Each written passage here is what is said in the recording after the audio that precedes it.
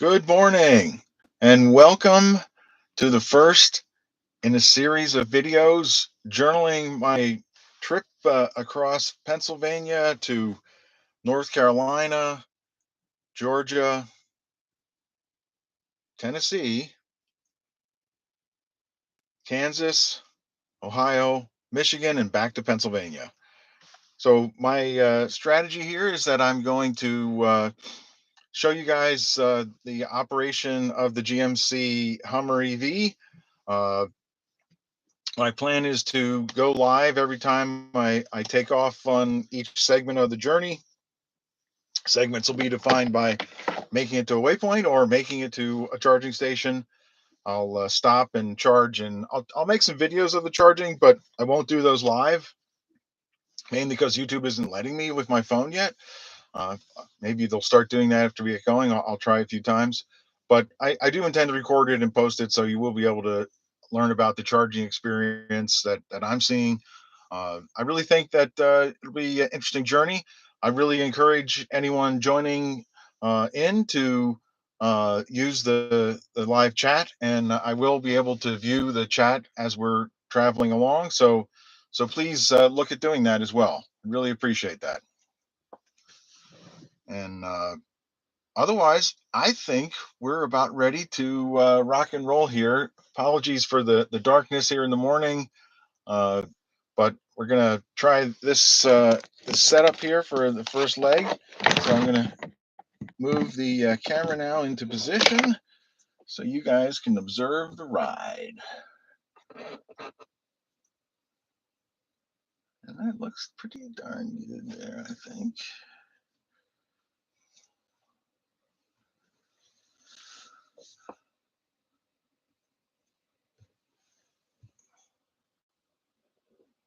Just looking for my first hotel.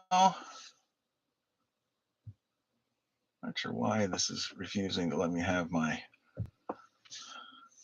reasons, but it is, so I'm gonna have to work on that for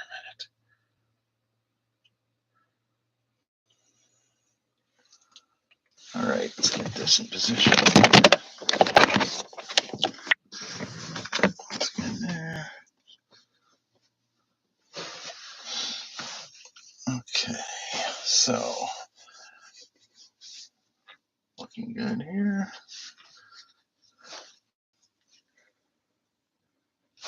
I got a great idea here.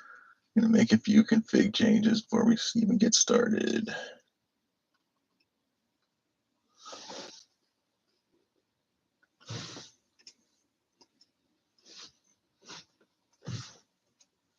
Get that over here.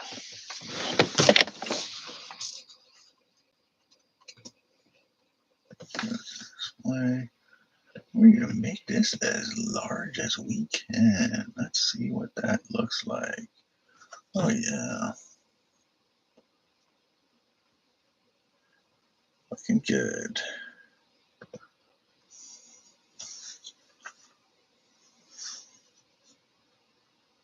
Oh, this is kind of fun. Okay, so we got our dashboard. Everything is working. Okay, I'm happy with that.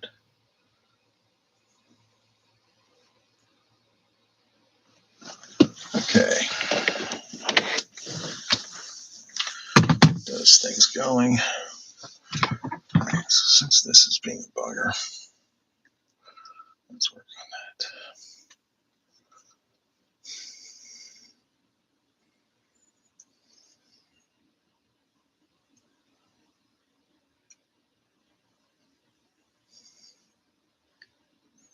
Why? Oh, I see.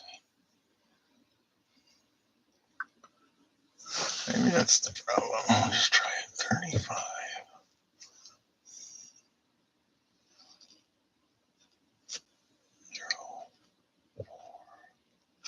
It's just not gonna work. Okay, this is just.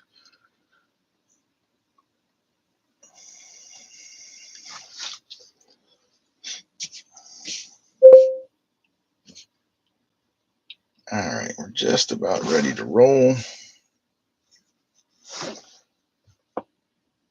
2,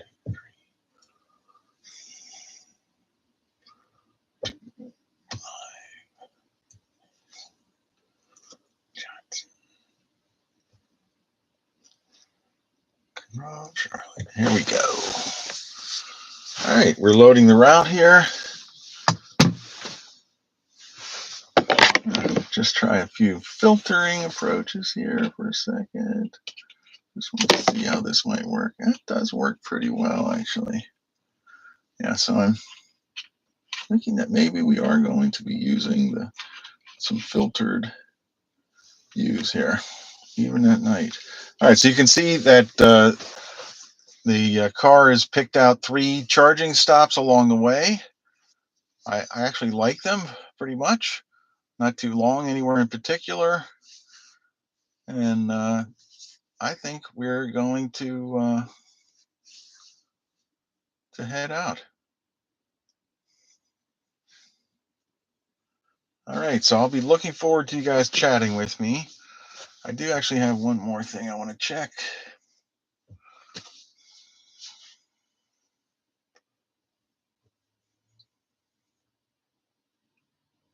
Okay, trying to find our own. All right, let's put its charging stops in. Turn on the AC. We are going to be using AC. We're going to use some power. Okay, back here. Channel. Live. Oh, there's the live right there. Perfect. We're going to open up that live one here too. Let's see how that can go. Come on. There we go.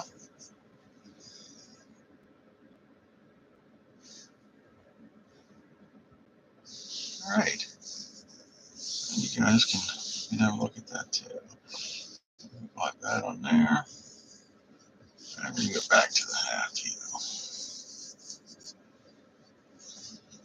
All right. Pulling out just before 7 a.m. A little foggy here in Pennsylvania today.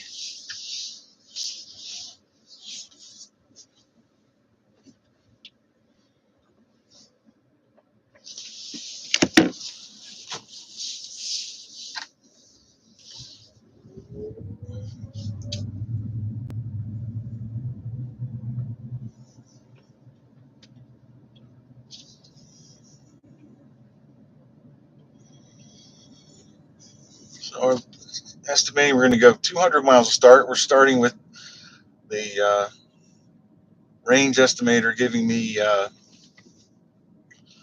352-mile range at 100% state of charge.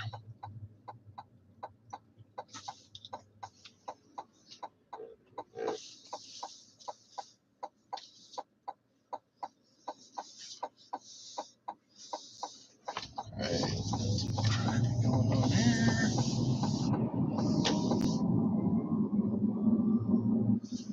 Just have a look at how that's looking. Yeah, you can see it's just a little foggy here this morning.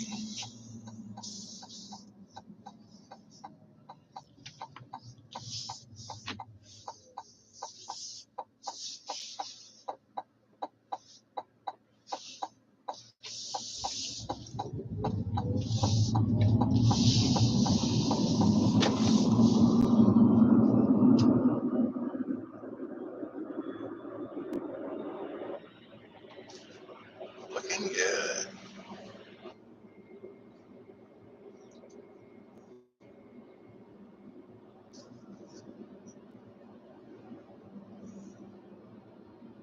So this broadcast will also be a test of cellular coverage, I think, as we're driving too. So right now the coverage display over here is indicating very low cellular coverage, but seems to be working well right now. I mean, I'm actually streaming out the video and pulling a stream back in at the same time, so looks pretty good.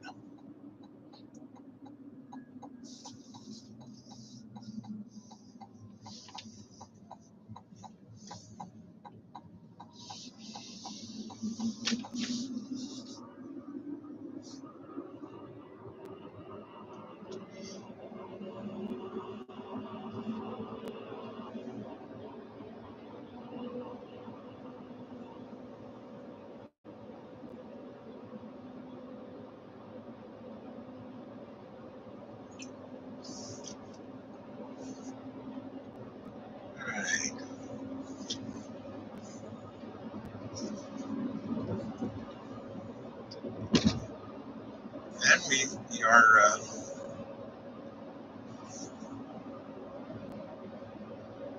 hitting our super cruising here, a little foggy, so maybe I'll slow it down a little. Sun is coming up, so hopefully this will burn off.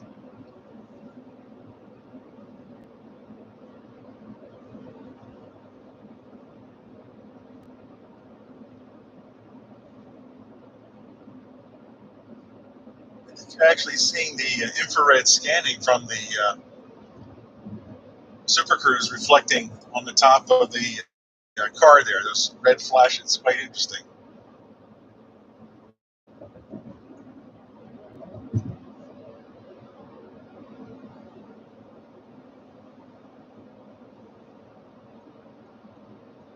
And our first auto lane change running.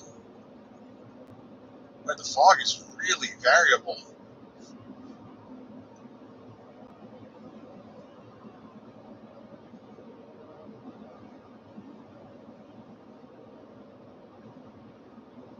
And one of the problems with live streaming on YouTube is I can't really listen to music as I'm driving along here because I'd be rebroadcasting someone else's content. And I don't think I'm going to sing for you guys. So.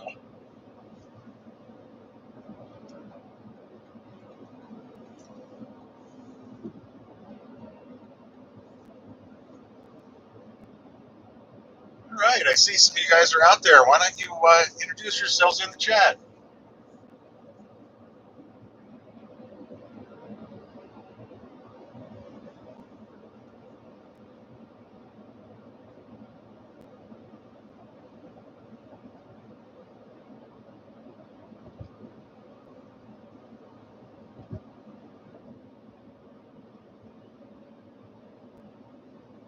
Boy, road work beginning today. Expect delays. Just what I needed. All right, so we can take a look at our trip here. So the cars currently selected two uh, Electrify America stations and a Shell recharge station.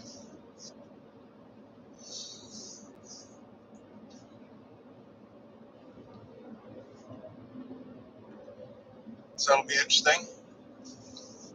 And arrival at the hotel around 5 o'clock. That looks good.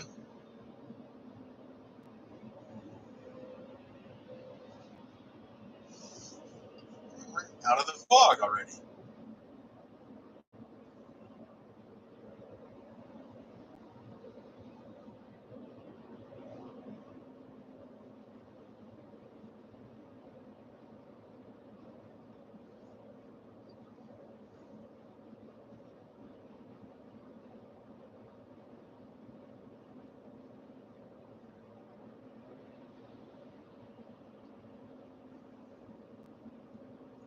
Yeah, it's amazing how a little bit of practice here has made the camera work really well.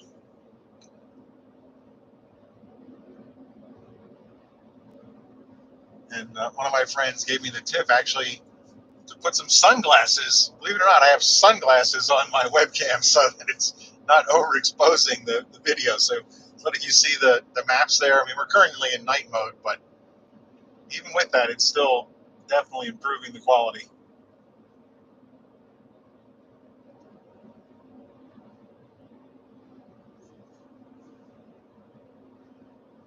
All right, let's get her going here.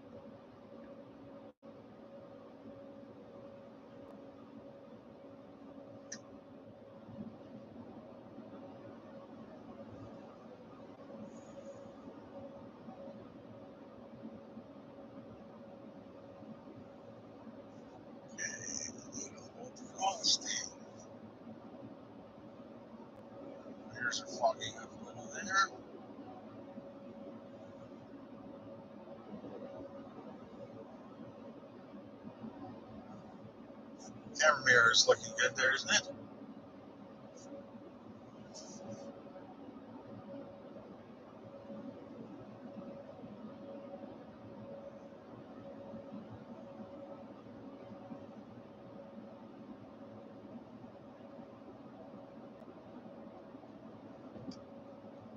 Auto lane change around the entrance ramp.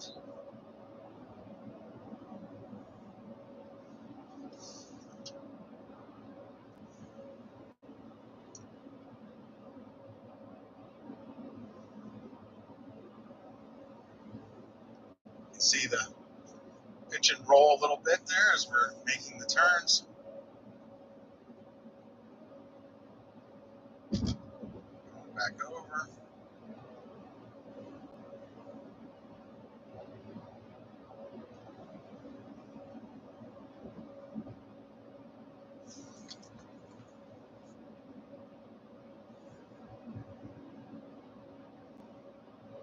Okay, I am looking for these.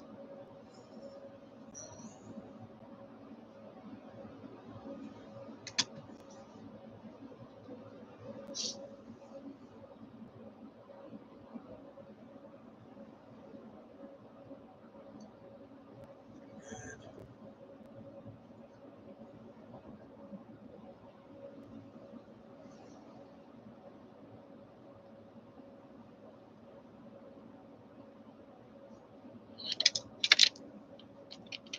I'm going to keep this baby in mind.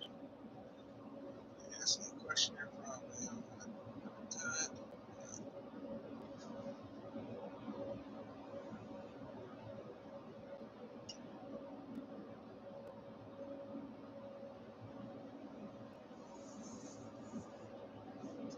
All right, good.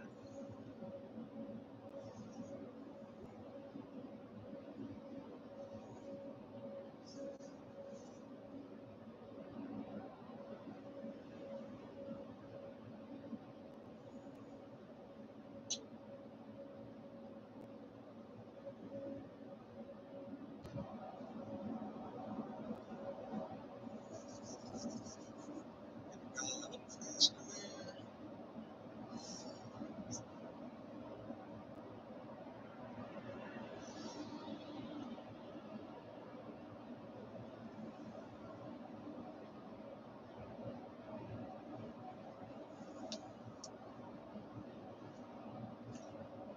All right, guys.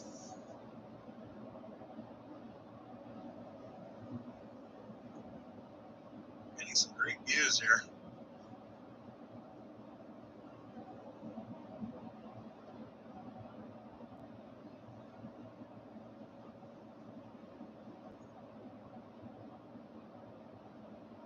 That's an interesting view. It looks sort of like there's a lake out there, but I can tell you there's no lake. It's just the valley. All right, I'm going to reset the trip odometer. A little trick here to improve the miles per kilowatt. Start going downhill. And I see they weren't kidding about doing construction.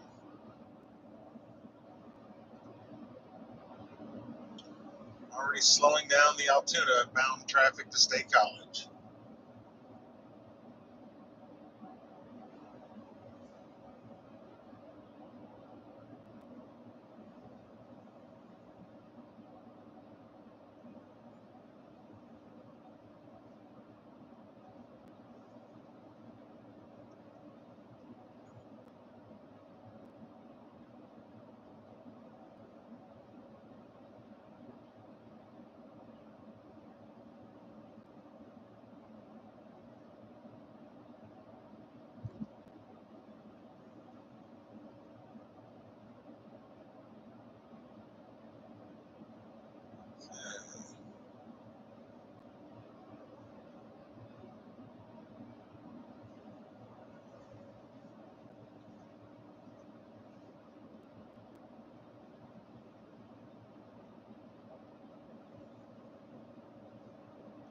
Truck sitting up there on the side.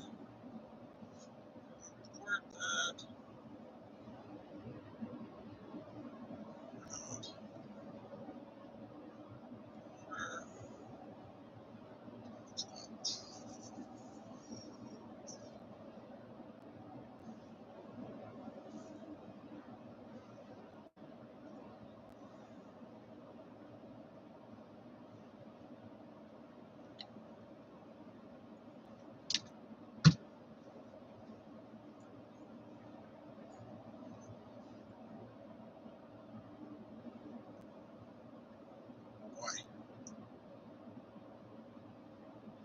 want to come back this direction later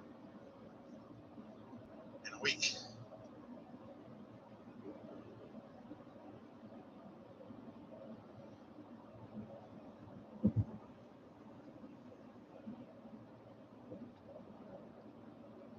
Back into the fog here. We went down the mountain.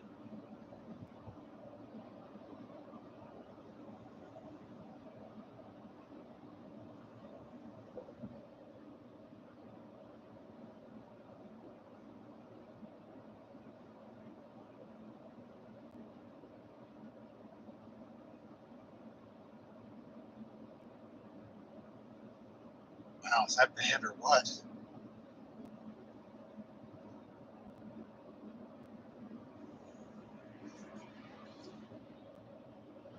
Waze needs to let you report bad traffic on the other side, although I can see other people are doing it.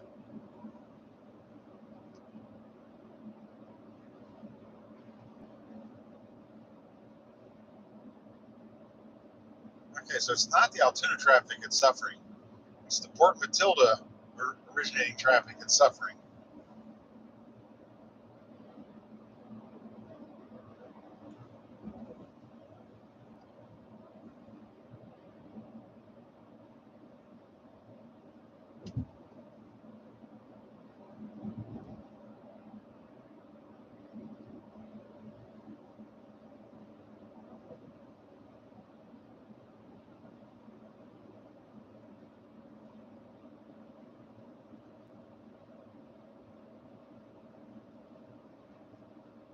There's the police out warning people about the slowness, it looks like.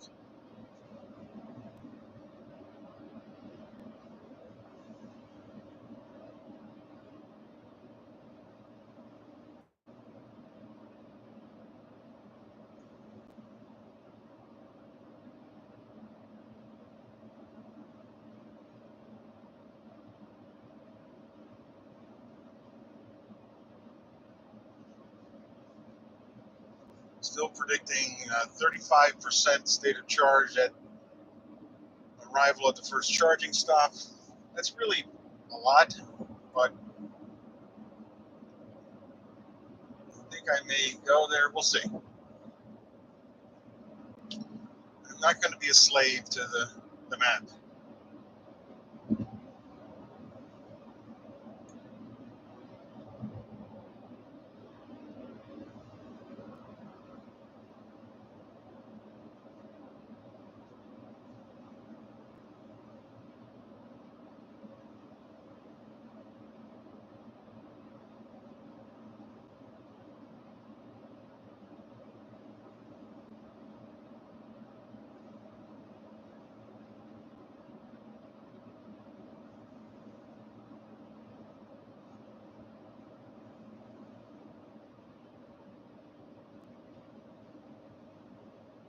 It's looking good here.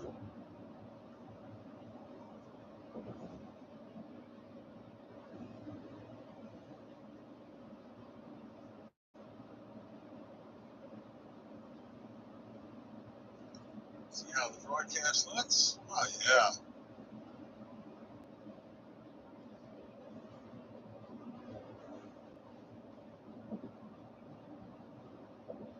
Passing the truck by itself.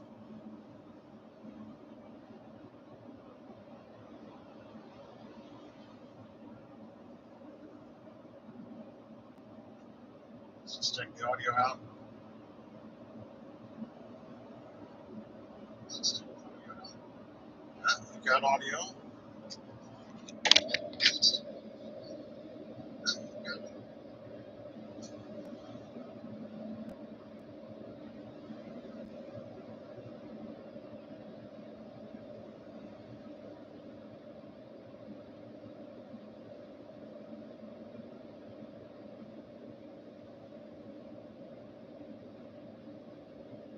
It's good here. Back above the clouds.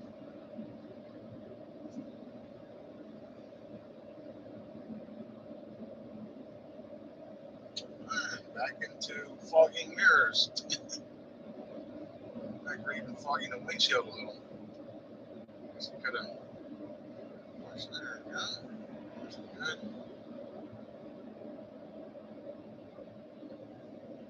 A little free wiper entertainment for you guys.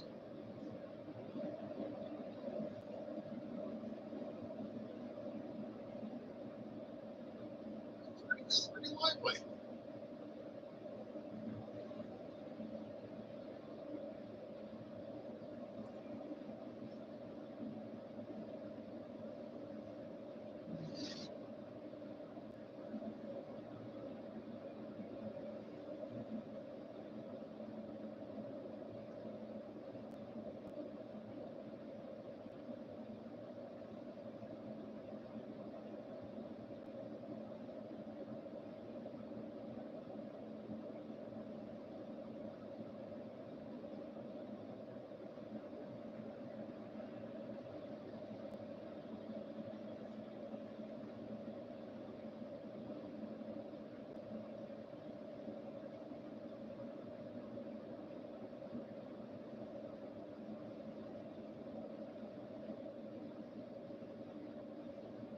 It's interesting that I've been noticing new charge point DC fast chargers appearing along my route between Pennsylvania and Michigan. Planning on using one of those as a single charging stop along the way back from Michigan to Pennsylvania. We'll be checking that out together. Also, seeing that Pilot Flying J is starting to deploy their DC fast chargers, co-branded Ultium with the GM charging marketing brand. I'll show you a home Ultium charger in Michigan. I have one installed there.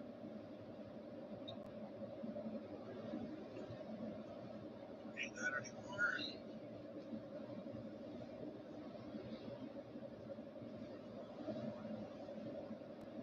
Definitely pushing some wind today. It's not too windy right now, but still using 32 kilowatts on a slight downward grade here to maintain 70 miles an hour.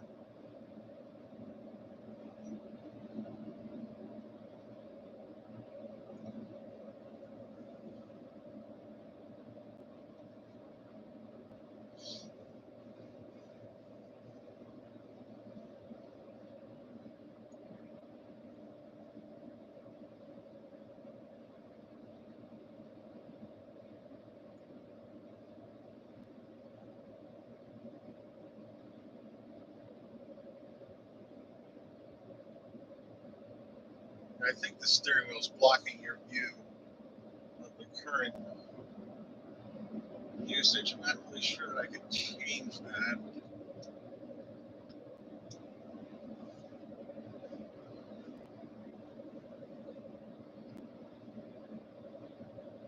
I like it how we have the virtual lakes this morning.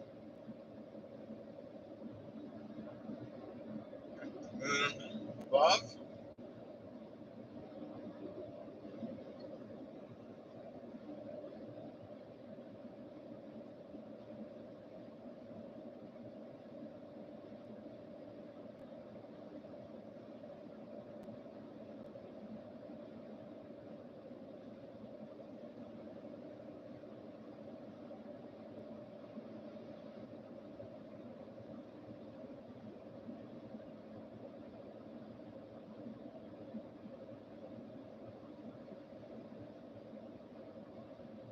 Wow, it's interesting. So I'm observing the. I'm thinking you might be able to see them a little.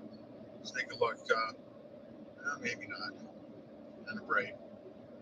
But the up ahead along the horizon, I can see a bunch of windmill power generation.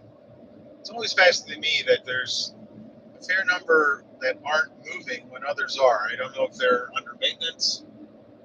They just don't want to add that power to the grid. I'd really like to understand that.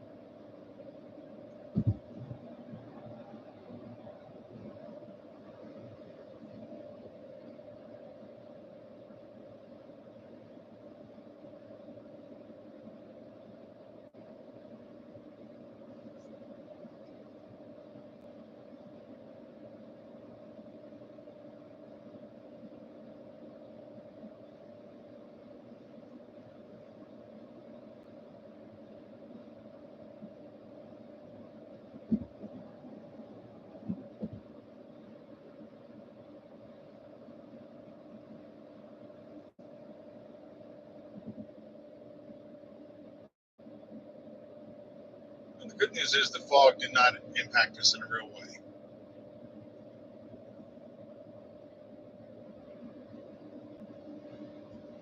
Bad news is diesel exhaust.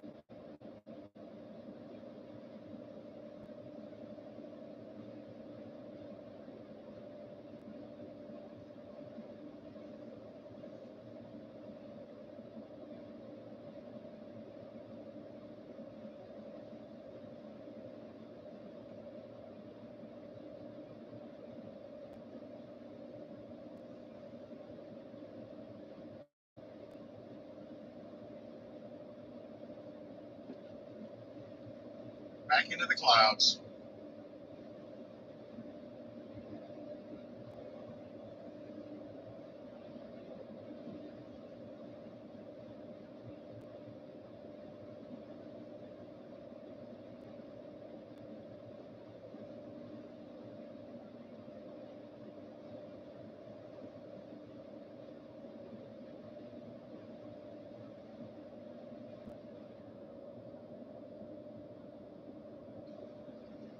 Okay, I don't think we need to hear that.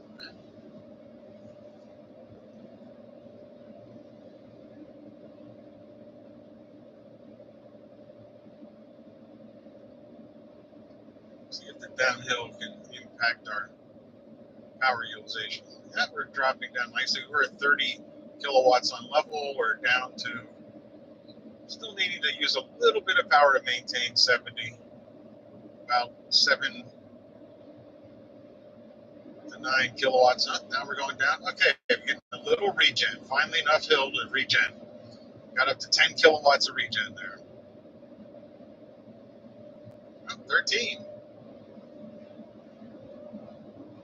So I can see that. And you really want to be looking right in there. I don't know if you can see it at all, but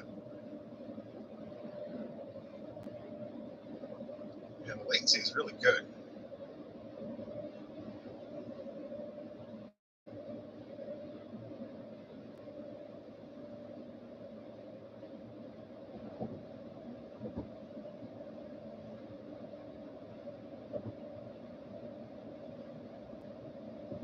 It's going over, so it's going down.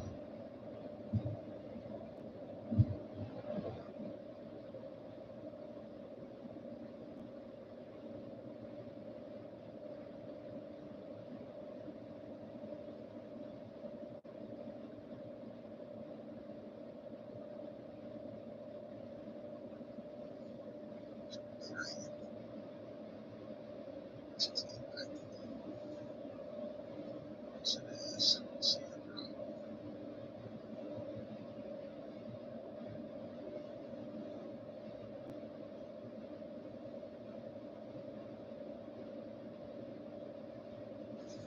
If I can make this work a little better.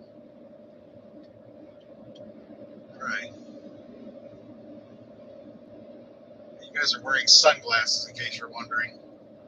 Definitely getting a little reflection in there.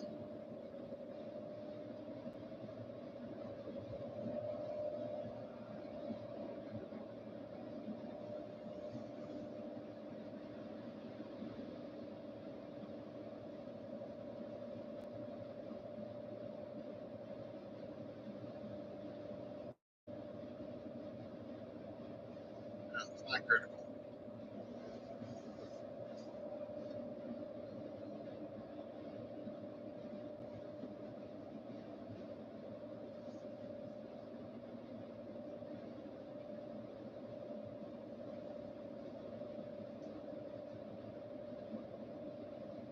Oh, I see someone else has joined. Say hello in the chat, please.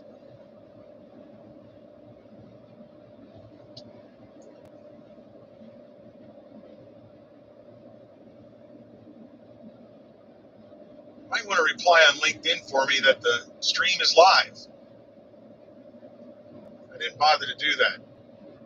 Or Twitter or Facebook, your favorite social media. Let people know that we can join in now and talk together. Talk about electrification, talk about quantum computing. You guys pick the topic, we'll talk about it. Got a long drive.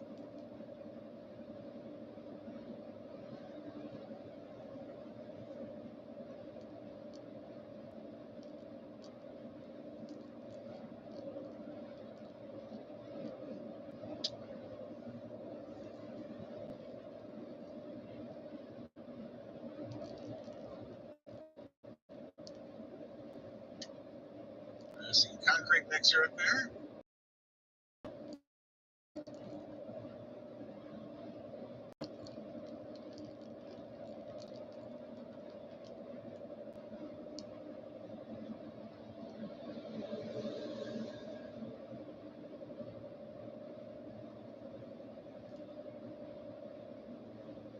Hey, Matt, thanks for joining.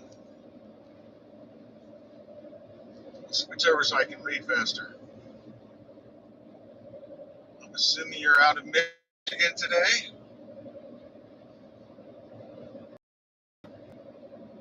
If you could reply on LinkedIn or your favorite media that we are live, I'd appreciate that. I don't want to go too crazy using chat, etc. while I'm driving.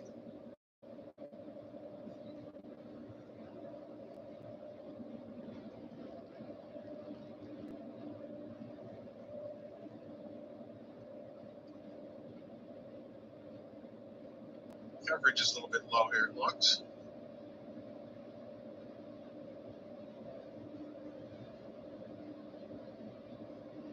Yeah, so we used 10% of the battery now, using a bit more power than usual. We're pushing a little wind. I'm cruising along at 70, climbing a few things here. Really got to work on this camera a little bit. Let that work. There's not that.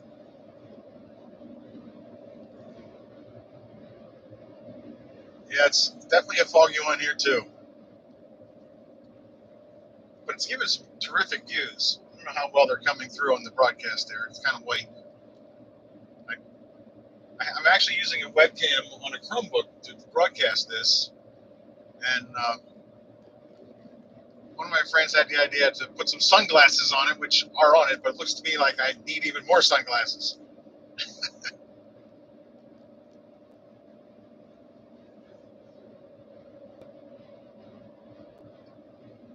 And this is a cute little trick here to let me run YouTube in the car. I'm confident someone will make a comment about that at some point, but we did actually re-estimate the arrival charge percentage at 36 at the first charger at 1010. Still got about 160 miles to go.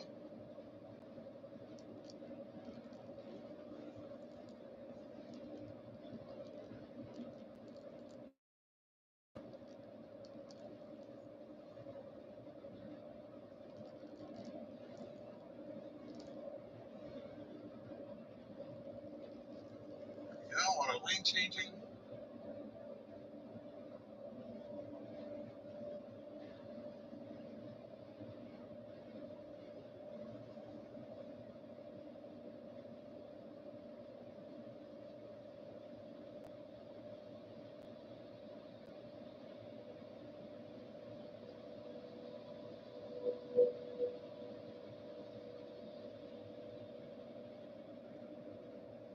Oh, okay, I'll work on the sound here a little. Maybe I am actually using a speakerphone.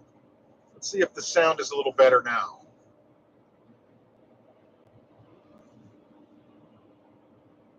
I didn't worry to get a lavalier mic. Maybe I should just use my AirPods. I don't know.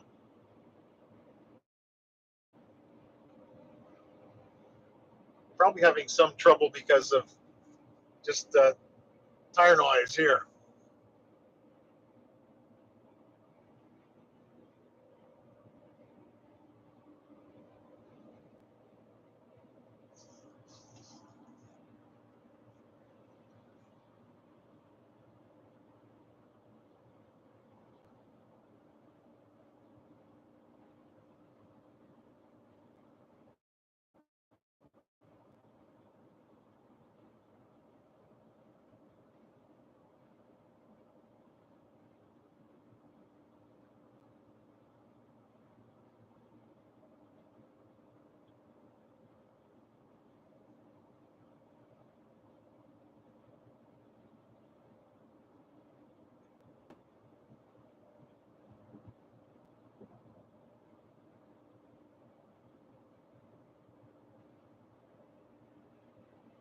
Cruising by Altoona here, arriving in Altoona here shortly.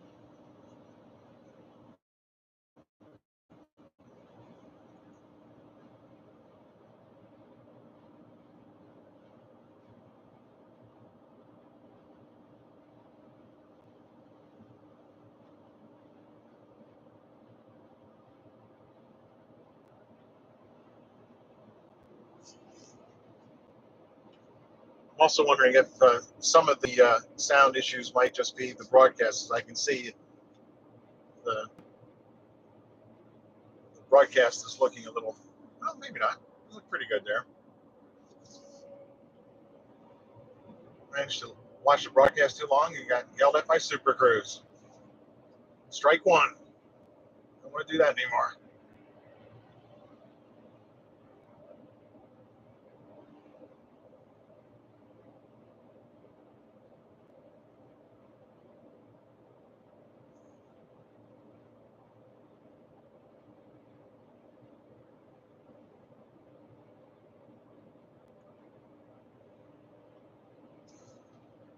I'm going to try zoom in a little. See if it improves the look here.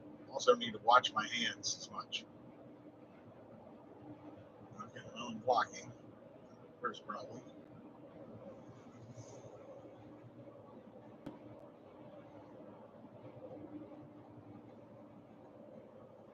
There we go. And Super Cruise negotiating this okay.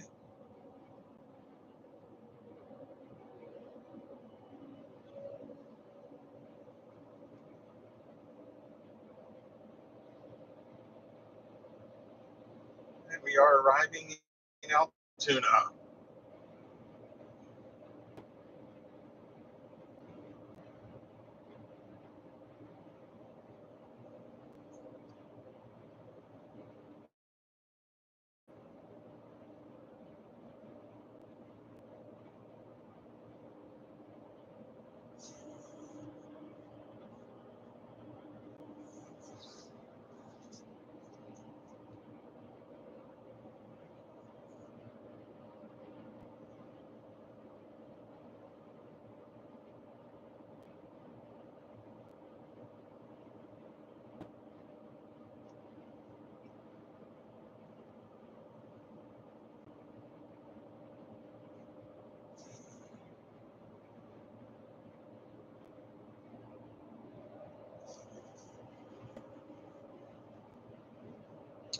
All right, that's going to get a little bright. I see. I can force night mode.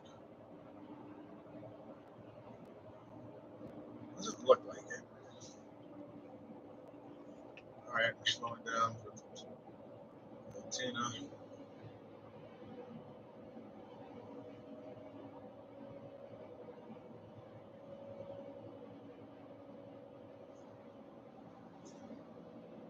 listen to what we do.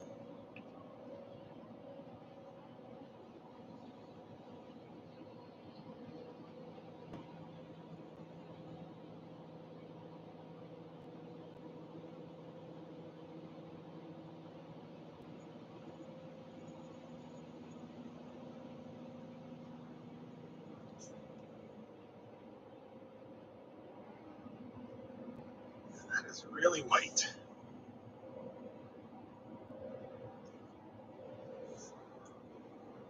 Very much settings I can change while we're driving here. Right. There we go. I'm going to force it into night mode. That way you guys can see what it's saying. Look at that.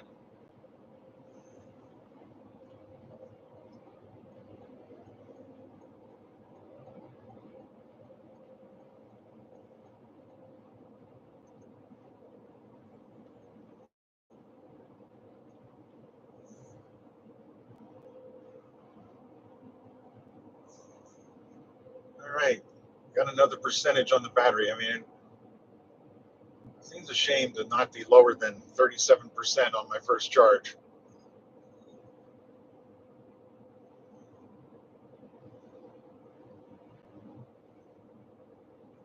So we'll study that as we're going here.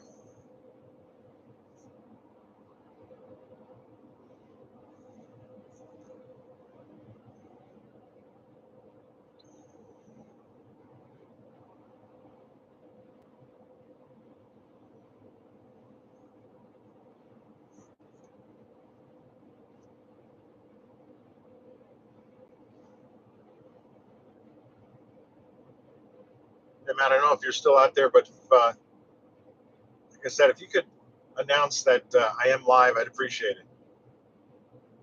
Maybe you already did. I'm trying not to mess with my devices. I do have Waze running on a phone laying here on the console.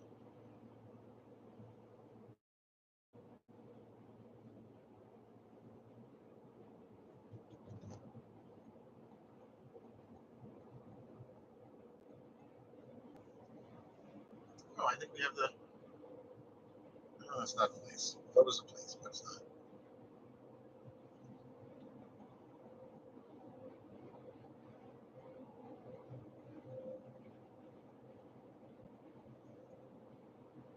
Do a little climbing now.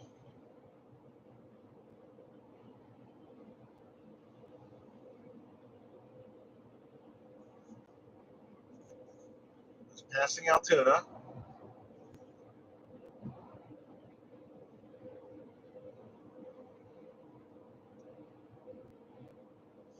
Okay, so Matt, you're saying you can't hear me at all. What it's doing. I wonder if I should change the microphone. I don't know if I know how to do that. I don't know if I can do that while I'm driving. I can certainly mute, unmute.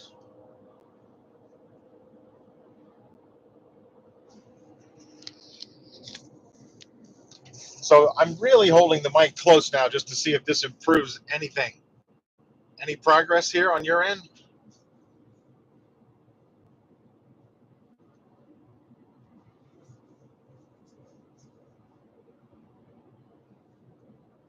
This is the mic I'm using. You got might recognize one of these jobbers.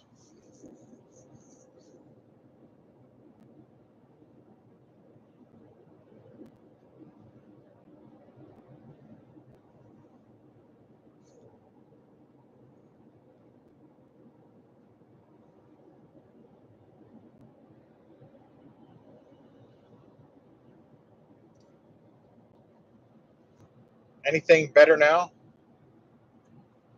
I'm looking to see. Yeah, I can see that it is giving me an extra dot when I really enunciate. So hopefully you're getting something again now. I don't think I want to hold this the whole trip though.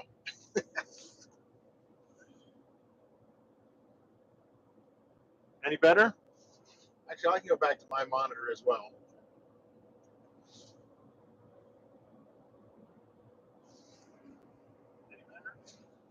Yeah, I am getting a little bit there. I hear it. Yeah.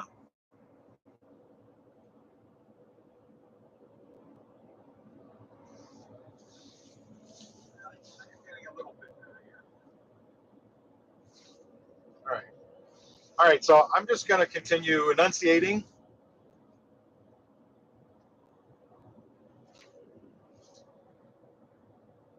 Just going to keep cruising here. Back into the fog. We're going into the low point, but I think we're going to climb right back out of it here shortly.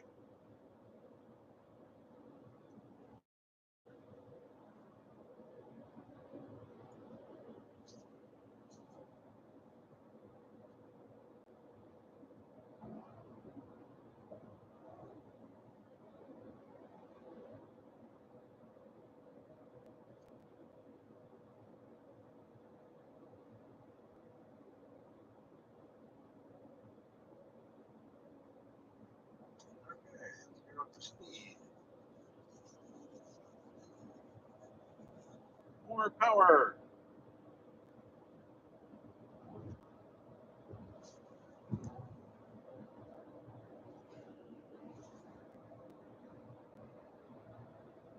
All right, I see someone else has joined. Say hello.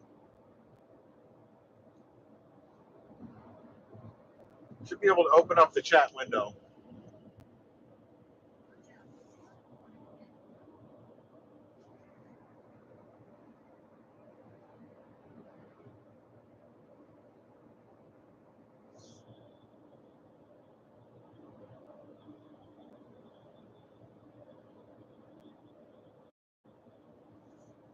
That's weird that you're getting that because I can actually hear. When I listen to the playback in the truck, I can hear it.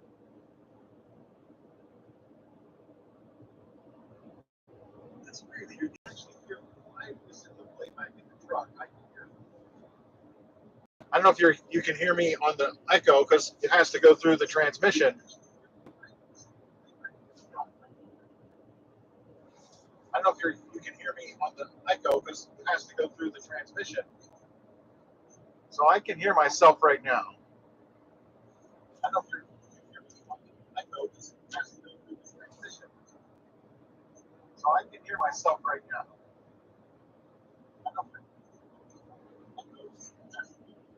Yeah, the replay is not very pleasing, but the live transmission for me seems pretty good. So let me know if you can hear out there, guys. I will work to improve as I've got a lot of transmitting to do here.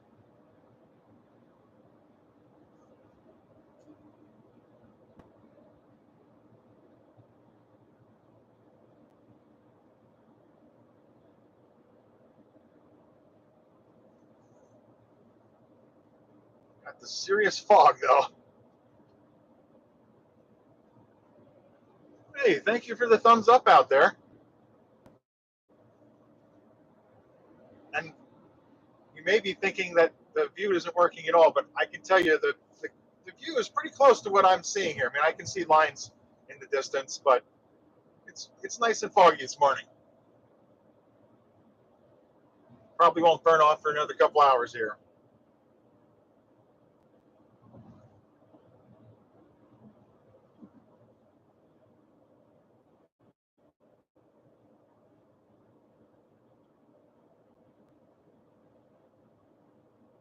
Well, that's interesting.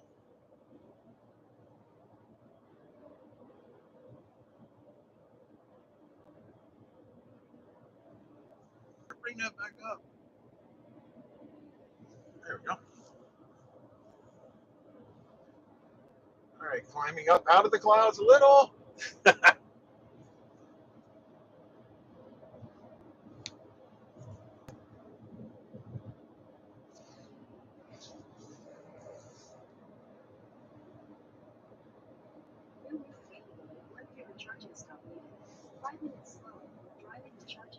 I'm going to accept that change. Oh, now we're going to go for that stunt. And of course, now I was bad. Okay, so let's think about this. I'm not going to do that because it's making me charge too long at the other one.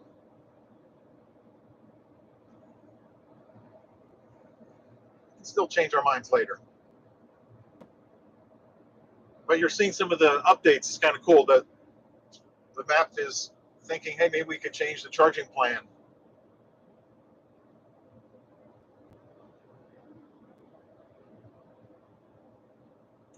but I still think we're heading for brakes as needed. I probably should have my lights on. I'm forcing them back on here.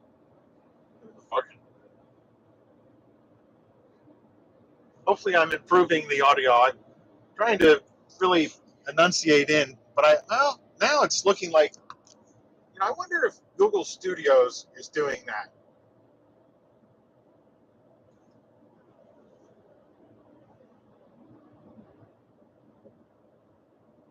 There's a Volt passing me.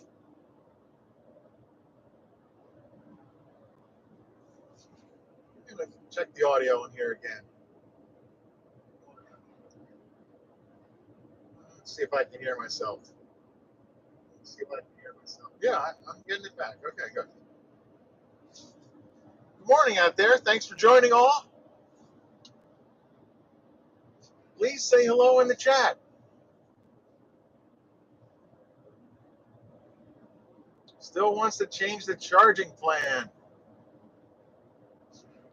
I'm going to say see changes again. Really wants to do it that way. I mean, I do kind of like the 14% arrival and charge there. It's 2 1-hour charges that I need to do. I'm going to accept it now and see how it goes. I know that one charger it's selected as my first charging stop, though, has a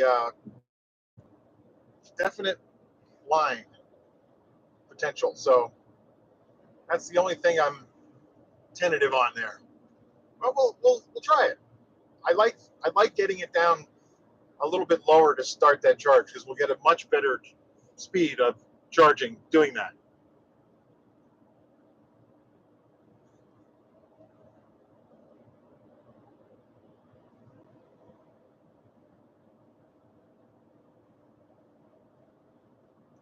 Okay, I gotta just use that. Some people don't have their lights on, I can see.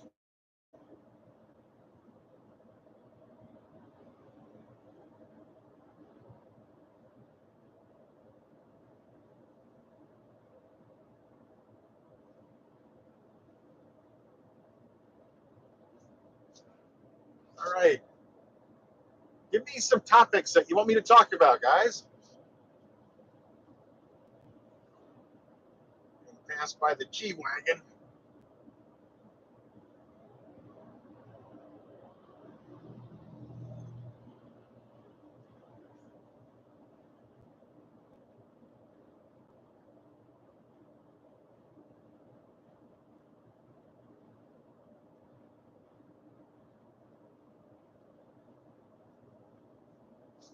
All right, let's just have another audio test. All right, let's just have another audio test. Sounds good.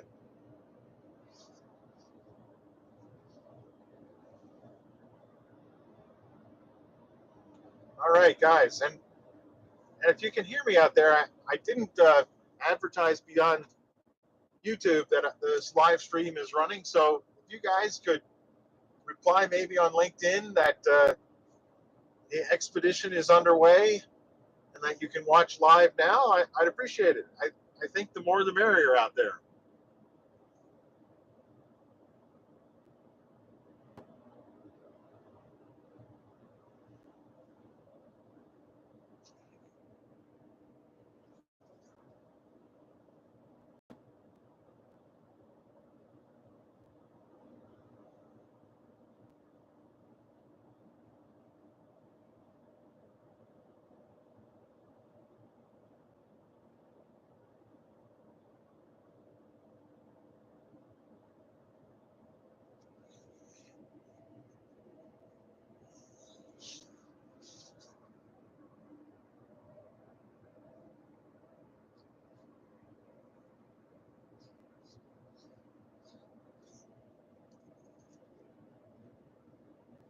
Huh. I wonder why you can't hear, Matt, because when I do this and listen,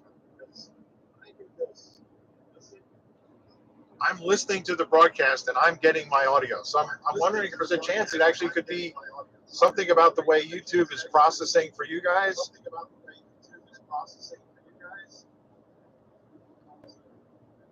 Not sure. Anyone else out there having trouble hearing me?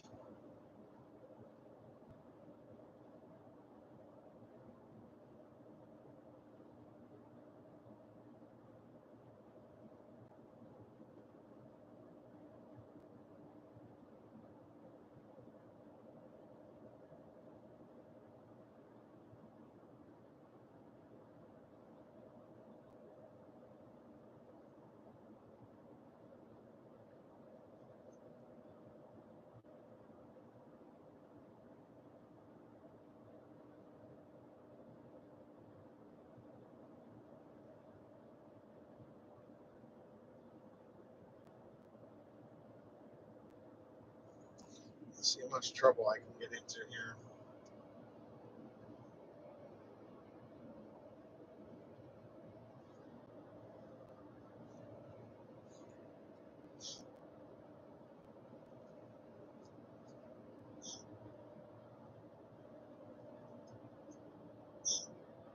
Okay, I'm on the live stream, just testing it on my phone again.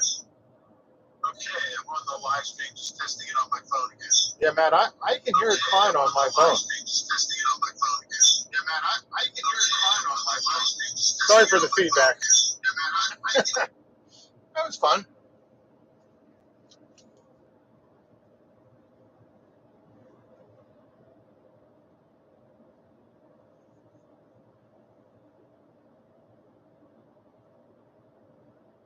So we are doing the dynamic route planning, and the truck initially came up with 3 charge stops. Now it said, well, let's just go with, we can go with 2. It is picking a charger that I do watch and does fill up.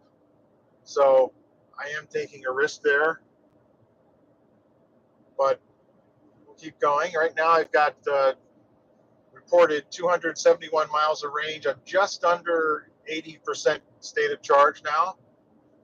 So I've used the top 20% of the battery already, and doing well.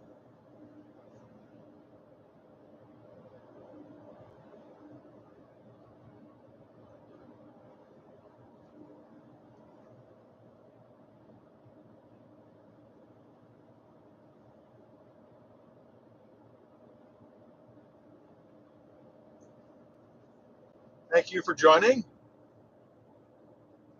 Please open the chat and say hello. Ask questions. I thought this would be an interesting journey, and I could take my friends along, and might even get to see a few leaves changing on the way.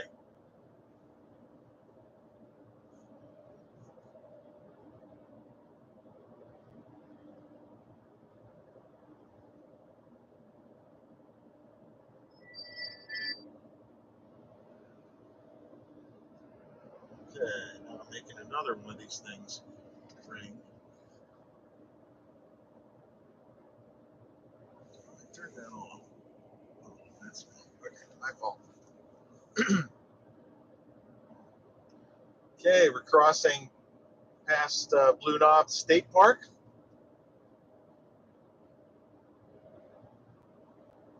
Long ago, I went skiing there.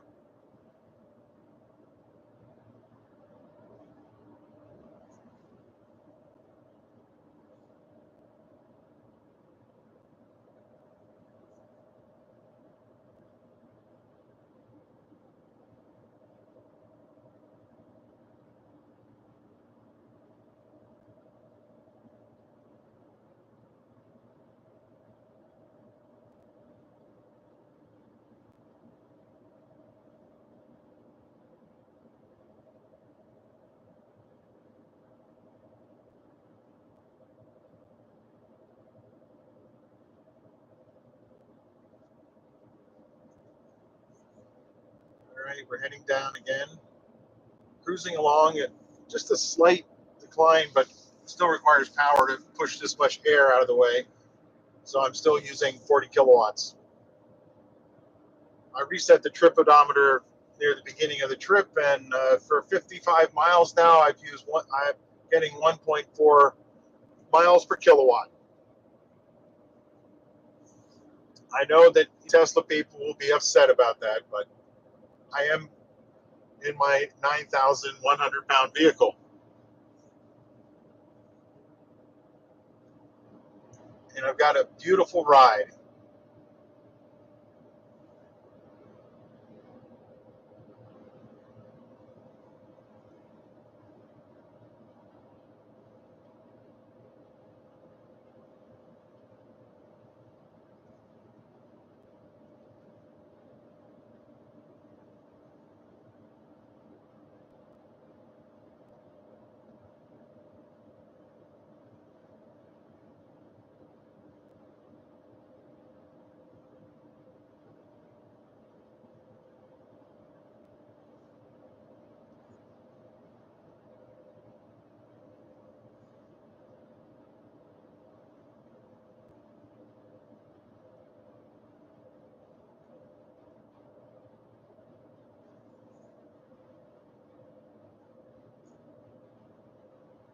I'm going to zoom in again.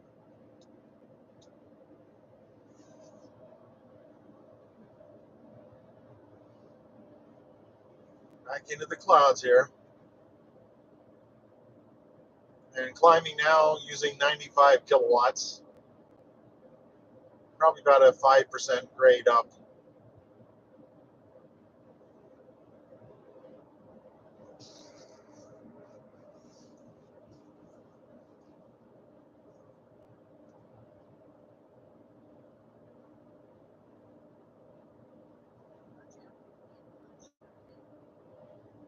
And the car stopped.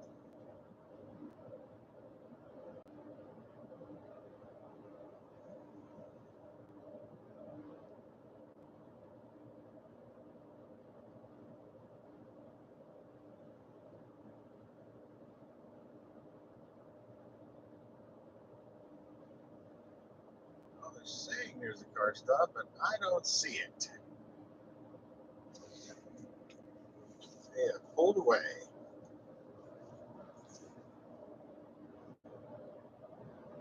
Okay, now we're getting a little regen. Saw as high as 14 kilowatts going back in.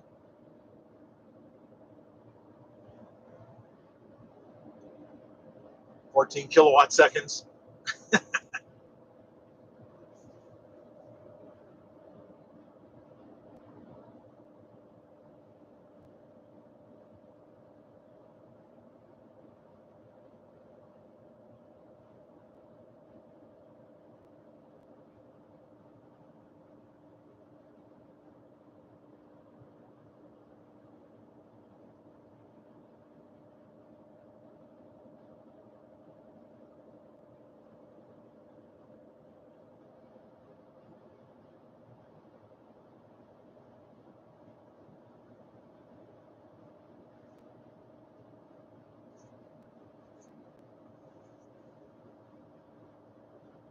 We're heading toward Bedford now. There are chargers there. They're usually pretty busy. Electrify America did do some work to replace a bunch of the power supplies there, and I do think it improved, but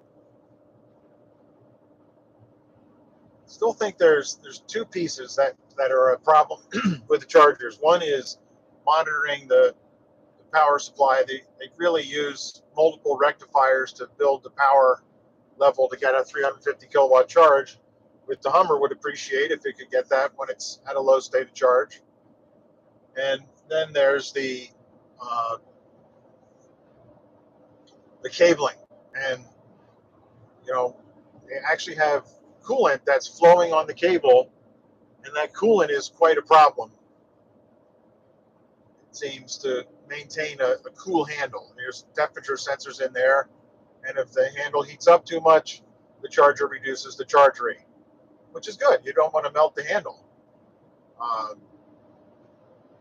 but the question is, is there a UL or American Testing Labs approach to testing these handles so that we could prove, that we can make these work better, you know? So that's what we got to learn about.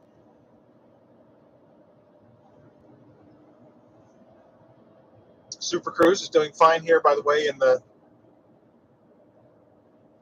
uh, fog. Mostly just needs to be able to see lines, and radars are working, so we're cruising along nicely.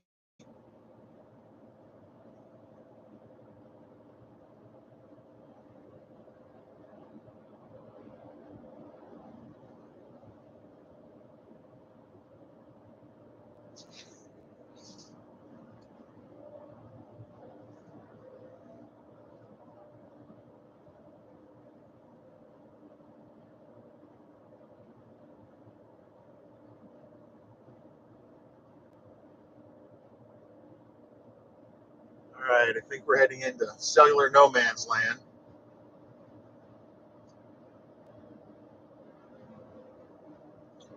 Although the dashboard says that my quality is excellent.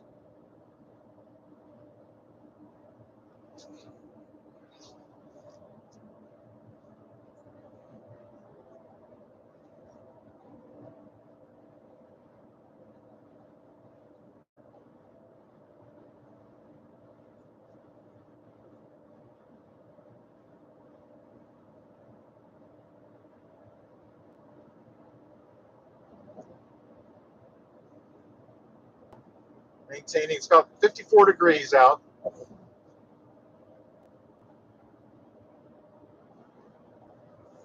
sure the battery is heating up because we're drawing a fair amount of power from it.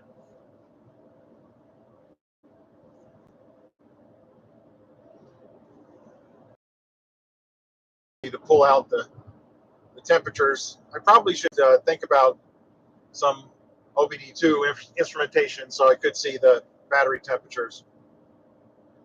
We'll think about that.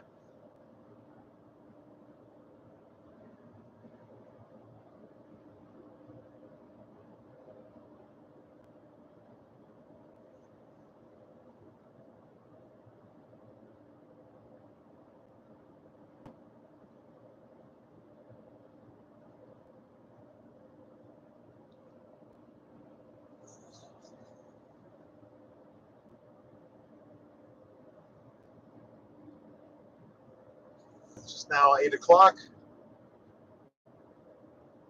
Still cruising along here. Got my easy pass in place for the turnpike. Although I can see that the car is choosing not to take the tolls.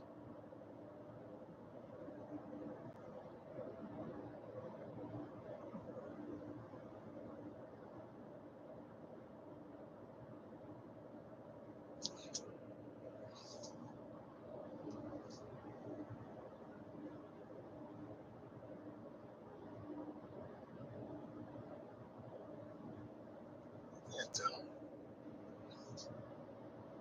we're learning here.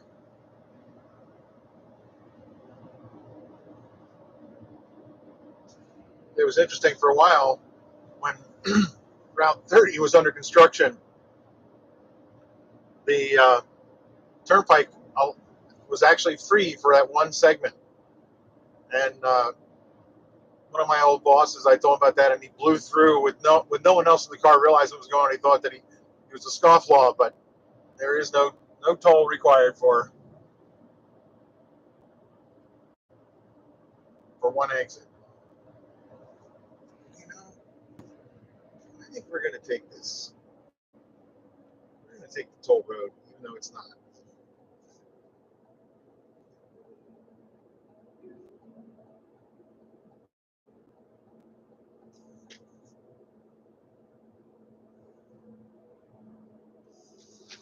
And there we go. Now we're taking the toll road.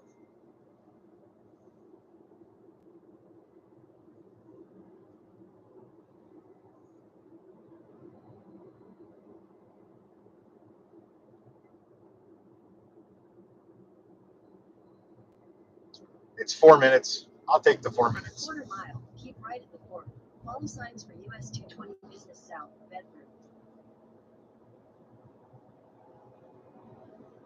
Definitely got some fog, though, I'll tell you. Keep right at the fork.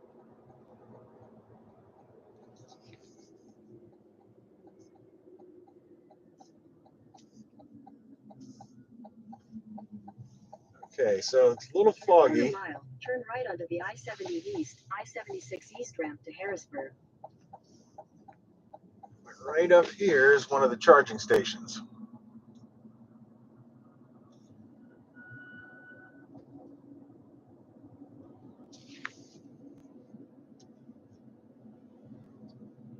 It's right here at Sheets, and currently Turn right one onto the car I-70 charging. East ramp.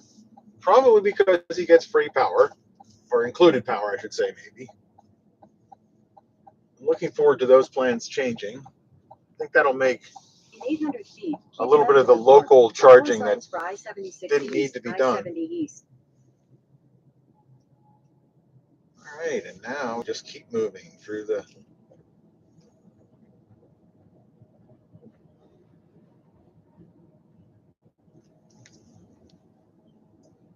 Keep left at the fork.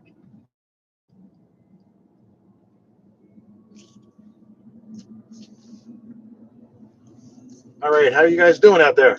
In a quarter mile, merge onto I-70 East, I-76.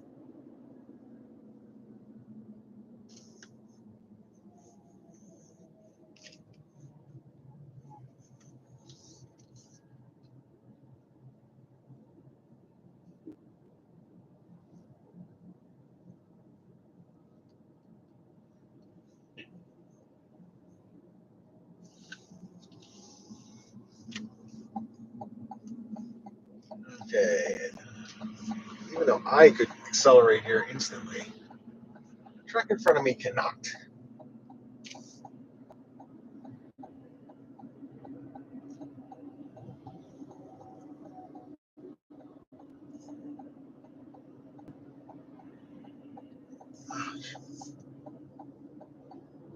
Here we go.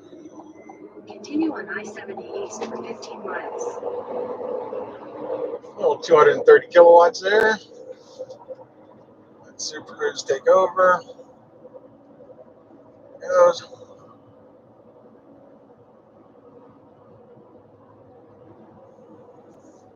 Okay, I'm going to go with maximum gap adjust.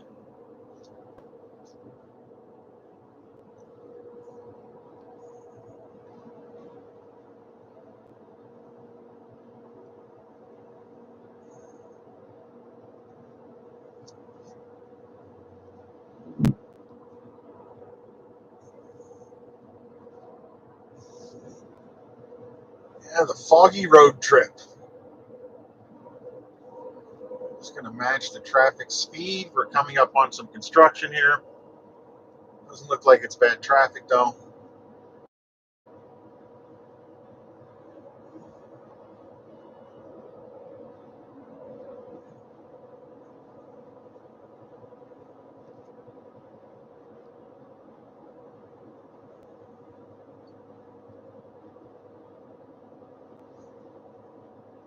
Boy, the diesel price in Pennsylvania, $5.13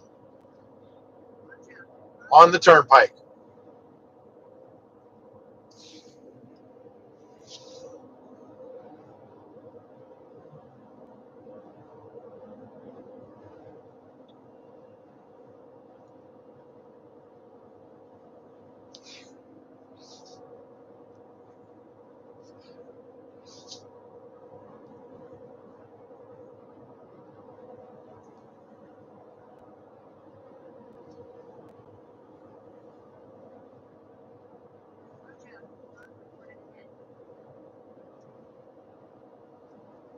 More fog. Oh, people ramming those barriers. Not cool. Super Cruise is hanging in here. I do have my hand on the wheel just in case I need to help.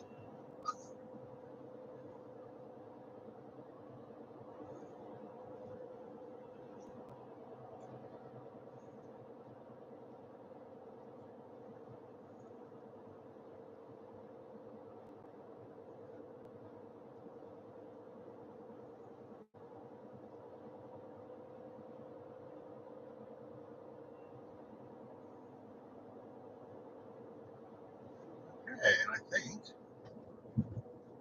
we're out of the construction, and we are going to get over.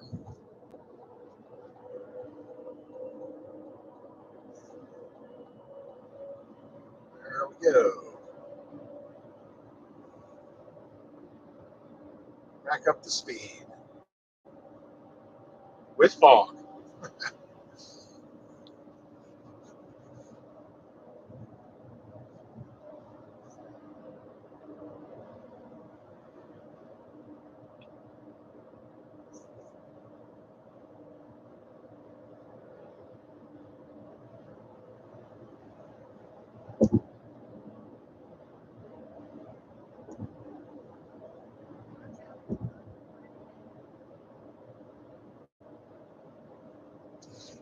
Yes, Waze is warning me there's fog. What a surprise. There's fog.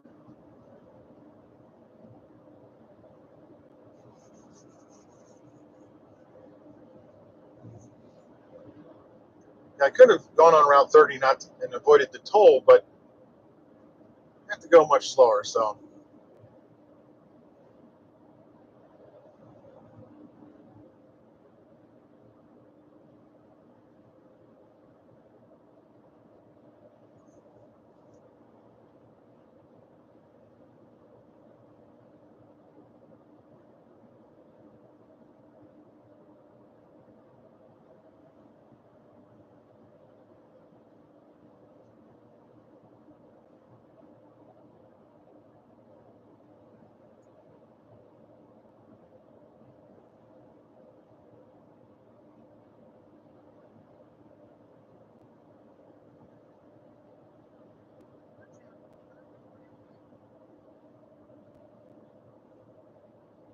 the Wazers are really worried about the fog this morning.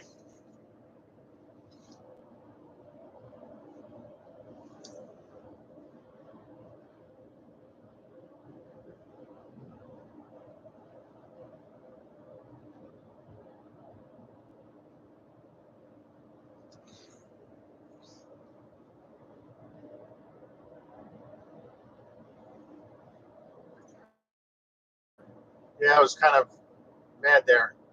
Can you hear me okay this morning again now? Bonjour.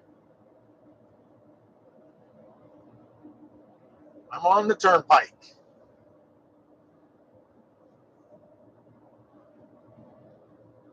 The fog really hasn't been, you know, socked in though. I mean, there's always been, you can see pretty far. I do have my lights on though.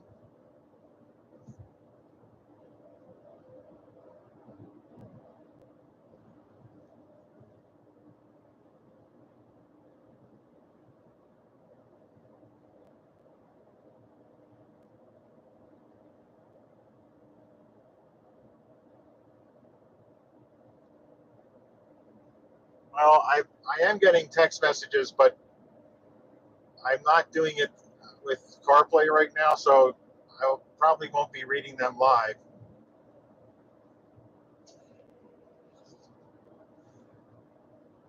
I'm glad that you can hear though. Perfect. Because Matt was having trouble earlier. My testing said it was working fine.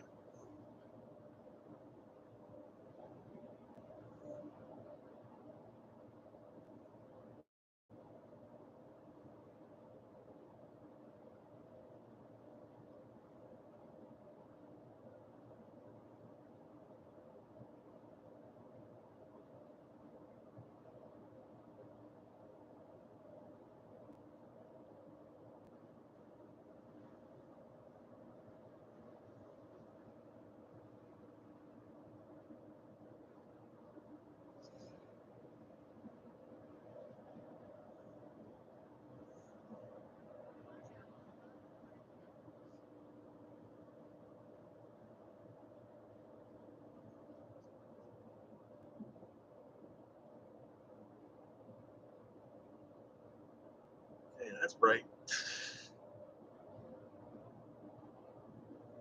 I really need deeper sunglasses.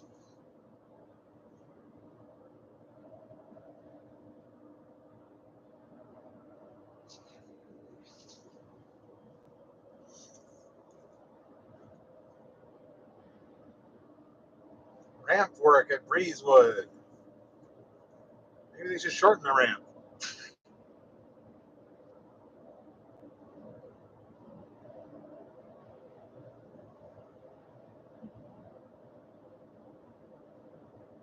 At the 249-mile range right now.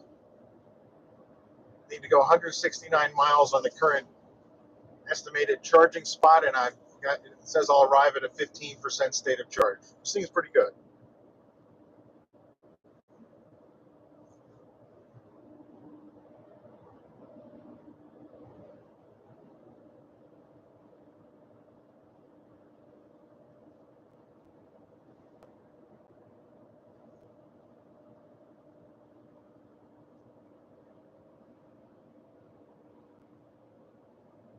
The sunglasses are for the camera. I actually have the sunglasses on the camera. It's making it so you can just see the screen at all. If I take them off, you can't even see the screen. I have the screen in night mode so that it doesn't overpower it even with the cheap sunglasses on. The sun's trying to burn through here.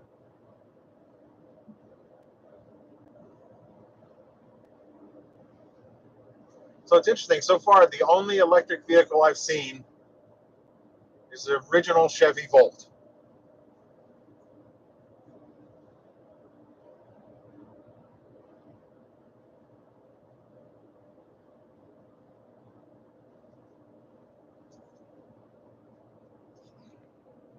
Let's see how we're going to do here.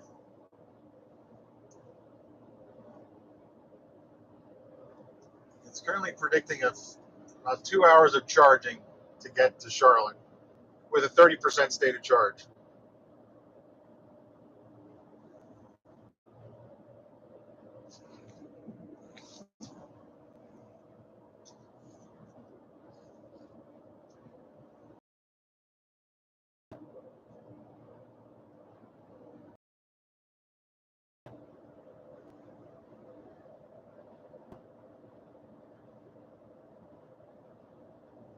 There's some sun.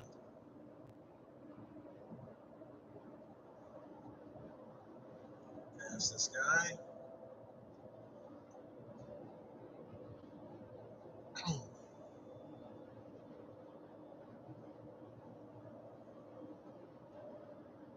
We got 3 miles left on the turnpike.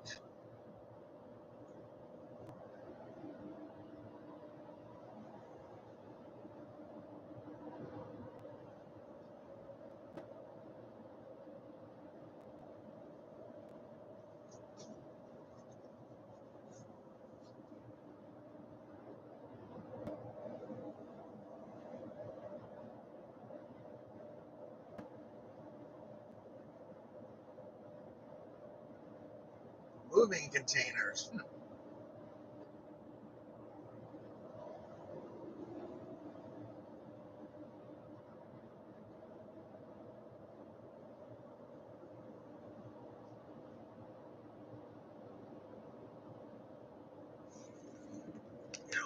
Just realized I probably could hear them better if I did that. There we go.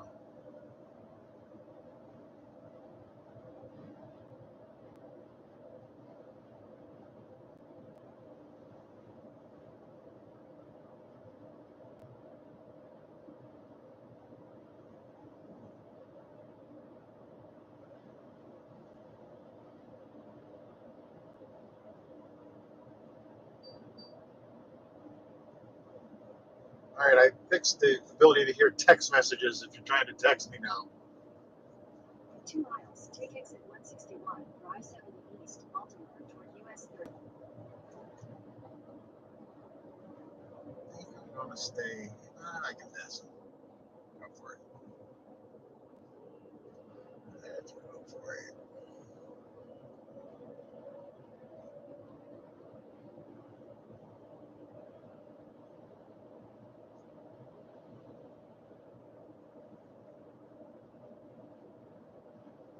Good choice.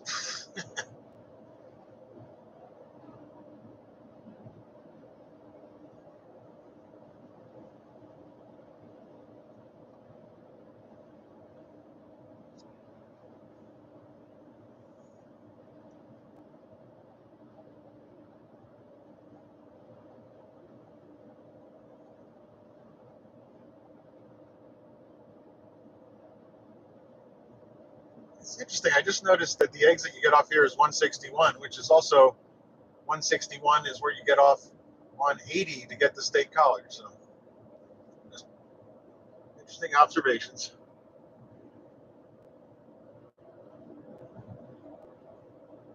In half a mile, take exit 161 for I-70 East, Baltimore toward US 30.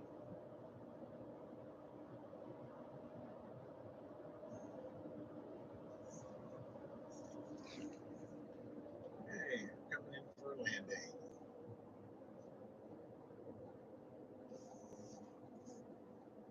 Take exit 161.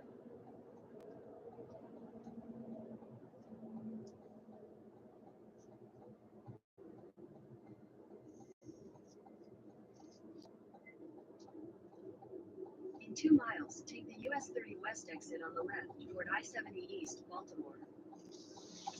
Rollover warning.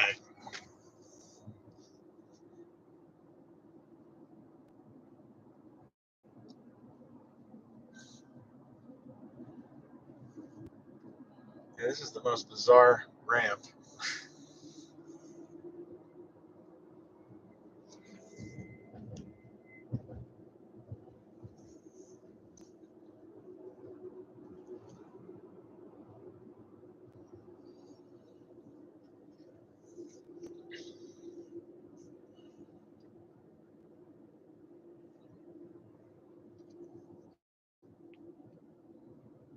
Keep moving, but the speed limit's 15. Get flashed again. It's interesting how they do that flashing. I'm not sure what they're looking at there.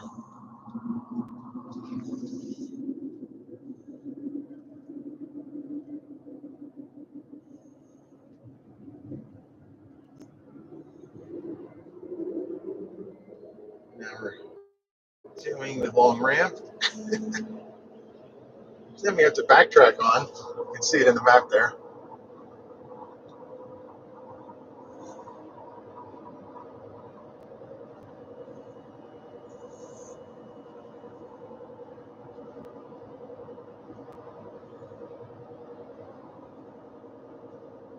A little faster.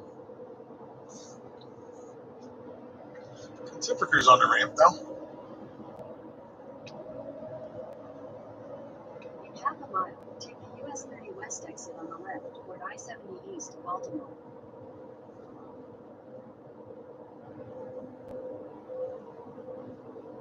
Okay, we're getting squeezed down one ramp. Now,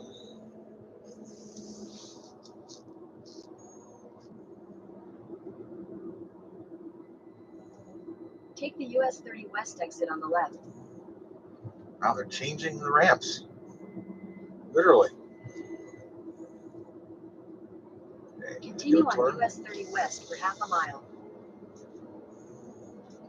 Okay, diesel price is $5.12 a gallon here. Sun's definitely burning through more.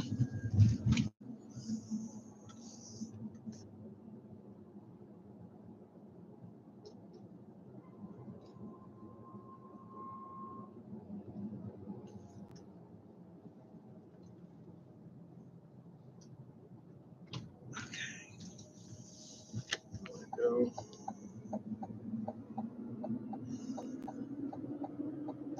this way.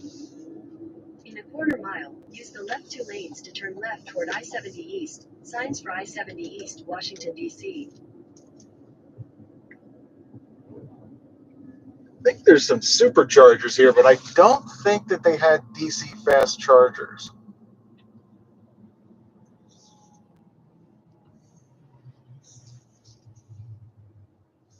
Use the left 2 lanes to turn Yeah, left there's toward I-70 superchargers East. Signs for I-70 East, over Washington, at the D.C. sheets here, but I don't see any DC fast charging.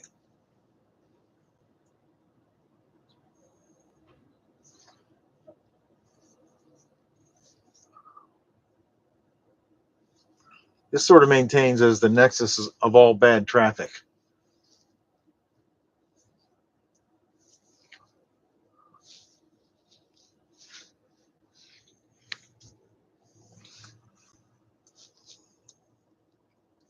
See if I can get in trouble here.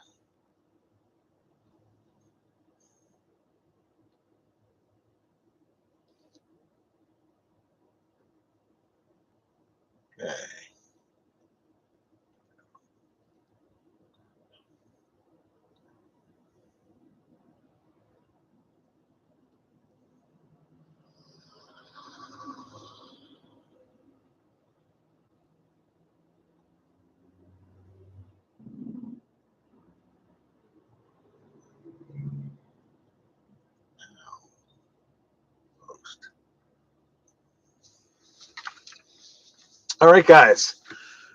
Maybe we'll get some more people. Now, I finally posted on LinkedIn that I'm live. That seemed to be the place where that post got almost 5,000 views. I've never seen one that went that high.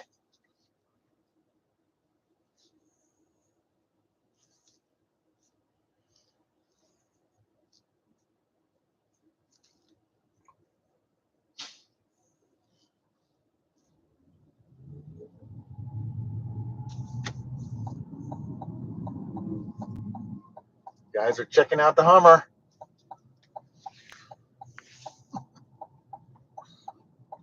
Continue for 24 miles. All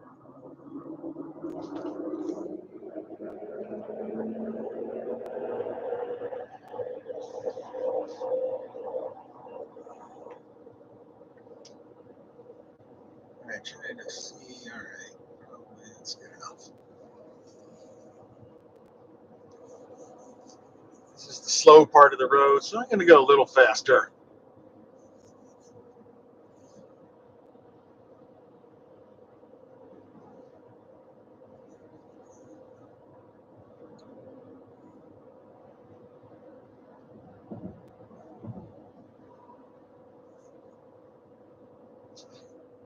Look again. Yeah, it's just so bright.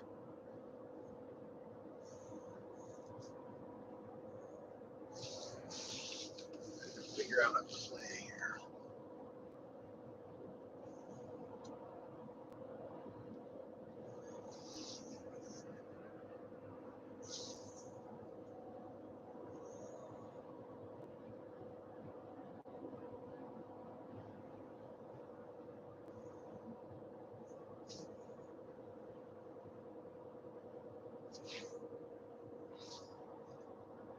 Okay, still maintaining a 15% arrival.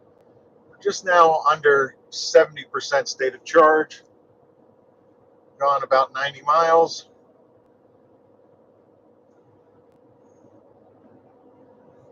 Going a little slower now. Hey, thank you for joining out there. Please ask questions in the chat.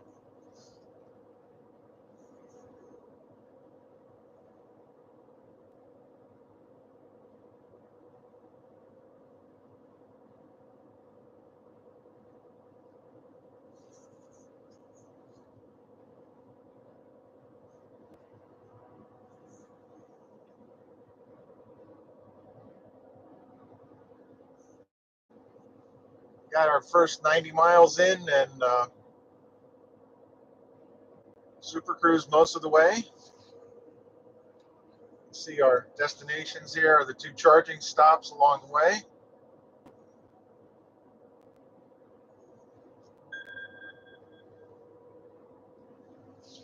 Oh, Larry is sending me messages.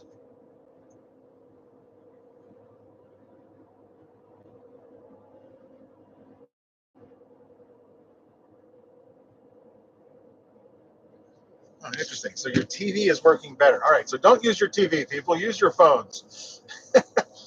But I do feel that it's a little overpowered. I mean, I do actually have sunglasses on the webcam right now. It's kind of funny. Probably should take a picture of that and save it.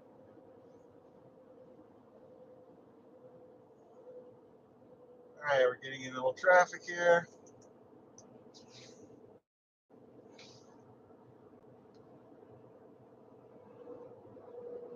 I am super cruising, Jamila. Thanks for asking. I don't know if you can see the green line up here. That is indicating that Super Cruise is active.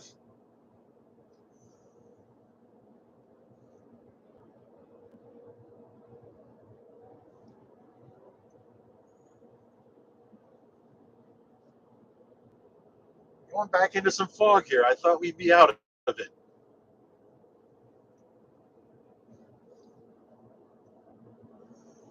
Thanks for asking, too, by the way.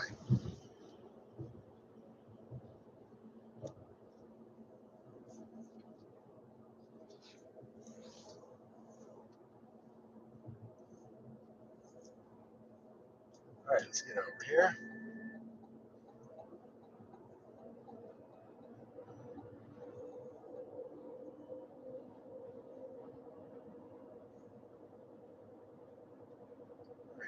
like the construction is on the other side.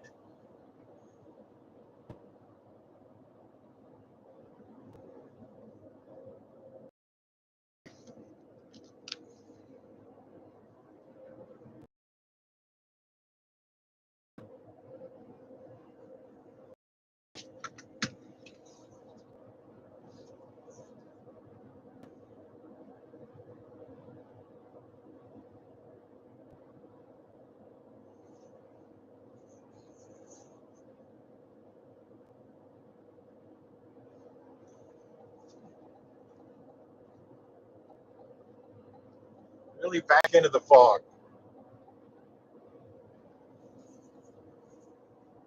All right, guys, any more questions out there?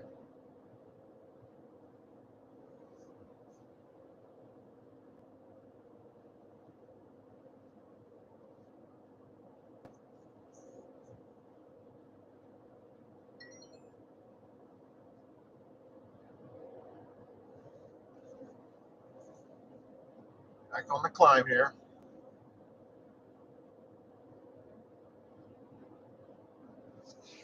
All right, so next charge, next stop here in the map is displaying it right now. So I'm going to go 154 miles.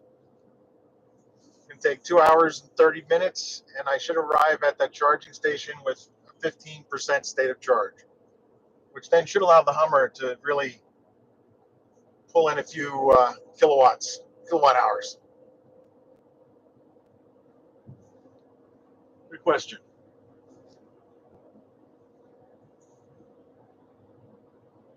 And I'm currently at about 68% state of charge after going around 100 miles.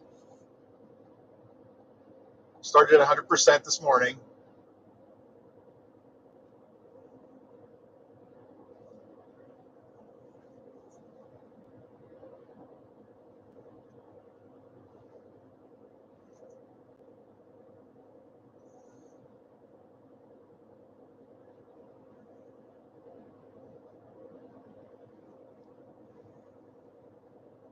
Thank you guys for riding along.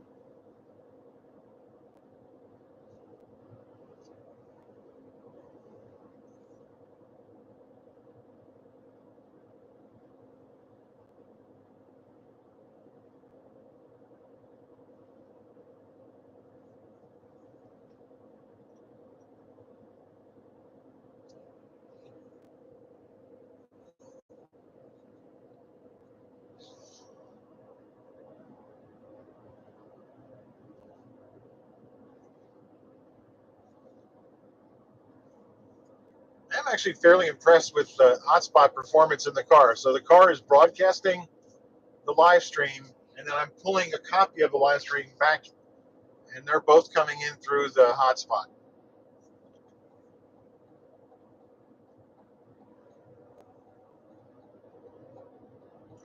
No construction here. I'm going to maximum gap. Super Cruise.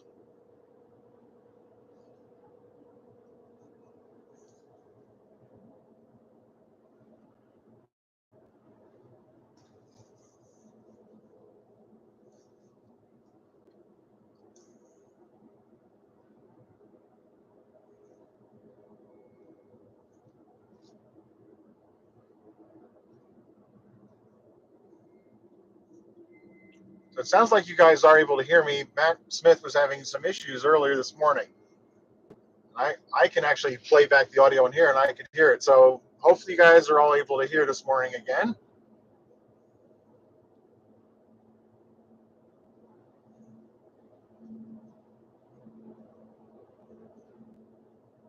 I'm happy to report that Super Cruise is happily driving for me through this construction zone. I mean, you're always supervising Super Cruise, but climbing up here, I can really see the clouds in the valley right now. I'm not quite sure. You're probably not going to get to see it as well as I can.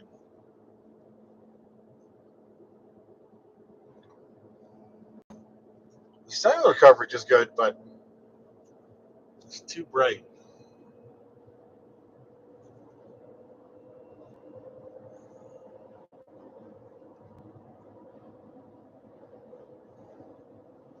rolling through here. Looks like they're reworking the drainage along the side of the mountain I'm sitting on here. Getting a little regen right now. 7 kilowatts going back in. 8.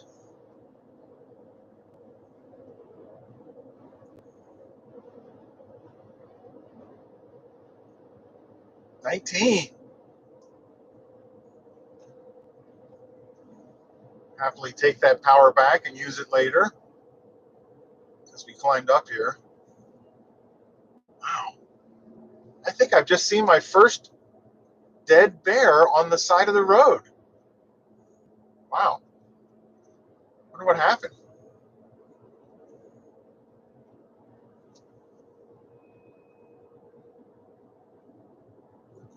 Oh, thanks for the update, Matt. I appreciate it. Interesting that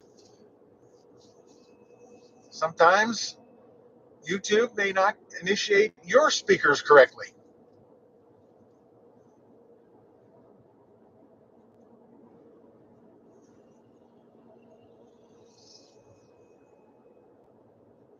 So it's letting you see the side, the right side there. I don't know how well you can see out in the valley. It's a beautiful view for me.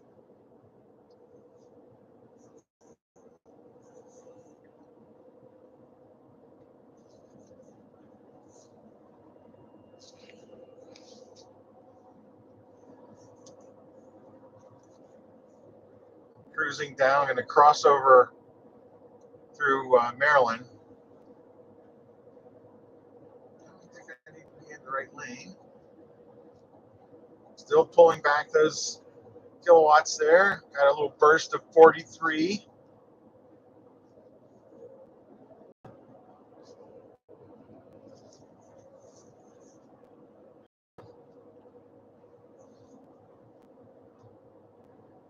Thank you for those questions, by the way.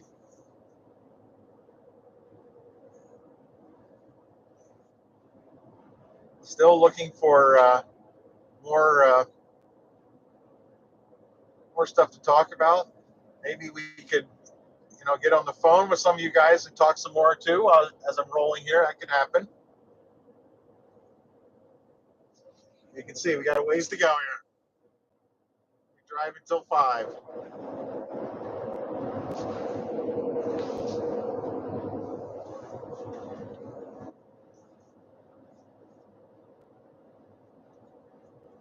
Perfect stop for lunch to charge. Lunch for the car and me.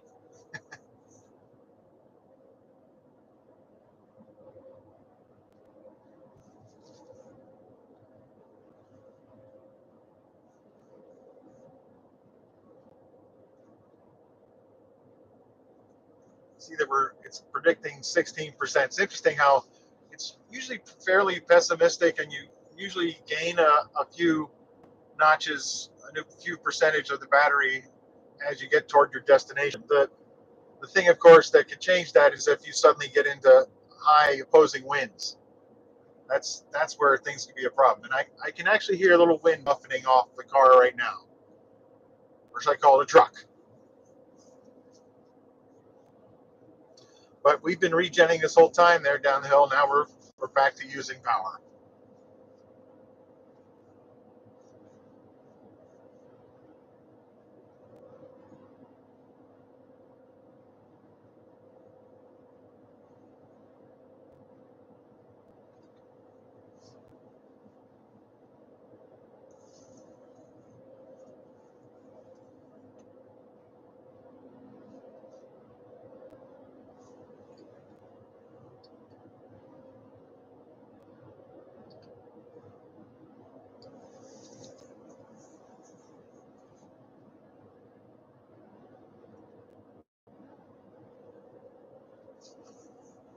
I don't know if you can see it. It's the Dwight D. Eisenhower Highway. Oh, good. I see you asking something else. I got to read it.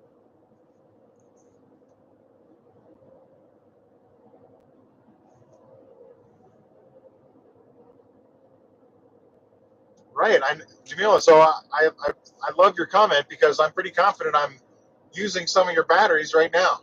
This truck was built last August, so it's physically a year and a month old now. So I'm sure your batteries are in this machine.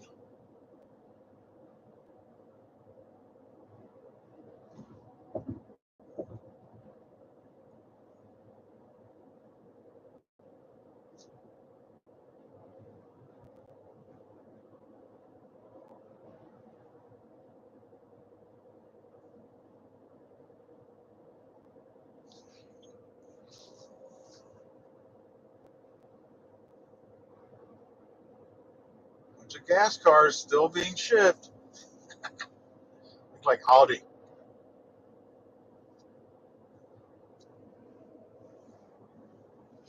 Just looking now, it's a little bright. Yeah, really got that bloom of the sun there. Wish I could solve this.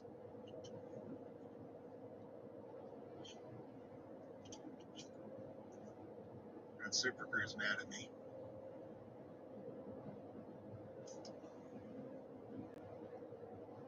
It really doesn't make any difference.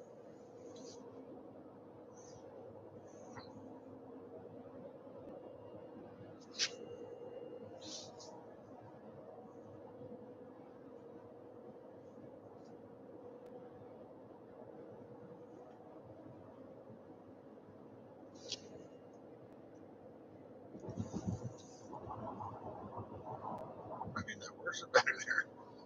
Waiting for that update. You can see it there.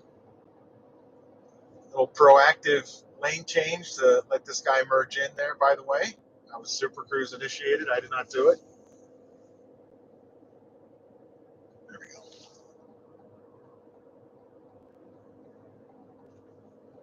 Get back over by itself.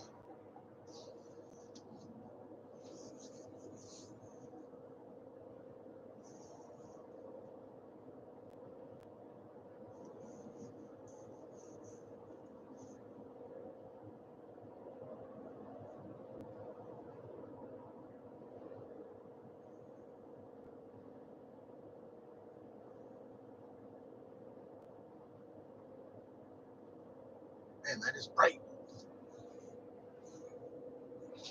Apparently, I hear that if you watch on mobile though, you might be able to lower your own brightness and it'll look better.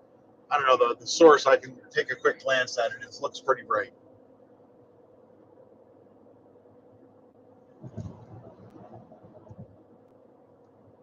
We will be experimenting together.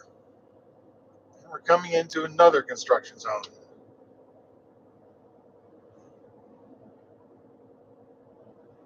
And impressively, even Google's got it hooked up there, telling us we're in construction.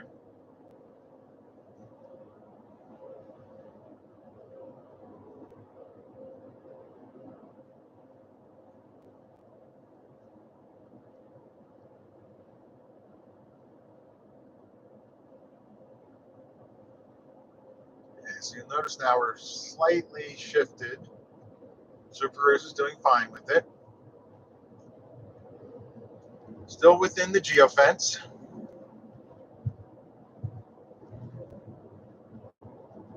Shifting right back, and it's happy.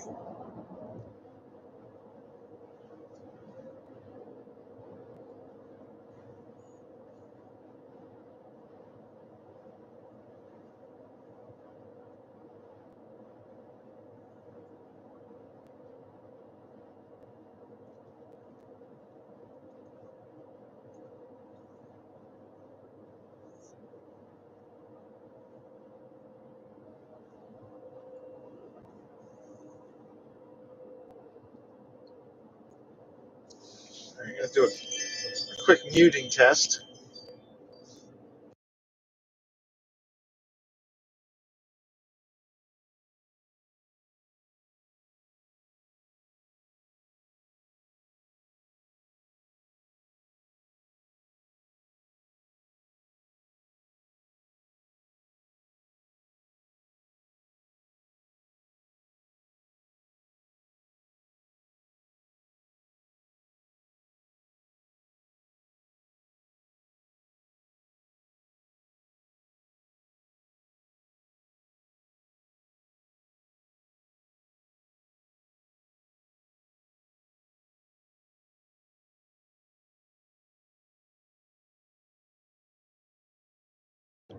All right, so I just wanted to test muting and working just fine. Still interested in anything you guys want to talk about? All right, so I just wanted to test muting and working just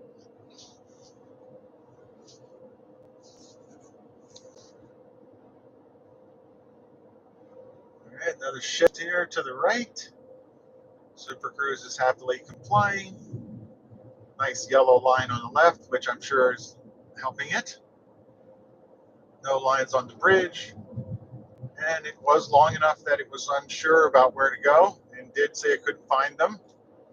So I did have to intercede there. Notice when it turns blue, if you can see that. I was driving it.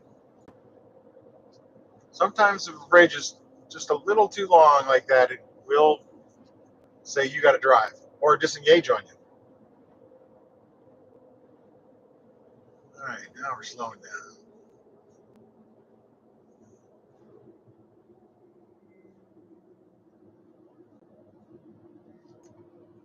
More construction.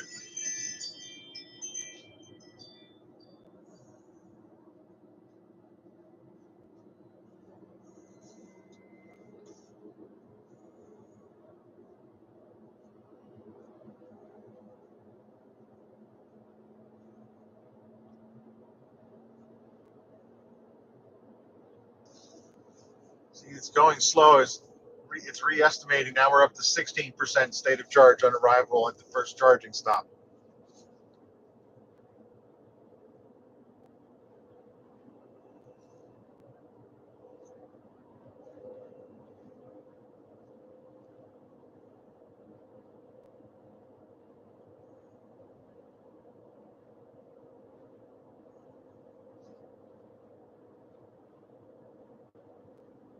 Hey, coming up on our exit here.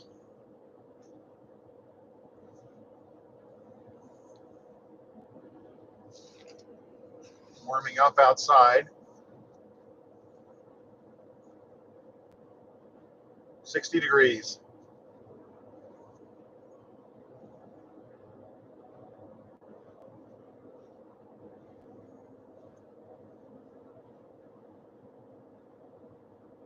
In 2 miles, use the left lane to take exit 1B for US 522 South for Hancock, Winchester. Heading for 522 south.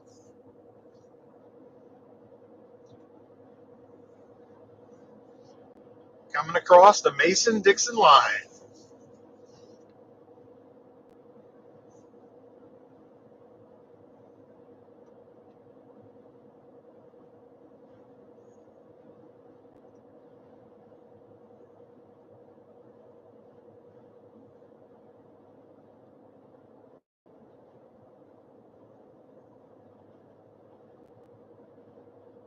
Watch out, construction on road ahead.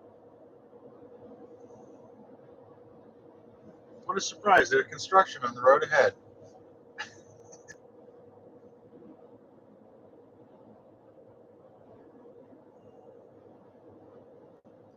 Okay, 1 more mile.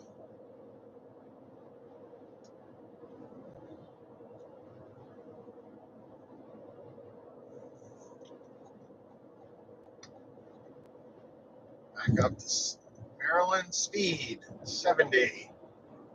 Welcome to Maryland. Notice we got the little crab man. In half a mile, use the left lane to take exit 1B for US 522 South for Hancock, Winchester. Okay, we're in the left lane.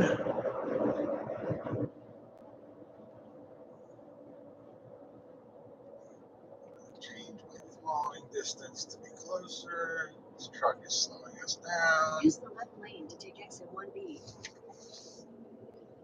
I have to do this. It won't go into an exit for you, so we're in blue mode now. Continue for half a mile. And now it's willing to drive on the exit ramp, though. So Super Cruise did re-engage. It is steering now again. And now it's Half a ending. mile. Continue on to US 522 South. It says it's too sharp of a curve. Super Cruise unavailable sharp curve. So wants me to drive the curb. I can do easily.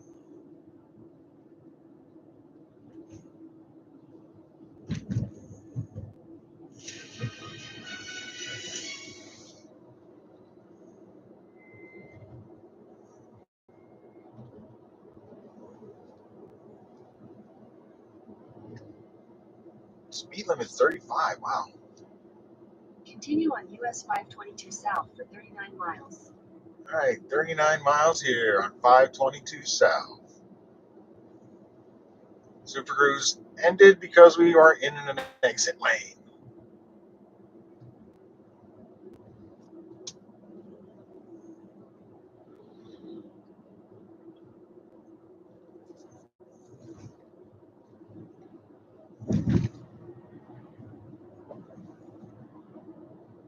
You just joined, thank you again. I'm proceeding on the journey, 110 or so miles into the drive.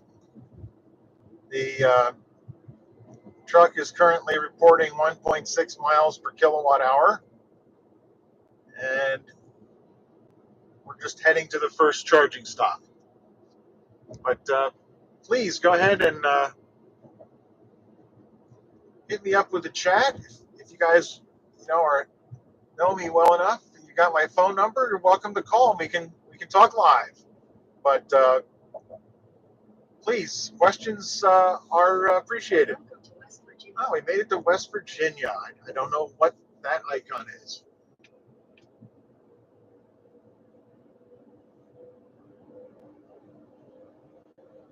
Climbing past this truck here. 200 kilowatts coming out of the battery. And we're super cruising again. Gonna get over. Yeah, it won't change lanes by itself on these roads, but I can change lanes. Oh, this lane is going to end, of course. All right, we're going back.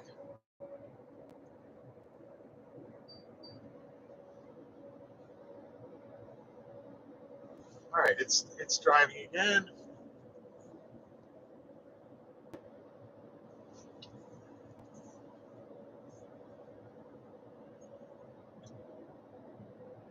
And we're rolling.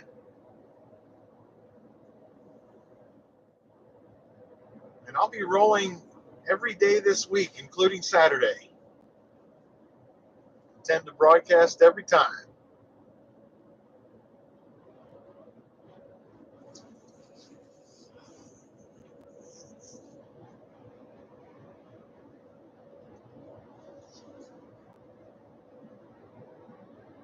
Well, now we're estimating 18% state of charge on arrival.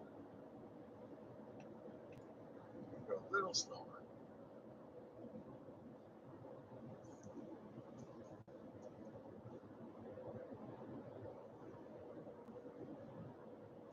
Not seeing any police.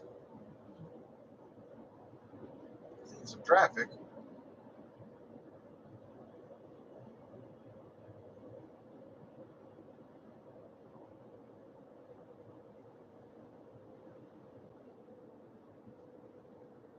So Super Cruise is reducing the speed to make this turn. Cut it back down to 58 there.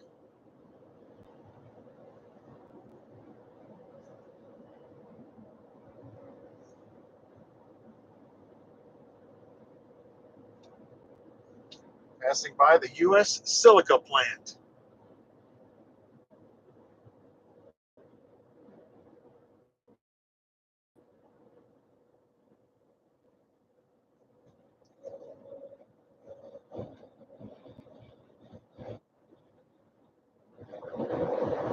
Definitely hearing some wind there now. Doesn't look too bad in the trees, but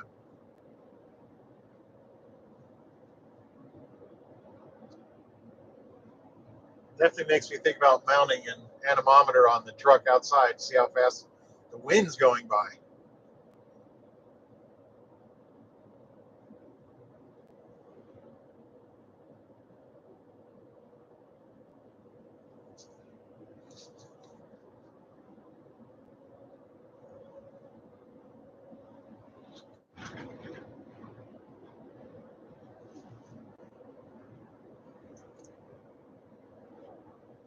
Okay, Super Cruise unavailable here.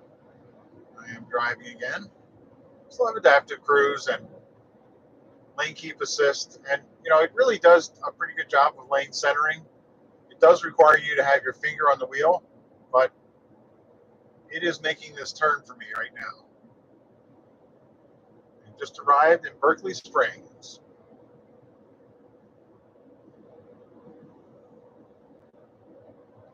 And we're going to slow down a bit.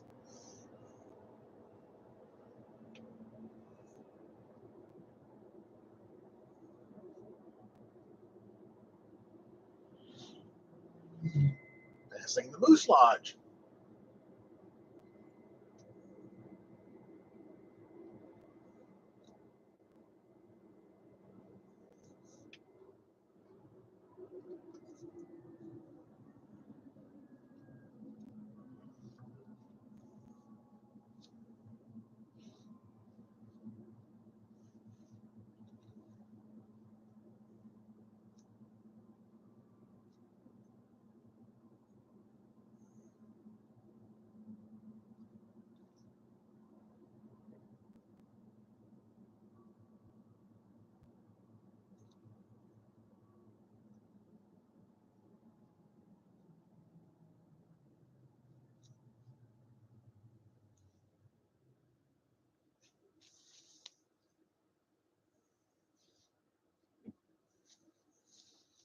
And we're stopped.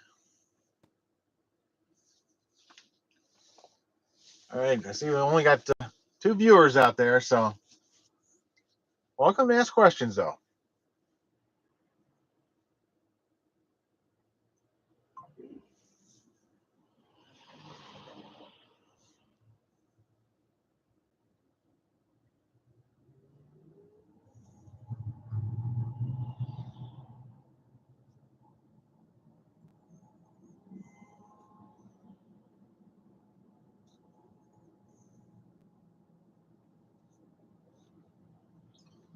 I think Berkeley Springs could use a charging location here. They have a lot of businesses.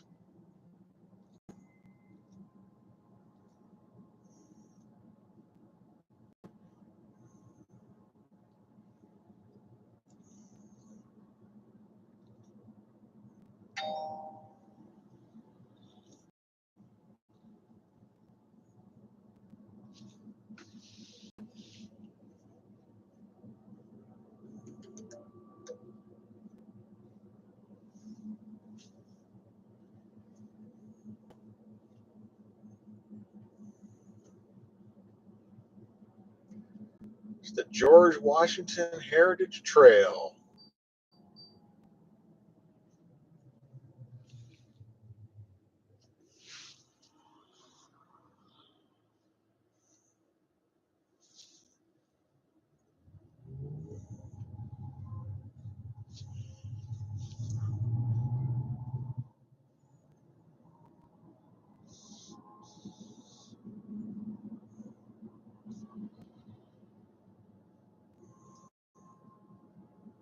HHR. The video's not too bad right now, but kind of in the shade here. Nice.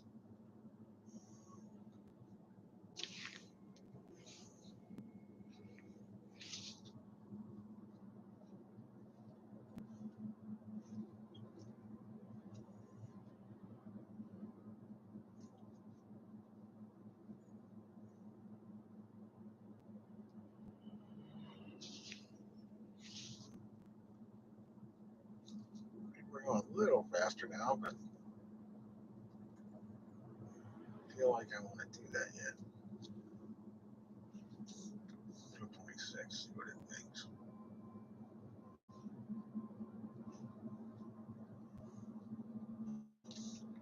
Must have gone up.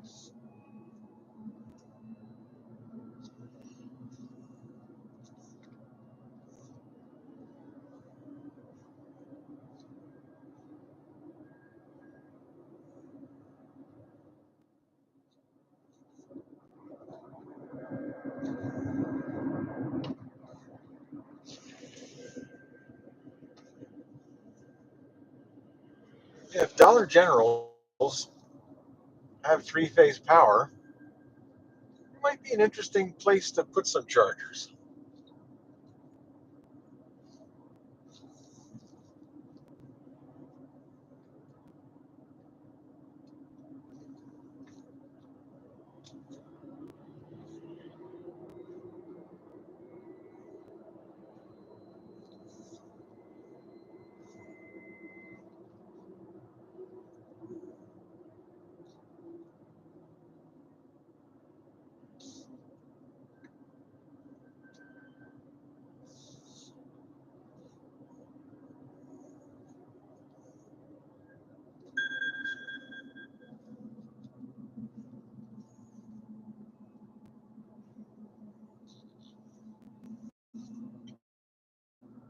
So you go, Larry.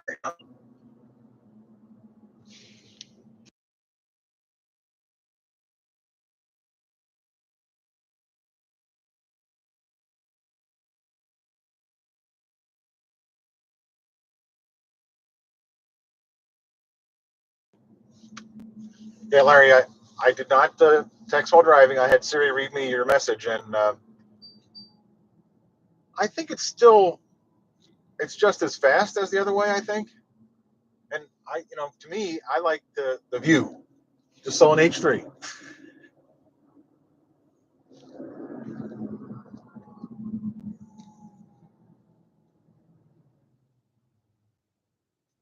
fact, it's only the Super Cruise right here.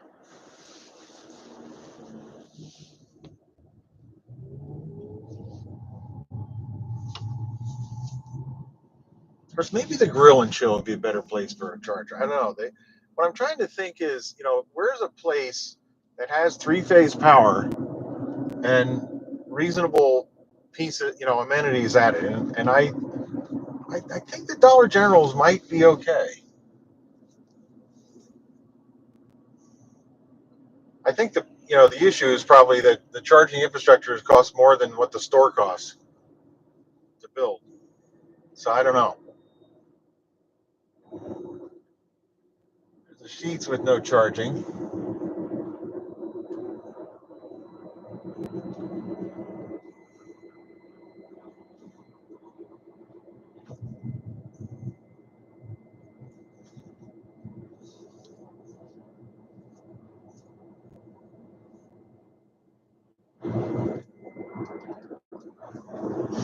Definitely enjoying its super cruising on the 2-lane roads.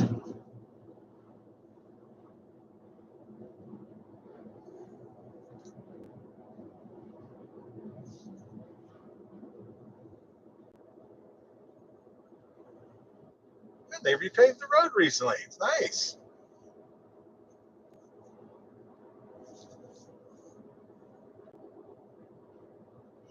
By the way, my Hummer's well broken in now. It's had its second service interval, which was rotate the tires and fill the washer fluid.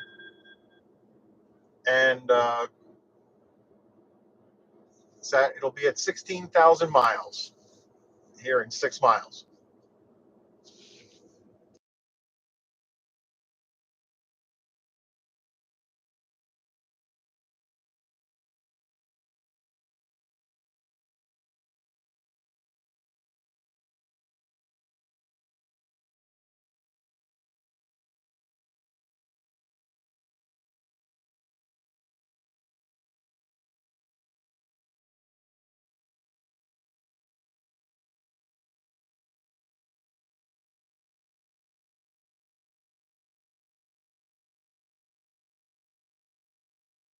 Yeah, Larry, I think right now I'm headed for.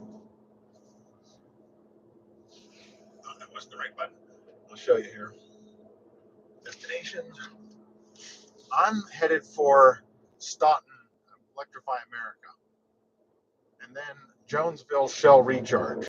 Those are the two potential places I'm going to stop right now. We'll see.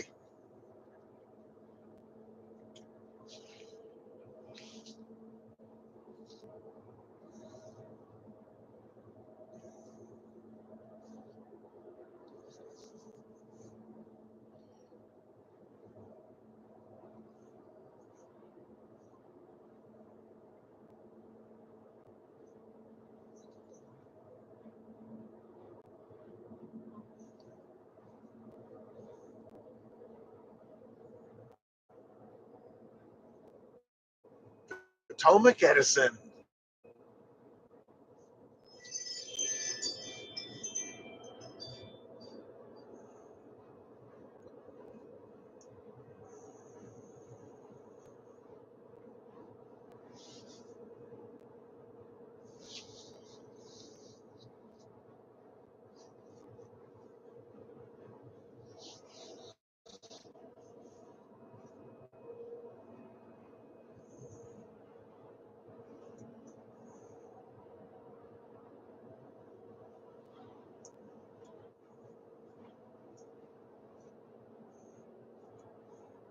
think a bowling alley would be a great charging location. Does it happen to be a side of lots of other stuff? And not seeing that here.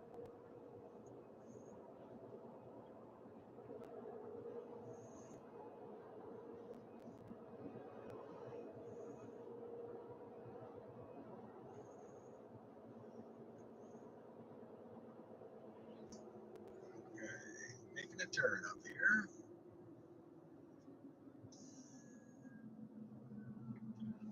Regenning.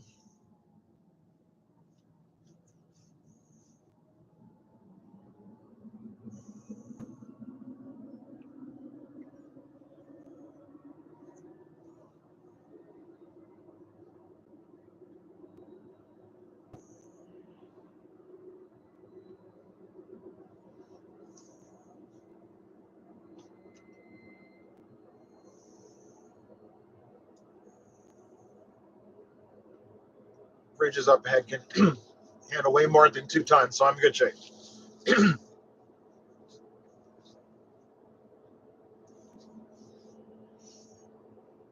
No one out there has a question on the chat? Hit that chat for the question.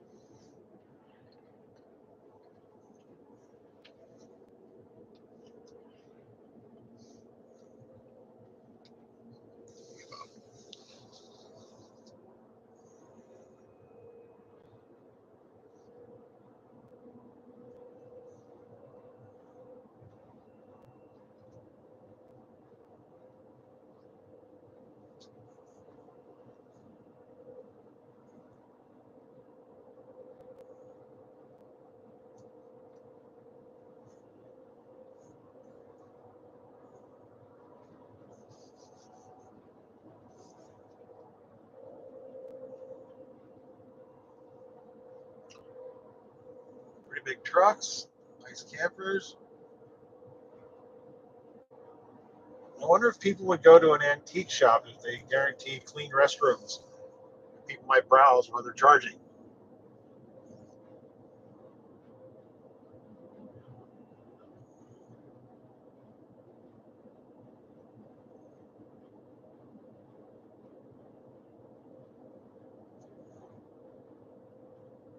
Guys going at a pretty good clip here.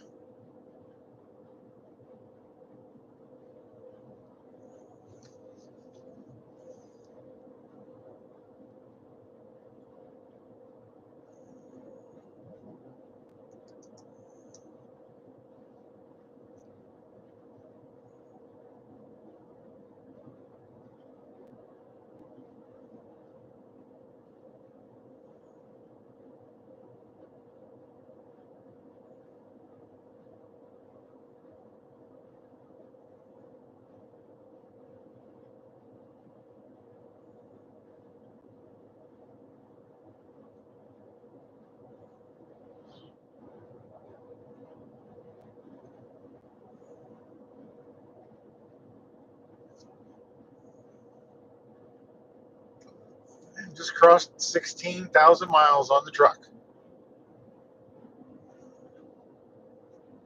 120 miles to the first charge stop currently planned. We'll see if we change that plan. And we're just about 58% state of charge.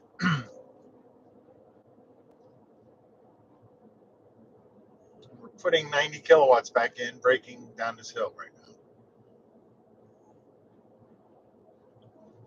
2 kilowatt seconds.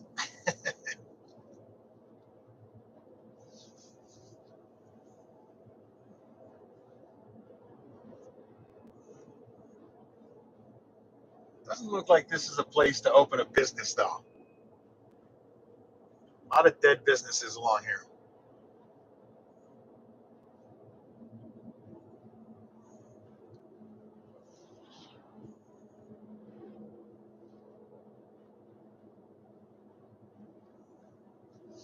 Less than 2 hours to go till the first charging stop, though.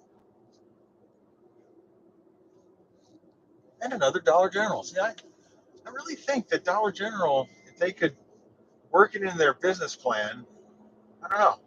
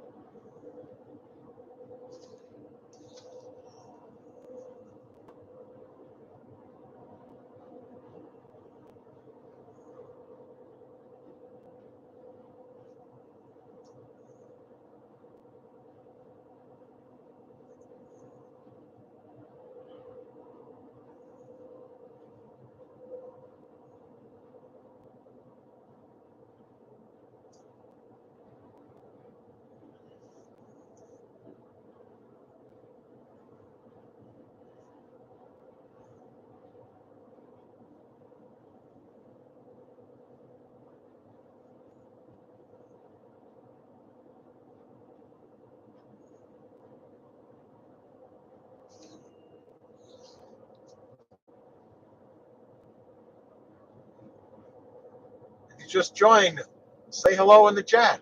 Or if you're still there, ask another question.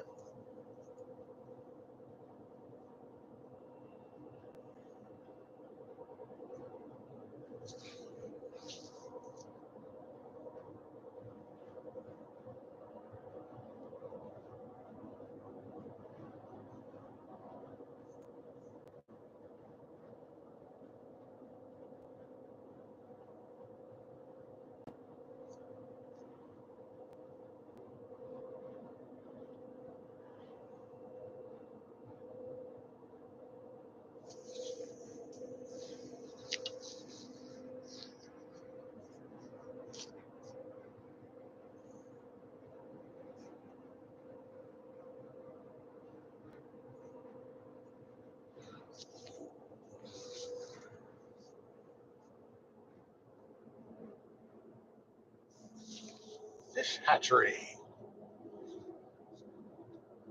Interesting.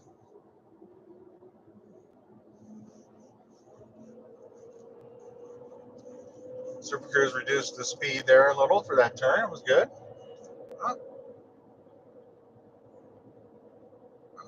Things are going a little bit too fast right now.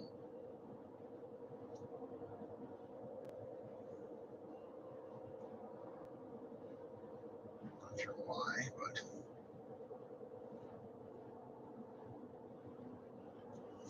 we're back.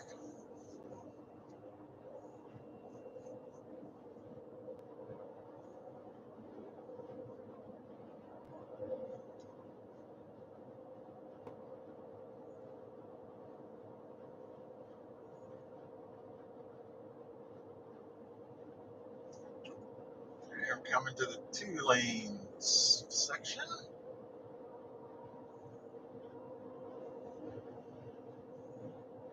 Speed limit is still 55 here.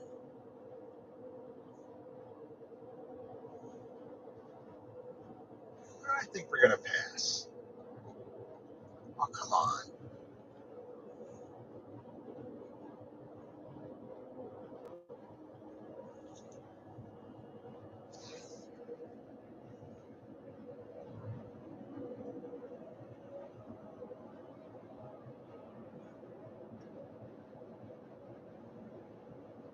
Please regen. This guy's rolling with his camper. And we're back. Now we're in Virginia. George Washington appears to be the Virginia man here.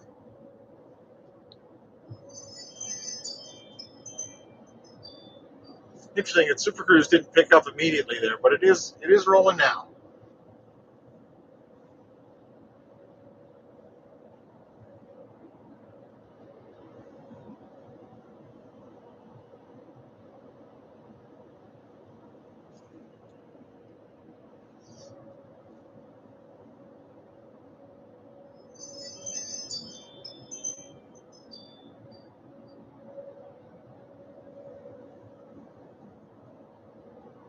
Auto lane change.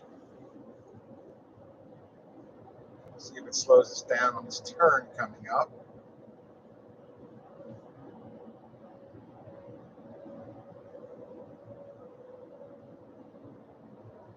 Okay, so far, that's quite happy.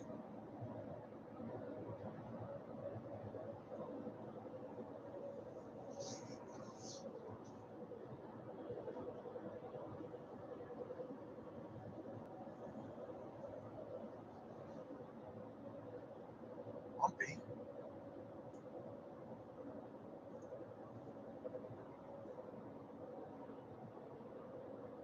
All right, so we're currently reporting a 209 mile range and 58% state of charge.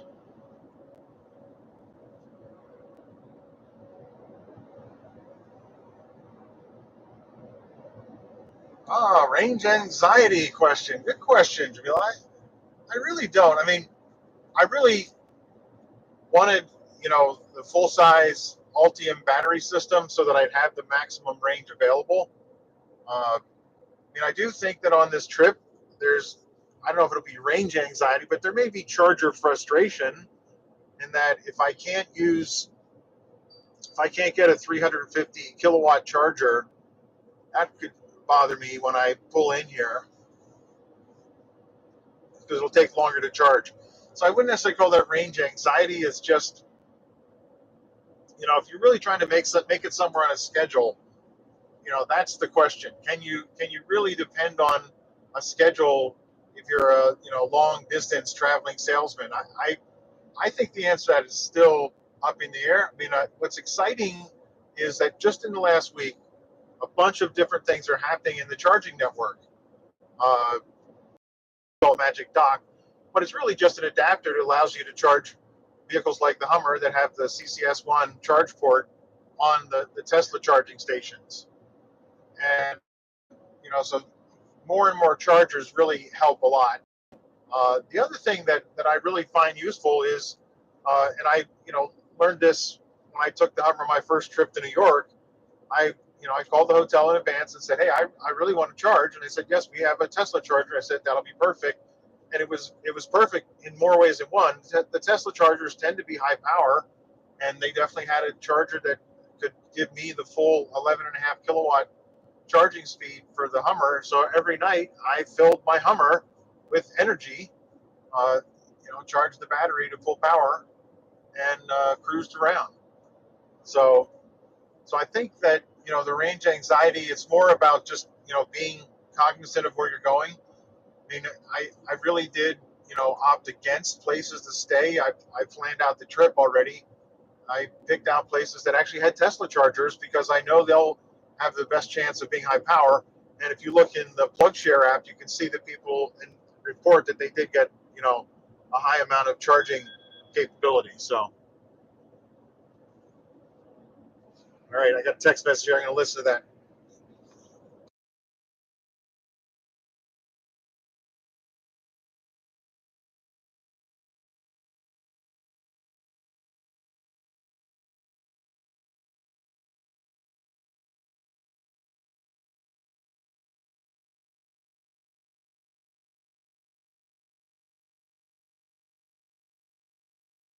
All right, so Larry is concerned about. Larry is one of my friends. He also has an electric vehicle, as a BMW iX, and that he's still concerned about the planning, and maybe, but I'm kind of picky about where I want to stay and those kind of things anyway. So all I did was add an extra tick mark on hotels I was looking for to say EV charging. I did have to do more work though to see exactly what EV charging they had. So a hotel may tell you it has EV charging, and it really is telling you that, yeah, we'll let you plug a 110 outlet in. And for the Hummer, that would be really disappointing because, I can probably add about 2 miles an hour in range to the Hummer on a 110 outlet if it works well. If I can pull 12 amps from it. The problem is that you really do have to, do that study. So I guess I kind of agree with you, Larry, but I'm, I'm only on the beginning of the journey. Larry's been doing this a little bit more. You know, we had before his IX, he had a Mach-E that we drove to Michigan once, and you know that trip kind of put rose-colored glasses on how it's going to be. Though I have to tell you, that's how I felt that it. We had a smashing trip. There was no problems charging really, and I thought the Hummer would just be a slam dunk, and then I learned that maintenance of chargers is not a thing. So the actual maintenance of charging gets to be a problem, and we continue to really not keep the world doing its best there on maintenance of its chargers. So Super Cruise is not enjoying these turns, by the way. I'm helping. It is slowing down the vehicle to the speed it thinks it should do, but you definitely are not going to be sleeping while driving with this autonomous driving, and hopefully you wouldn't try that on your Tesla either. My experience with full self-driving was not you could sleep either, but I mean, it's definitely making it doable for me to be able to take a quick glance down and see what you guys are chatting about, but otherwise, I don't know. I'm wondering if this would actually help. Let's see. That did not make it any better.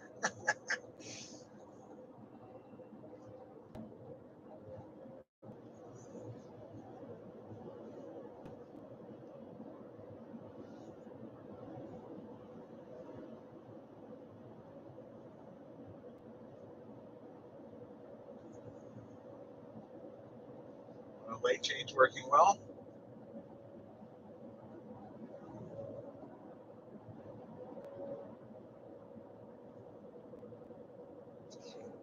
Let's see how we're doing on power. Still predicting a 17%. One more charging stop needed. 39 minutes faster. All right, we're going to change the route. So the route planning is fascinating, isn't it? So now it's saying I can get there faster by changing my plan. So we have now changed the plan. So it's interesting to see that we continually are looking at the route that you're on and doing it. So it didn't change the first stop, but it added another one. And I think this is a good thing though, because see now I'm arriving. I'm not quite sure what it did there. I see. This looks like the same route. I don't think it changed it. It said it was going to change it with one more charging stop, but I don't see it. All right, well, we'll keep going and see what happens. I think I can do this and let it play around.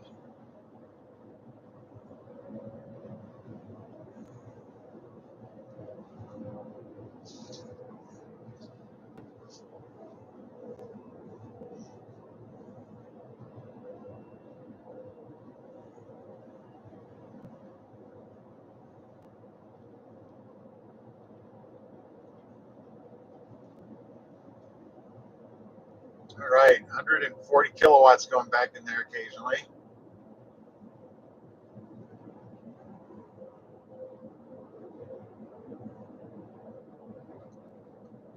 The slalom's fun.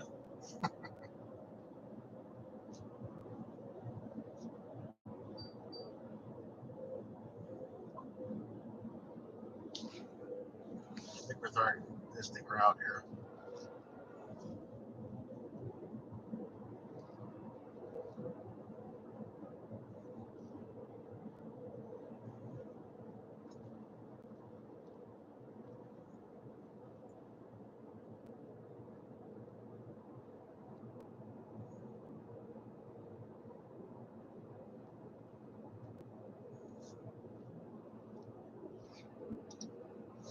Warming up more. It's cooling down more than I wanted here. Just went to Super Cruise unavailable. Turned it off. Turned it right back on.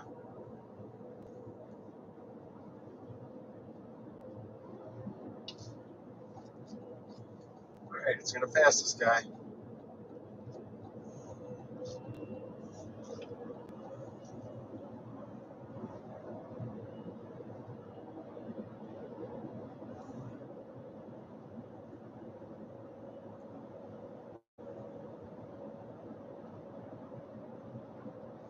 a regen.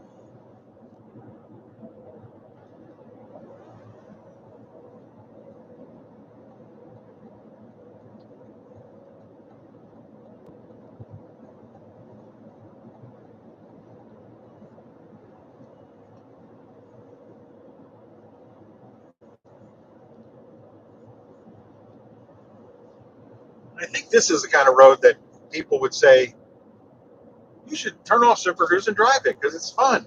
I mean, it is kind of fun.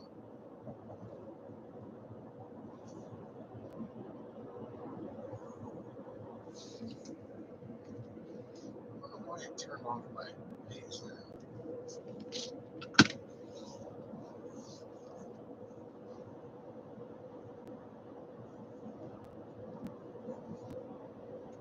Okay, I've got 102 miles to the first charging stop. Currently reporting a 200-mile range with about 55% state of charge.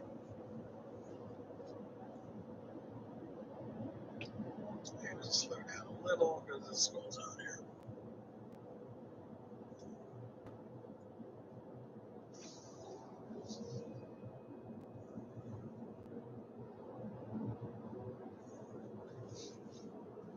Let's see where the school is. There's the school.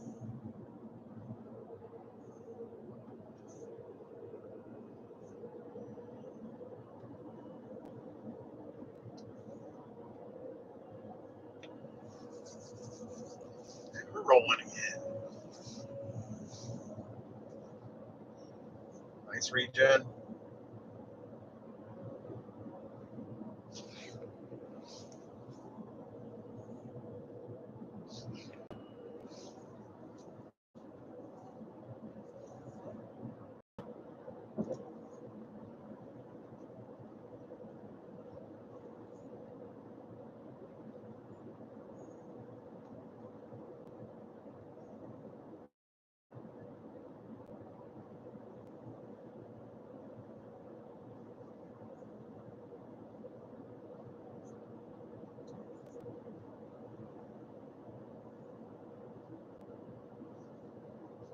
Thanks for joining out there. Please use the chat and ask some questions. Just cruising along here in Virginia.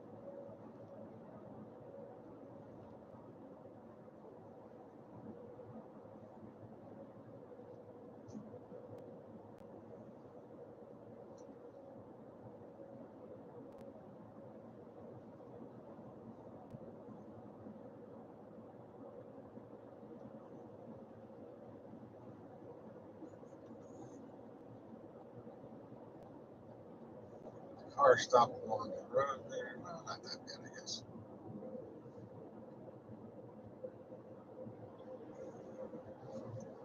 I do like how Super Cruise limits the speed on the turns. I don't like it when Super Cruise turns off while it's limiting the speed and then immediately does full power. But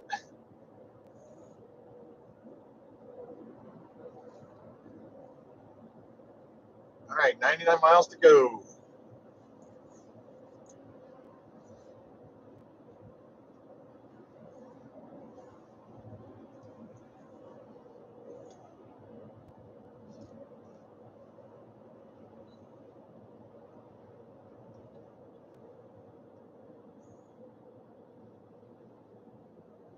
Okay, we're coming up to a light. It's executing the Super Cruise light approach. Notice how it's turned blue here. So I'm driving.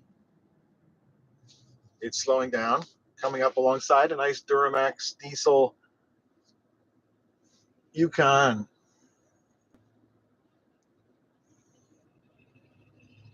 So we'll come through the light.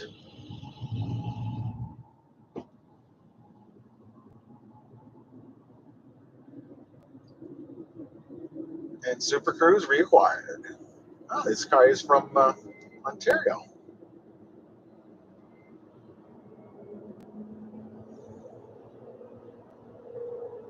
I don't think he has Super Cruise.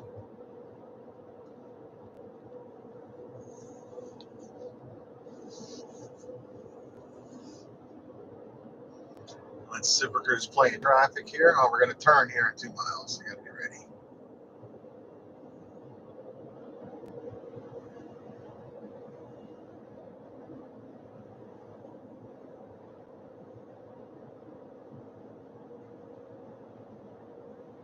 In 2 miles, take the Virginia 37 South exit toward US 50.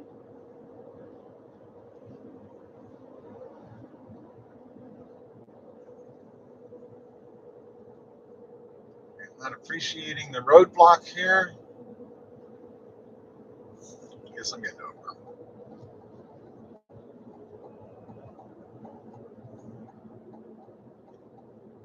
You guys go any slower?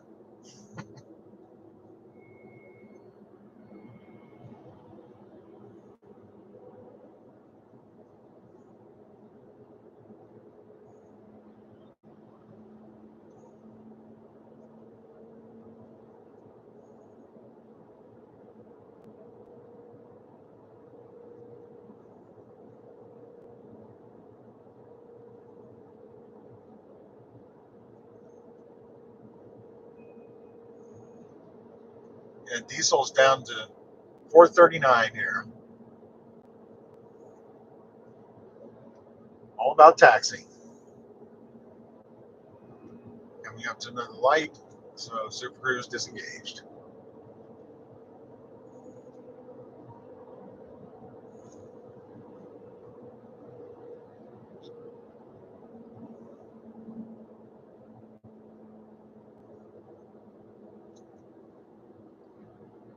Anyone need a pumpkin? I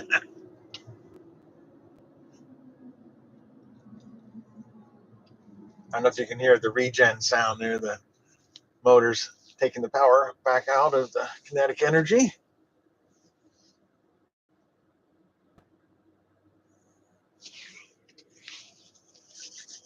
Keeps the noise there.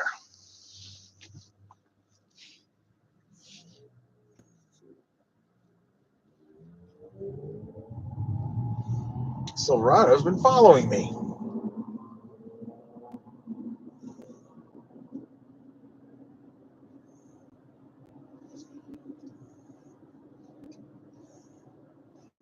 Hey, if you just joined, say hello in the chat. Ask some questions.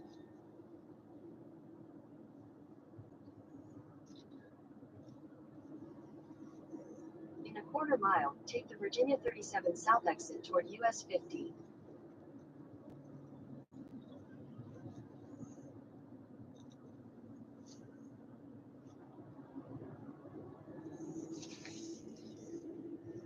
.37 south.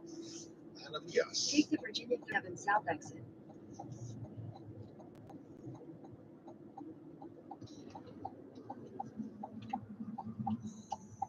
Continue on Virginia 37 South for 7 miles.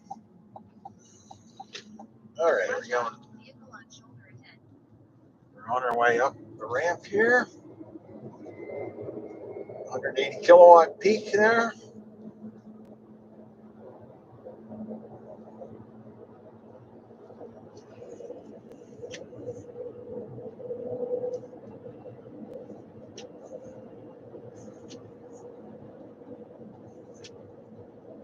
Super Cruise back on.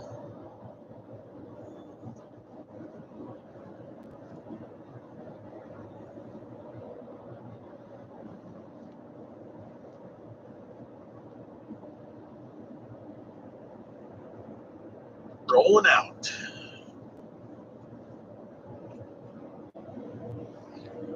Anybody asking anything out there? Oh, chat's back online. I know.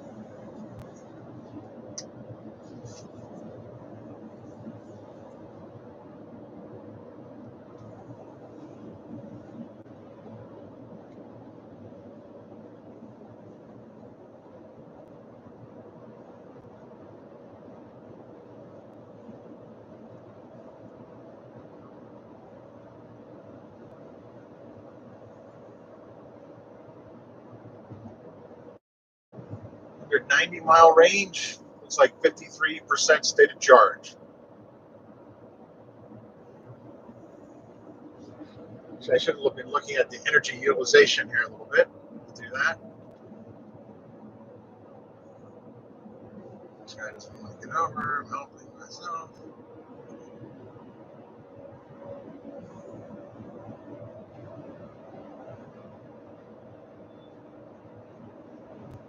All right, we just now used 100 kilowatts. We've gone 163 miles. See, we've used 1% running air conditioning.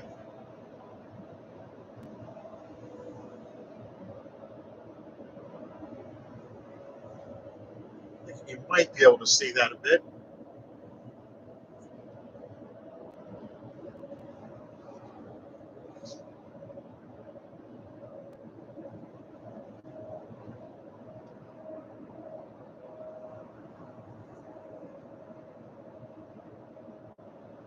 Yeah, I see you asking me about the refrigerator. I mean, I think it would use power, but you know, I do think that I'm going to get one of those plug-in chest coolers and either put it in the bed or put it in the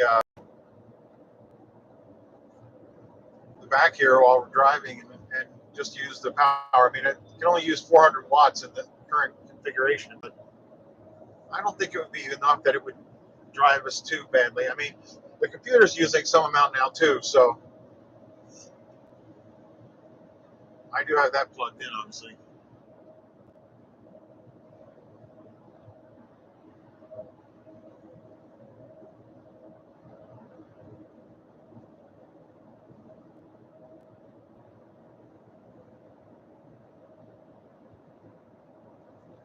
Let's get back over.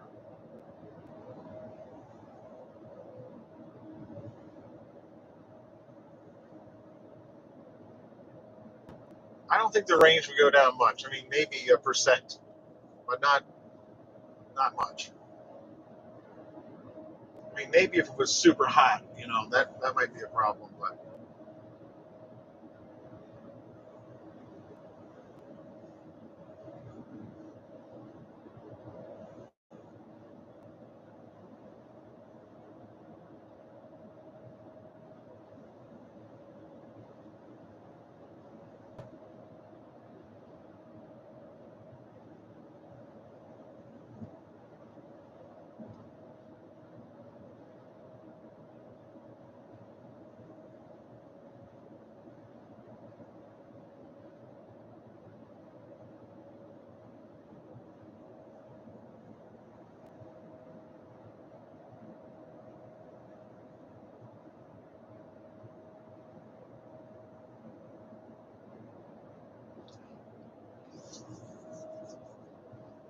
okay, we're cruising up here to 81 now.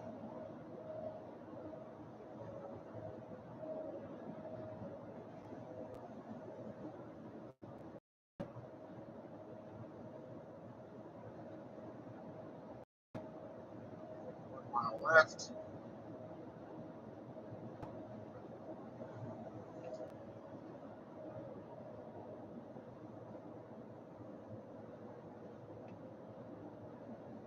Slow down. It's a nice regen. Super cruise is off. Doesn't drive here. Half a mile, turn right onto the I-81 South ramp to Roanoke. We're getting on 81 South.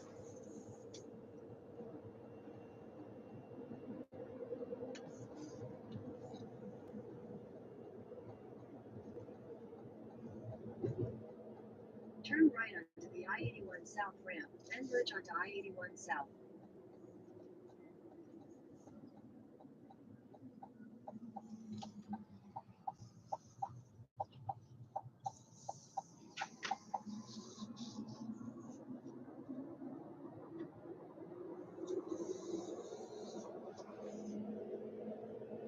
We get traffic on 81, it looks like.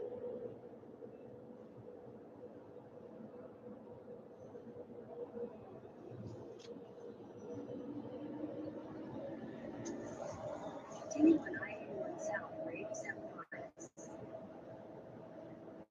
Racing the trucks. Come on, baby. Let's go.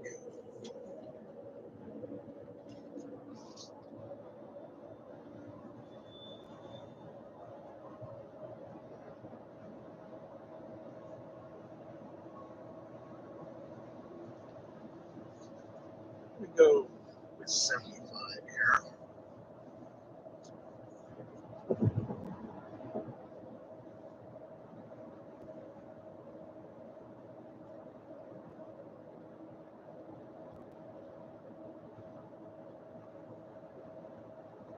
Cruising along pretty well. See, the white patch here is what I'm most interested in. I can read your chat there without really looking away for very long.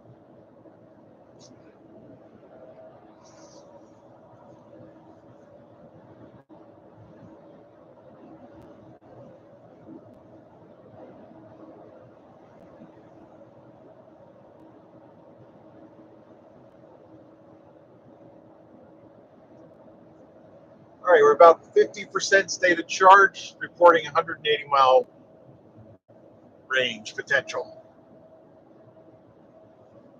So we've used half of the charge since this morning around 7.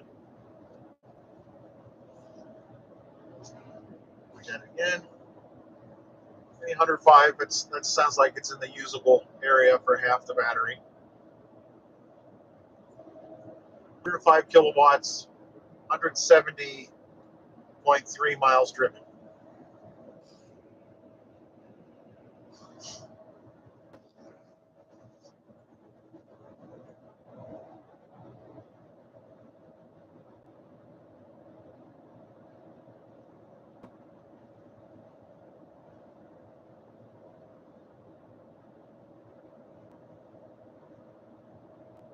Definitely hearing a little bit of wind. Of course, we're going 75.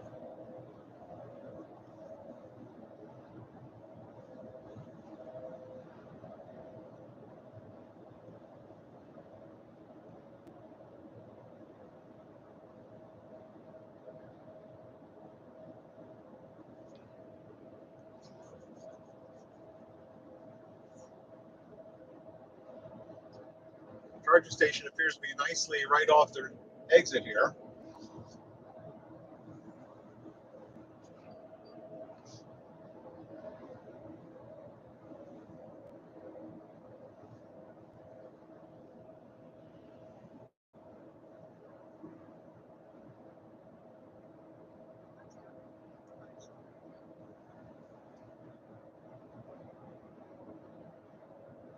All right, so it's currently telling me I should go for a 34-minute charge in Staunton, Virginia, and then 46-minute charge in Wyethville.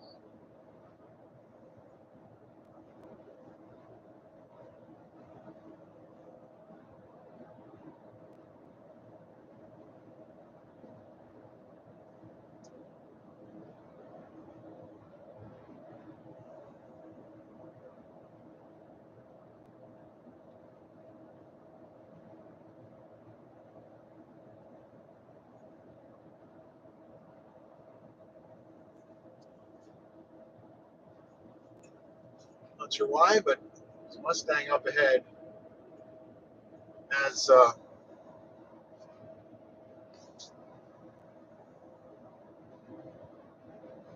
license plate of potato. Nice red Mustang, license plate potato.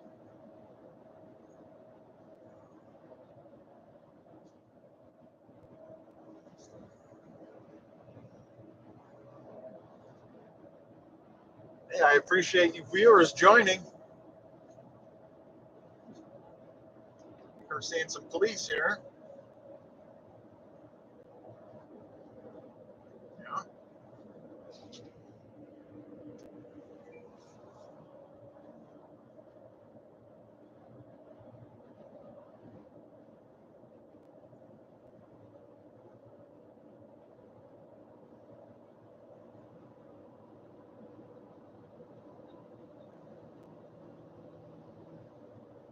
Yeah, the lines are pretty non-existent right here.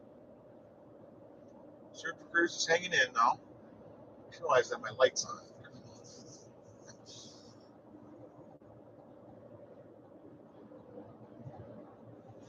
I think I should go for a little.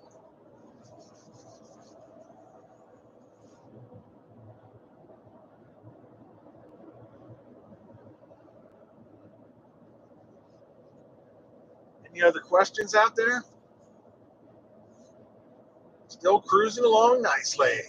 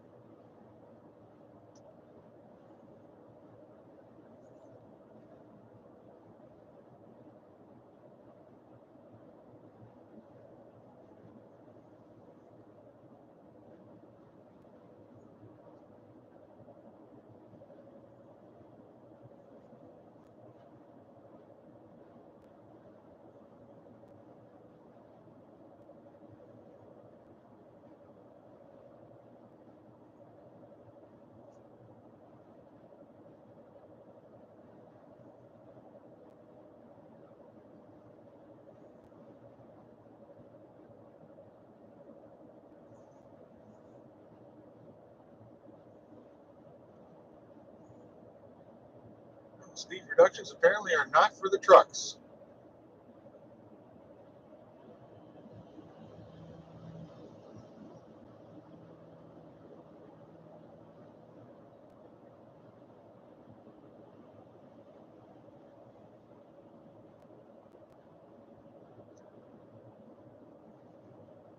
Thank you all for joining, checking out what's going on.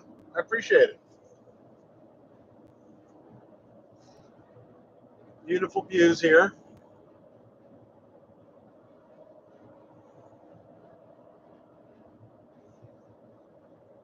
Still predicting 17% state of charge on arrival. Probably about 48% state of charge right now. Hour and 9 minutes till the first charging stop on this trip.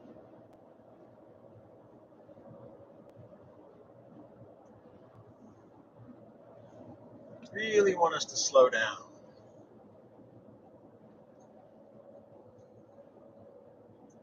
which I did.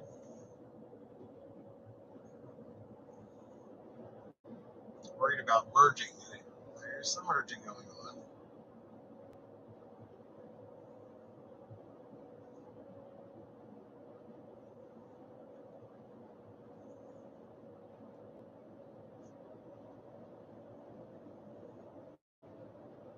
Super Cruise is quite happy.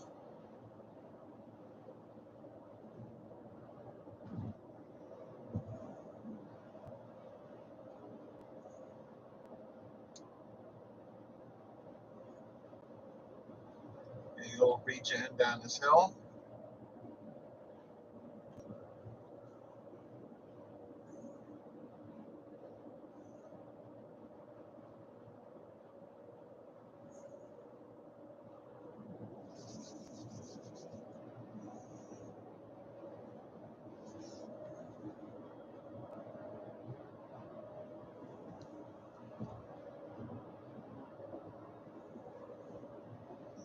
Oh, now it's predicting 18% state of charge on arrival.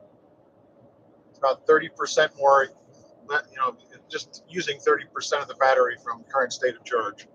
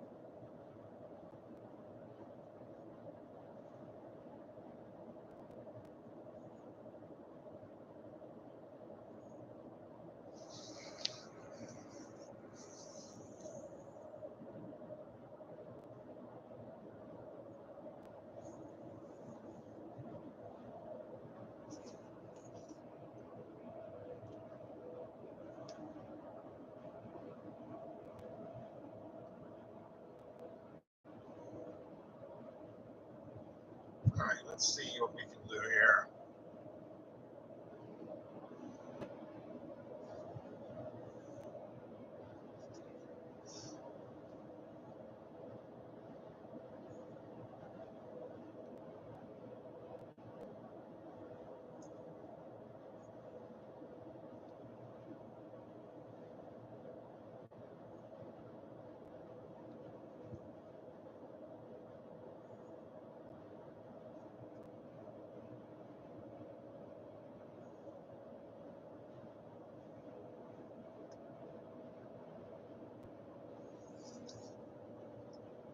Anyway,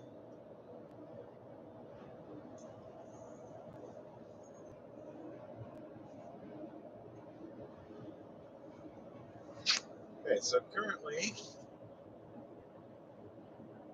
we're going to Staunton. You get it pretty angry at me here.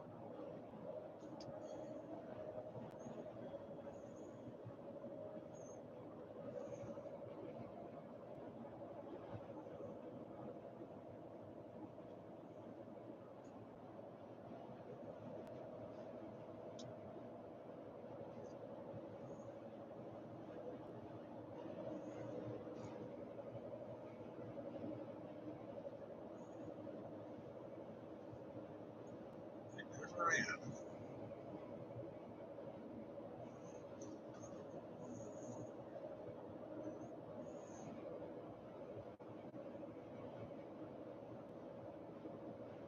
Yeah, I see where I'm going to charge.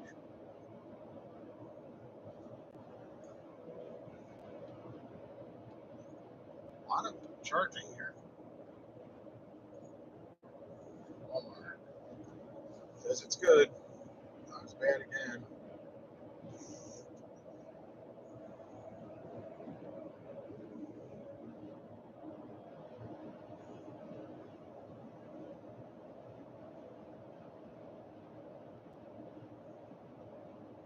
Okay, some people are doing well.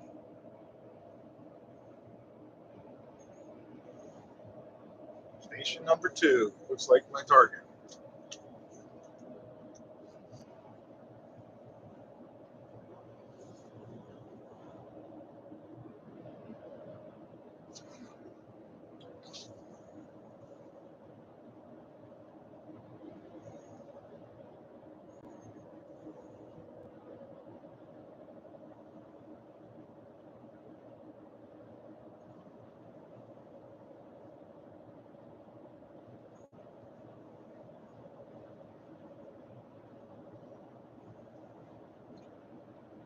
All right.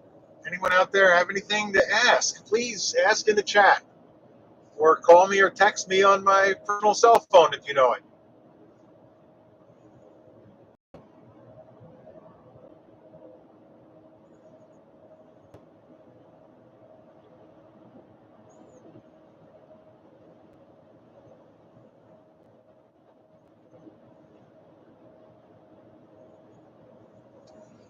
It's up to 69 degrees.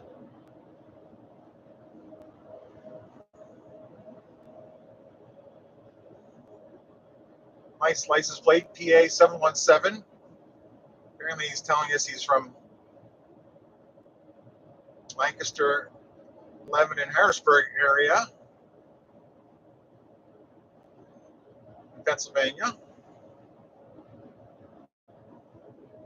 I could put that on mine.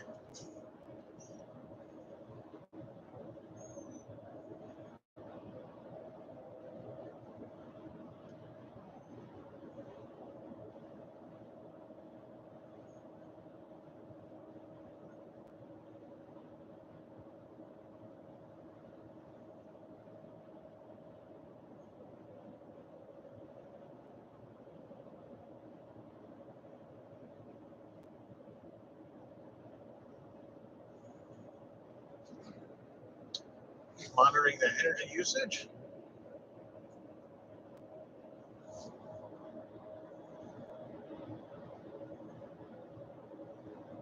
Gone 186 miles now. Used 116.1 kilowatts.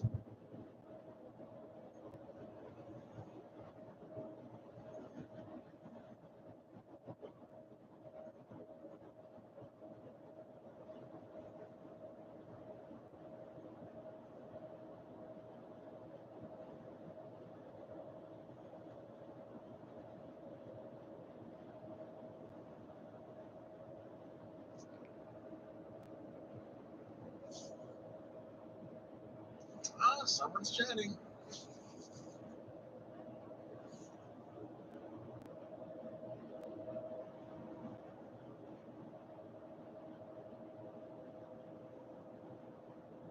All right, so do I think it's worth the money?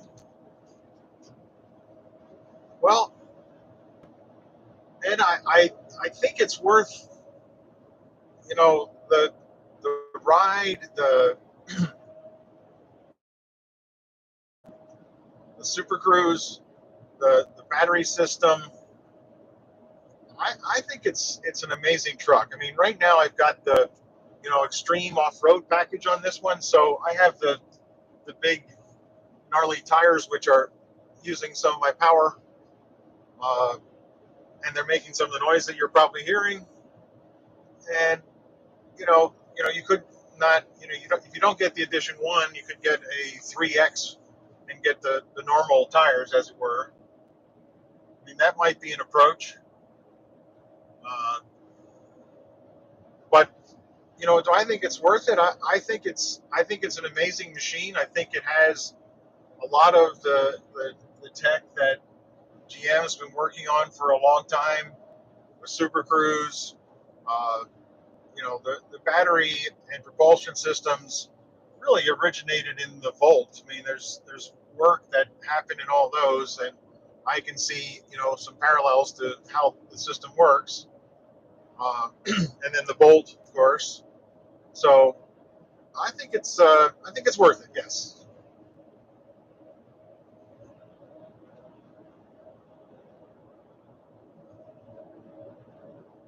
And in a couple, it's still probably a year or two away until they start making some of the lower trim models. They'll have you could get a reduced battery, the 2X model, and not all-wheel drive. Uh, those are still going to be amazing machines. And the Silverado is coming now next, so the people that reserve Silverados will be driving those soon. Uh, and then the other thing that's shipping right now with the Ultium platform is the Blazer EV. You can't get that with Super Cruise initially, but you will be able to get it with Super Cruise in the second quarter of next year, hopefully.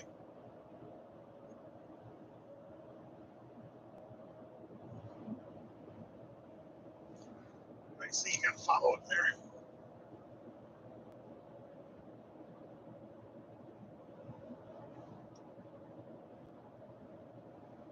Yeah, so Ed, and I'm glad you brought up markup.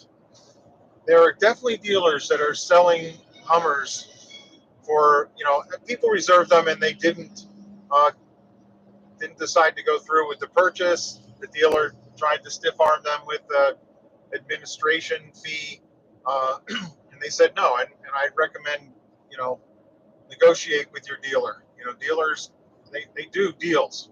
So, uh, but I definitely would not want to pay an administration fee. I, scan the inventory across the country and find a dealer that has one in stock that someone didn't take, and tell them you're willing to come and get it. I mean, they might even be willing to bring it to you. So yeah, definitely a possibility.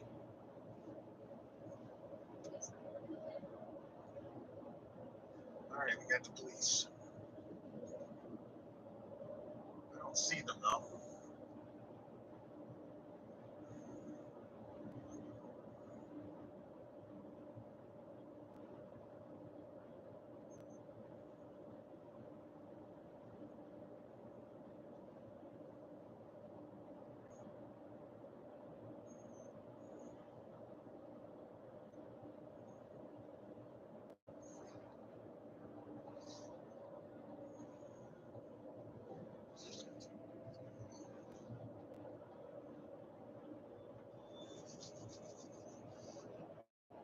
All right, we're still rolling. Safety patrol, nice.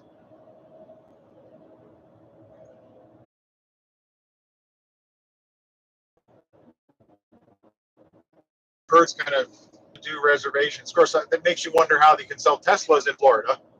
It's back on pricing this trip at 2 months, and I've got chargers are appearing. It's pretty cool, and so it was good to see that. But I'm hoping at home. I mean, I do think you should pay for the maintenance and upkeep of chargers. I'm not sure it should take 4 times what it cost you to do it. So hopefully it's moderating. Electrify America is going to be a member of the Gas Plus with them, but I will have to use the app to start the charger.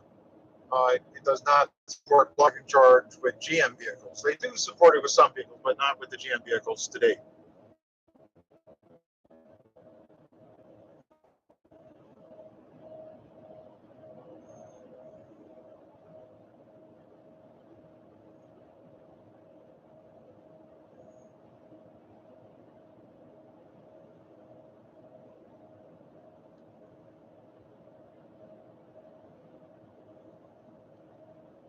Definitely getting some wind here now. Hearing the pushing of wind. But the good news is the estimated arrival is still 18% power. I'm currently at about 42% state of charge with 141 mile range estimated.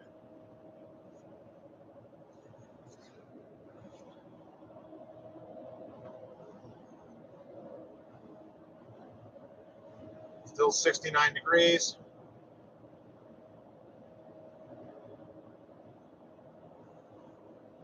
You can see we're just about to 200 miles, and we've used 125 kilowatts. Kilowatt hours. I do want to try and be precise for you guys, because people will throw around kilowatts, and they'll say that their Bolt was charging at 350 kilowatts. It's impossible. Bolts can only charge at 50 kilowatts an hour, or 50 kilowatt rate. Even I'm doing it now.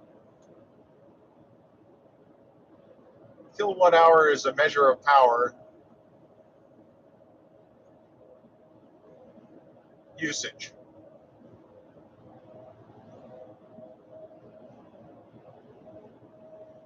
All right, so just about at 200 miles. It looks like we'll be at about, just over 126 kilowatts used to roll 200 miles.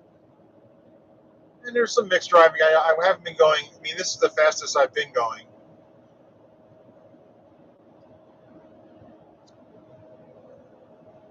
Probably could go a little faster here, actually.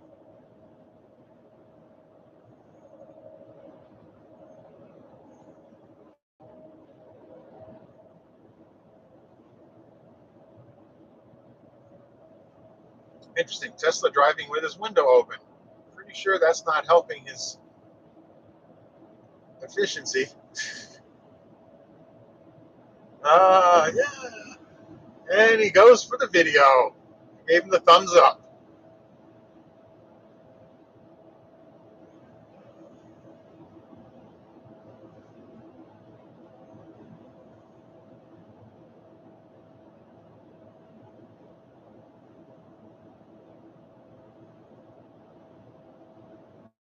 I'm definitely pushing some serious wind here now. I got it cranked up to 76.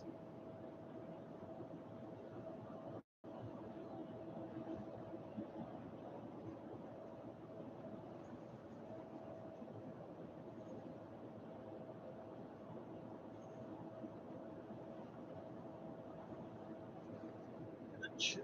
Let's see.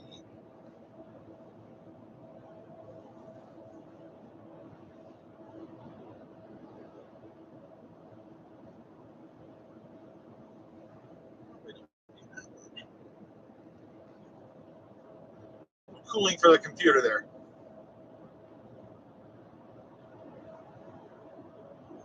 Hey, if you just joined, why don't you say hello in the chat? Ask a few questions.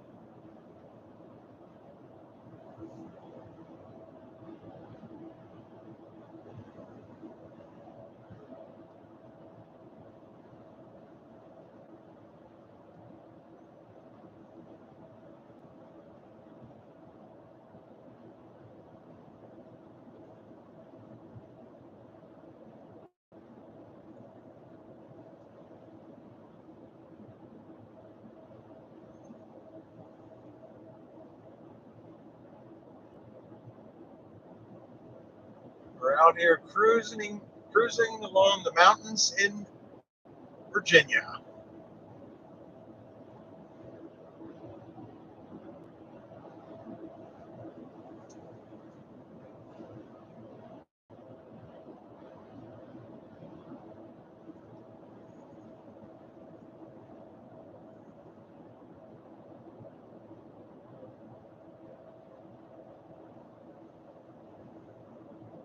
Hey, we're just under 40% state of charge now.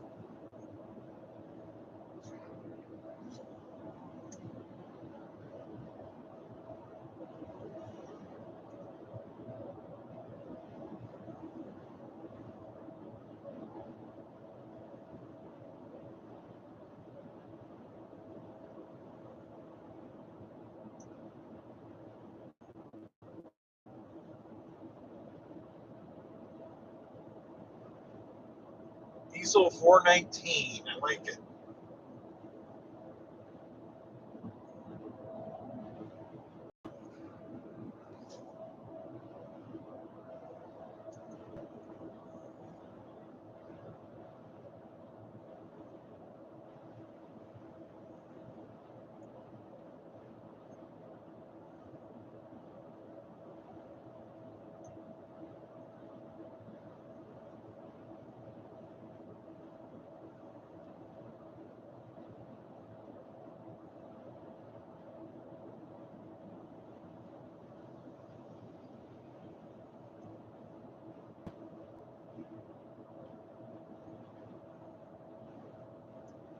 Okay, we're getting over on me.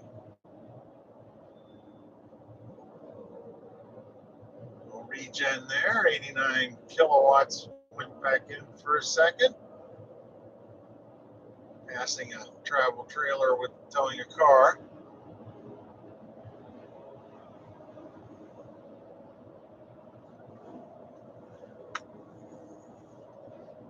And my brother wanted to know about towing with a boat on the Hummer, and I'm sure that would reduce my range quite a bit. I'm thinking I could make it between charging stops, but I think I would be charging at every stop. And the other problem then becomes the chargers in general are not well designed with a trailer, so you end up having to drop the trailer so you can charge your car. Oh, bad. All right, unmarked pavement ahead. That'll be a problem for Super Cruise. Let's see how it works out. Oh yeah, nothing on the bridge. I took control for it.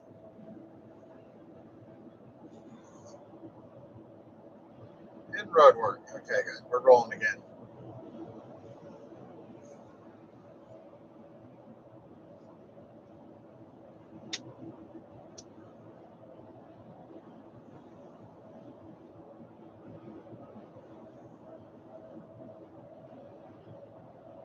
Okay, another 45 minutes to our first charging stop. Glad you guys are tuning in.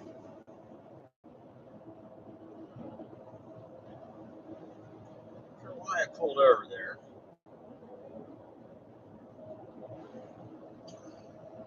I want to keep going.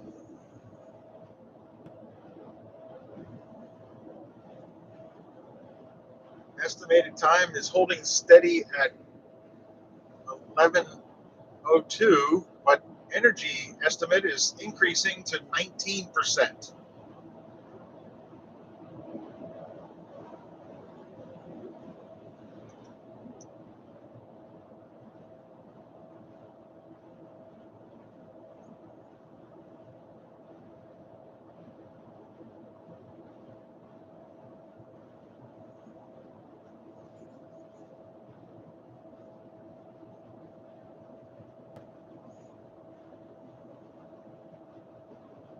Definitely going to get my AirPods out and listen to some music so that I don't break the YouTube rules. I guess I could mute you guys, listen to some music until someone calls, but I'm doing okay so far. There's plenty to entertain myself in the truck.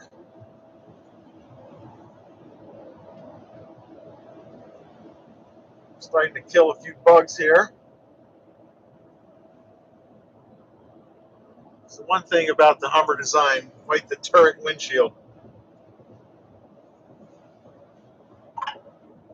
Okay, and we just started DC fast charging conditioning automatically because it knows we're heading for a DC fast charger. Might have to cool the. So let's take a look at energy usage right now. So it's currently it's only used 1.4 kilowatts, but we definitely were not doing any battery conditioning. But now battery conditioning has been started, so we'll see whether that starts to hit change the 99% for propulsion. We'll learn. All right, got a question here. I'm currently going 76 miles per hour in a 70. Thinking about going faster, but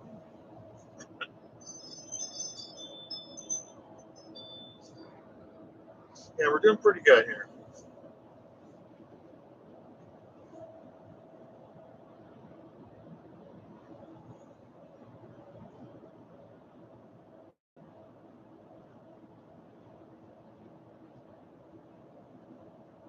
I'm not sure if you can see the numbers when I'm doing this or not, but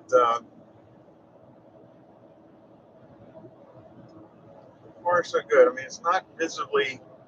I mean, and what conditioning really means is the heat pump is either heating or cooling your battery. Probably cooling the batteries now because we've been pulling out power at a pretty good rate. I mean, right now we're pulling out about 100 kilowatts total of the battery to run the conditioning and the propulsion and the little AC. And the AC has not been impacted by the conditioning. I can tell that. It's going pretty well.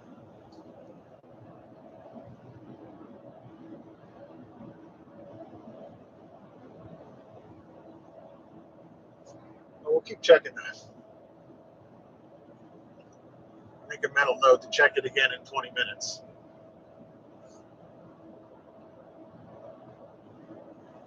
Endless Caverns, Luray Caverns, Shenandoah National Park, Skyline Drive.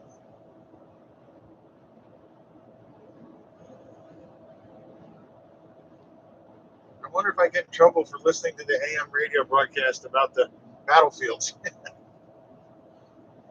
I'm not going to test it.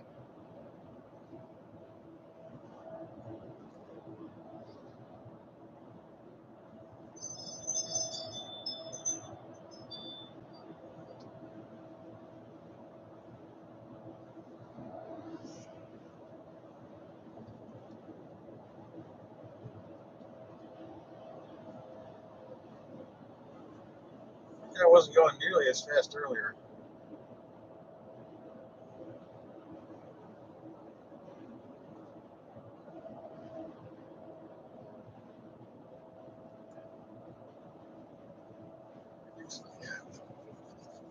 There we go. All right, we're increased to 78.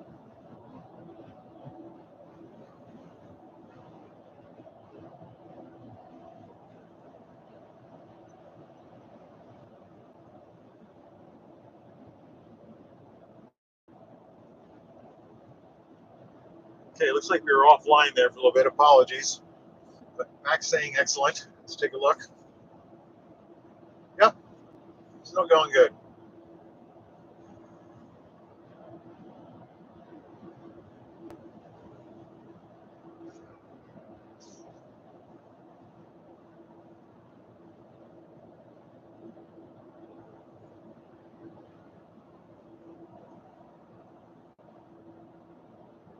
Yeah, so we're super cruising at 78. By the way, I'm using the hotspot in the vehicle to broadcast this and also receive it.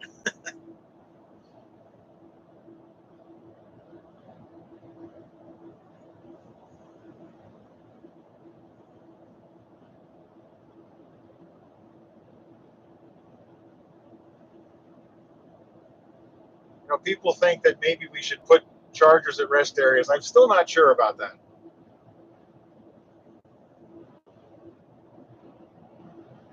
And I really think that chargers should be installed like gas pumps with pull through and don't make you back. And I think that Tesla got forced into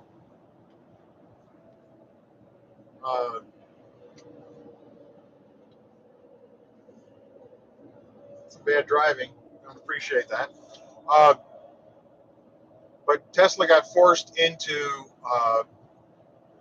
using parking spaces instead of a gas station like look. And I think it's a mistake. And I really think we should stop the backing up to get in. I think it also, is a safety problem. I mean, people aren't good at backing, you know? I mean, maybe the Teslas can back themselves into those spaces. I could probably back into a space with a Hummer automatically, but why not just pull through like we do for gas? That's what I want to know.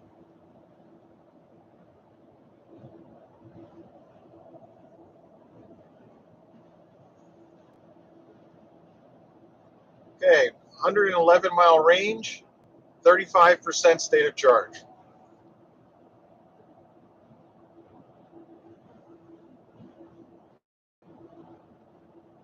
So it's really, it's being true to the 330-mile range, for highway driving. That's kind of what we get.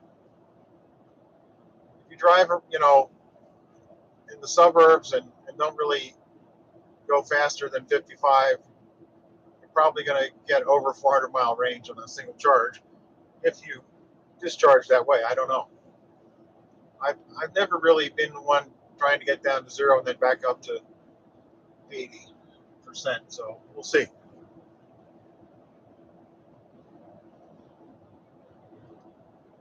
All right, so we did about 5 minutes now, I think, of conditioning and no additional kilowatt usage. So pretty confident the battery's probably just about right, just based on the 72 degrees outside.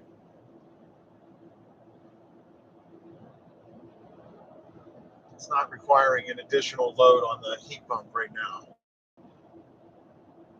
I'm expecting that it will be really cranking out the cooling though when we plug into the DC charger.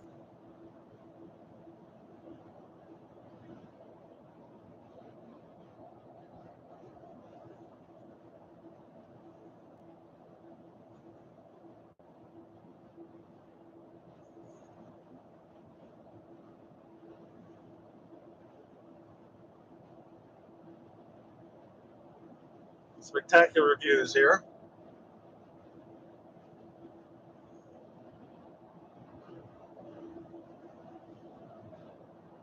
Yeah, I'm interested in, of course, charging when I go to Atlanta, because in Atlanta and Tennessee, I've noticed they have not allowed the charging companies to charge by the kilowatt yet. They are charging by the minute. The Hummer is the ultimate machine for that. So, looking forward to enjoying some of that charging. My sense, though, is that it's an aberration, and I really think we should all pay by the kilowatt. It's the only thing that's fair. And truthfully, it really frustrated me when I was dealing with Electrify America's chargers that are unable to give the 350 kilowatt charging rate, and then I don't get the best rate for time use. And I mean, while I can see some reason to say time, so that if you're sitting at the charger, you're getting charged time. That part makes sense. But the rest, I'm not so sure. So,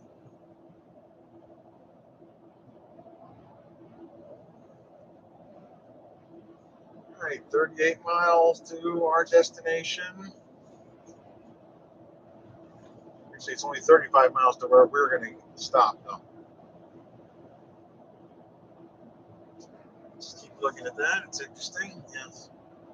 So no additional usage clocked on the climate and battery conditioning yet. Mostly propulsing the vehicle. Let's see which wheels are propulsing us.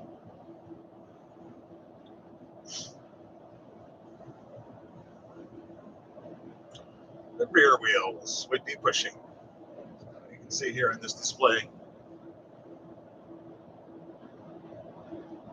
At about 1,000-foot altitude here.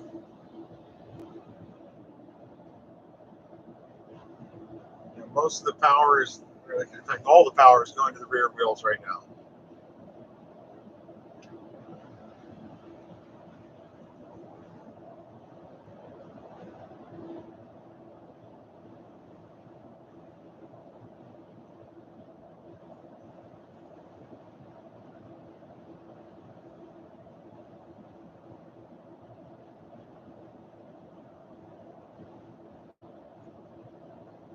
The Hummer does have the four-wheel steering and all those pieces, which really make it a pleasure to drive.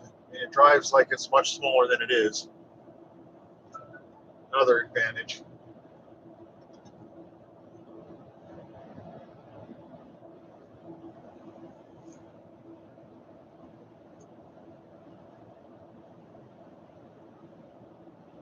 It's definitely interesting to see that it's sort of staying on the rear wheels for power.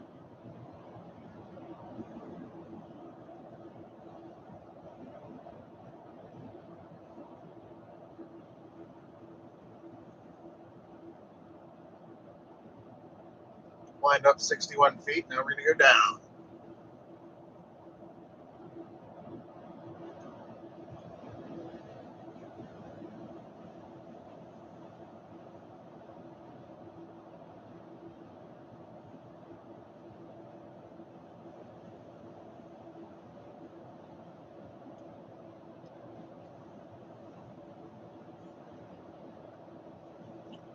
Just about down to 100 miles range.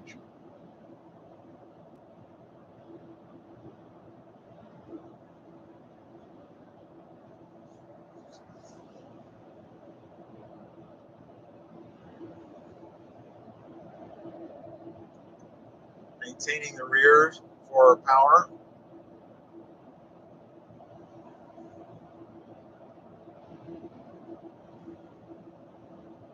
Definitely having some wind resistance here. So I think this might be the Pilot that has this new Chargers, but I'm not going to go there.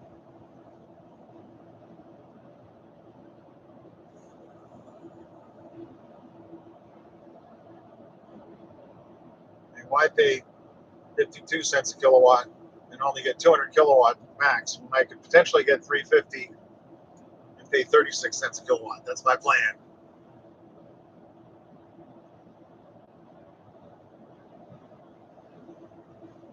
I mean, even if I go to the 150s, get 200 kilowatts off those too.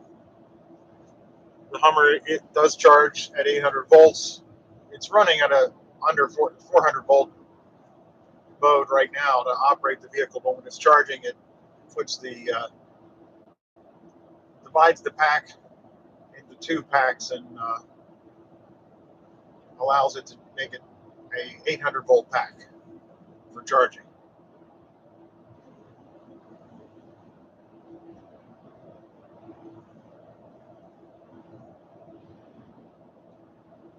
Okay, let's see how it's doing here.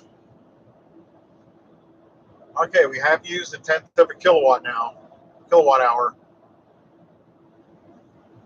since it started conditioning. So potentially that went into conditioning. Potentially it's just maintaining the air conditioning. I mean, it is now warmer outside than I have the internal temperature set to.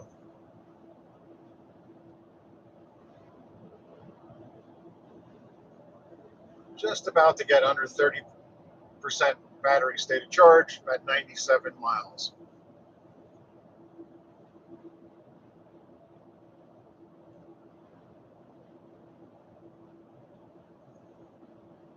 My plan is that when I get parked for the charger, I'm going to stop this session. I will make a video of charging, but I intend not to. The live stream will be off on charging, and then I'll start a part two once I'm on the road again to the next charger. Just in case you guys were wondering.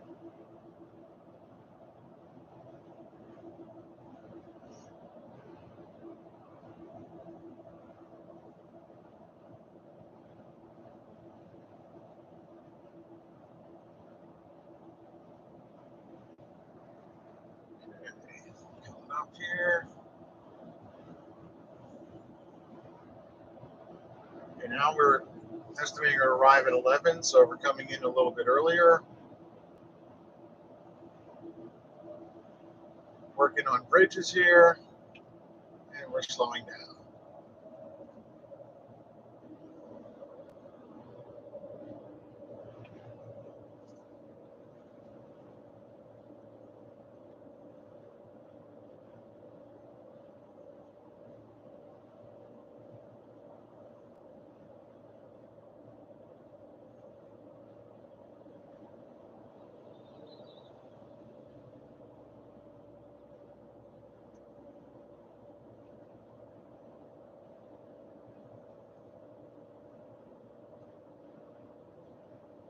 All right.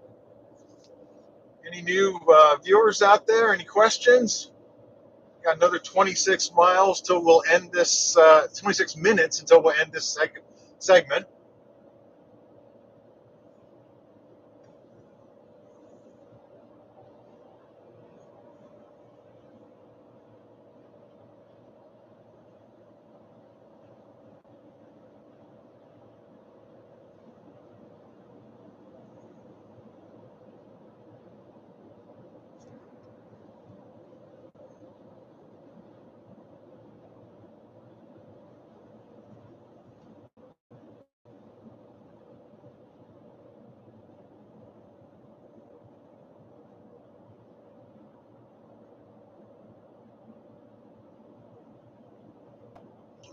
All right, how are we looking here?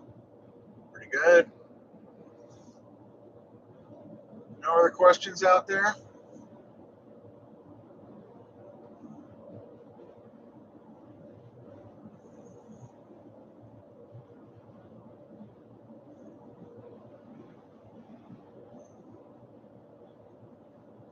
Still 60-mile-an-hour speed limit.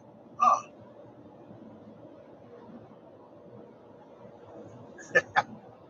hey, thanks for joining along.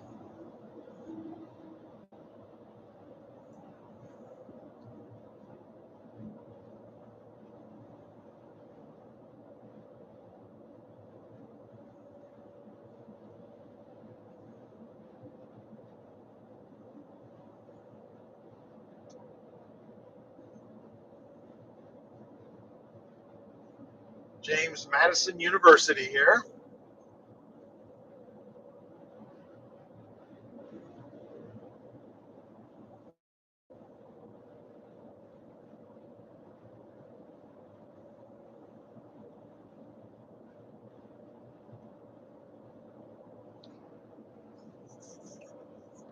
Okay, let's check that power again. Still at 1.5 kilowatts used for climate and conditioning. Used about 151 kilowatts to go 233 miles.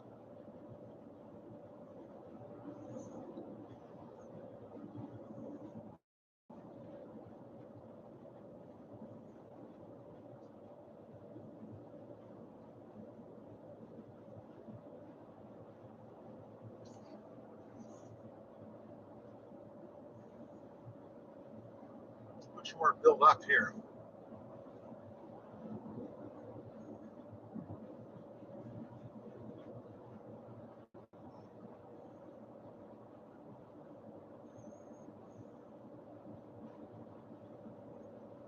Maybe I can drift the trucks.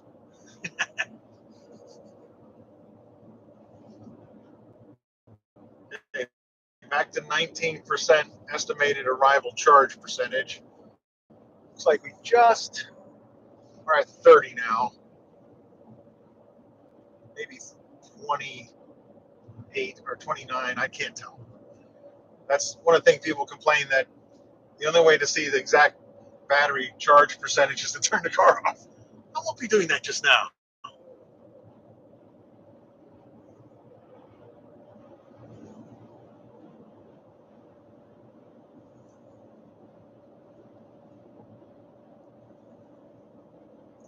Still 60-mile-per-hour speed limit. And gigantic U-Haul area.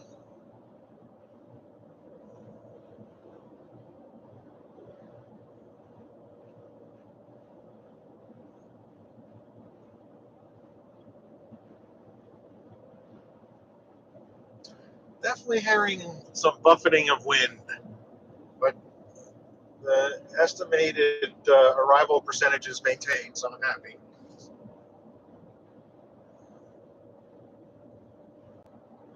It's recommending a 35-minute charge here.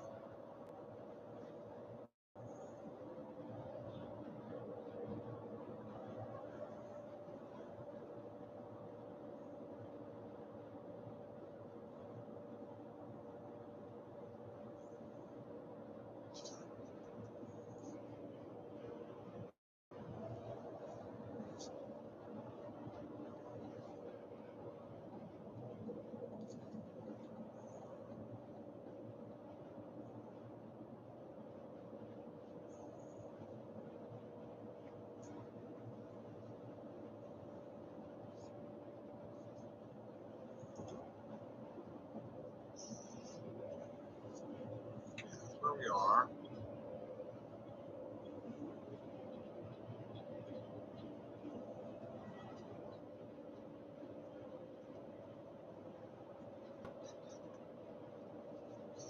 Lexington.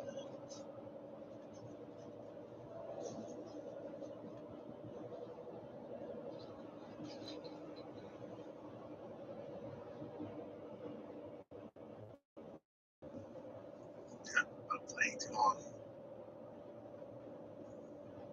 Sorry.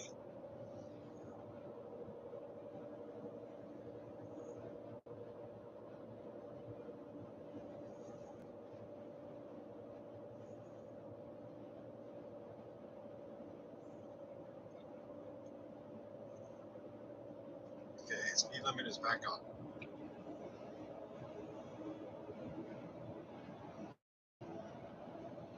Little 162 kilowatt burst there. Back up to 79.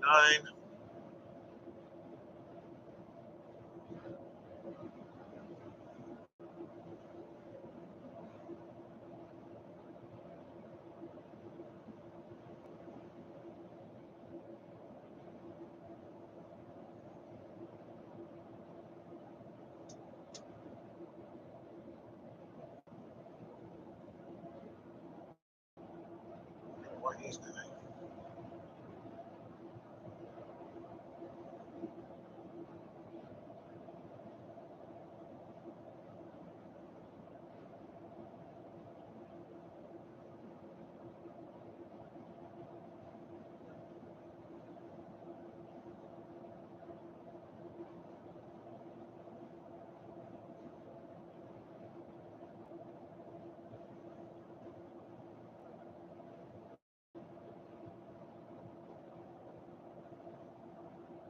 Now, these look, America's looking good here for these two charging stops.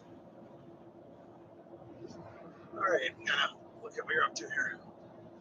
Okay, we're all good. Truck letting me pass. Nice of him.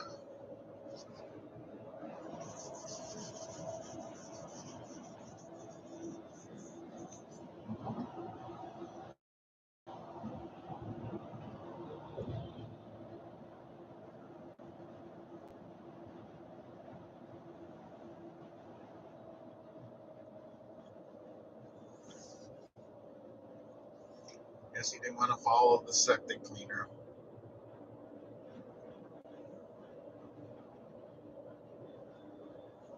17 miles to go to our first charge.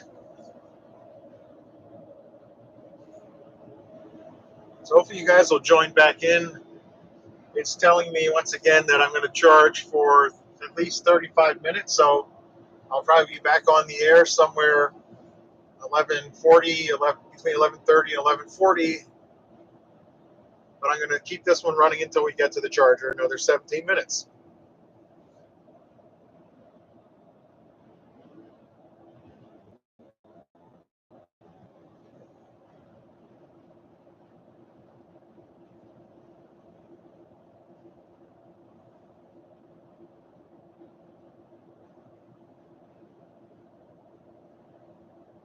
$16 miles to go. Let's look at our power. Okay, we have used another tenth of a kilowatt hour in the climate and battery conditioning category. You can see the little blue line is growing slightly, but most of the power is going to propulsion and running the computer.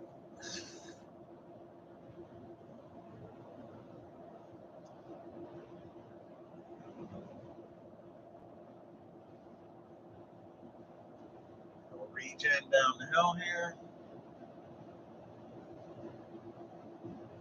Not much though. Only a mere 4 kilowatt hours.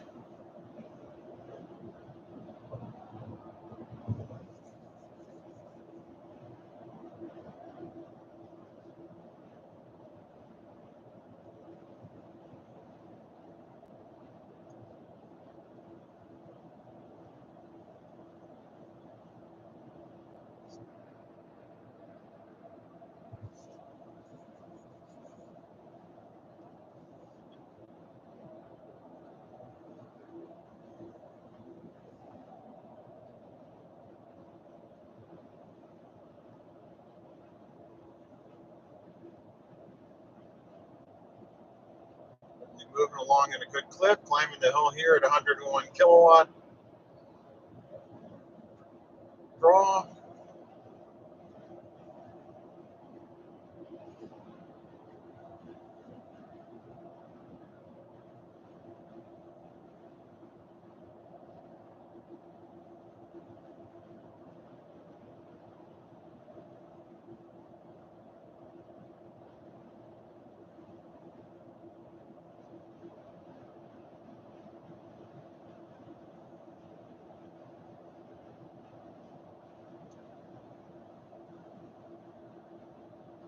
Appreciate you guys joining in.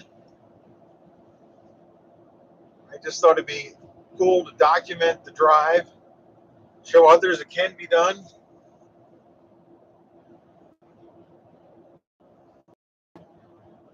There's a few other YouTubers that do something similar, but I just thought there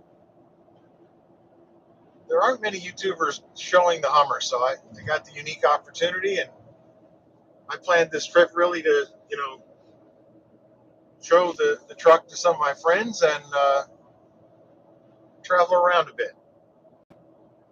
It's going to turn out to be warmer than I was expecting. I thought if I waited till October to be cooling down more. It didn't cool down as much as I was hoping, but we'll be fine.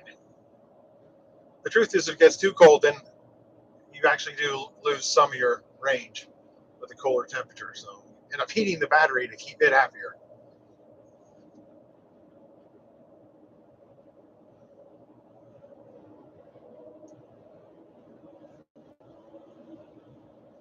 Super Cruise is dancing with the truck drivers here pretty effectively.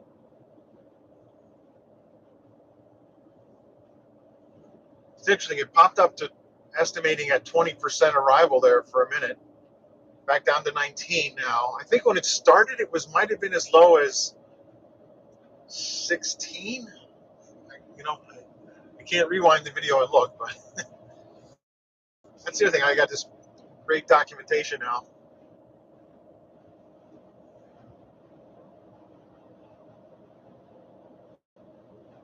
Another rest area. Oh, yeah, it's a first station, but now it's a rest area.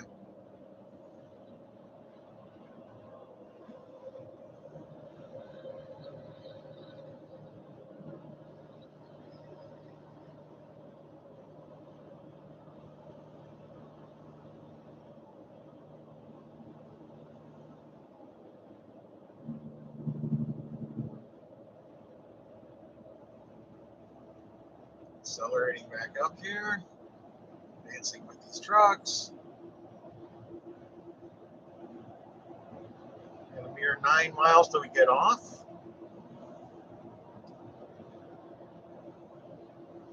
Apparently it's 1 mile from the road, so that's not bad.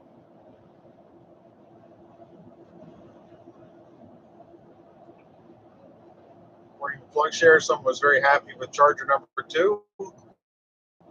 See if charger number 2 happens to be available when I get there.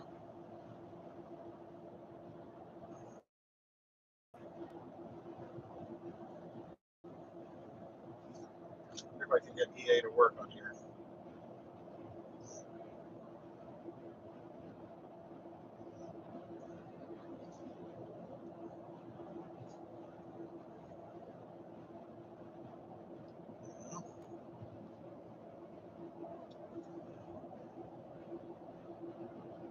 We're logged in. 104 available. Where are you?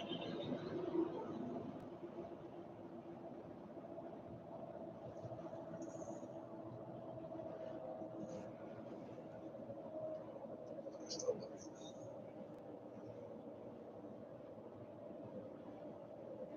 That's our chargers. Now, currently I'm not going to get the station I want. Everything's in use.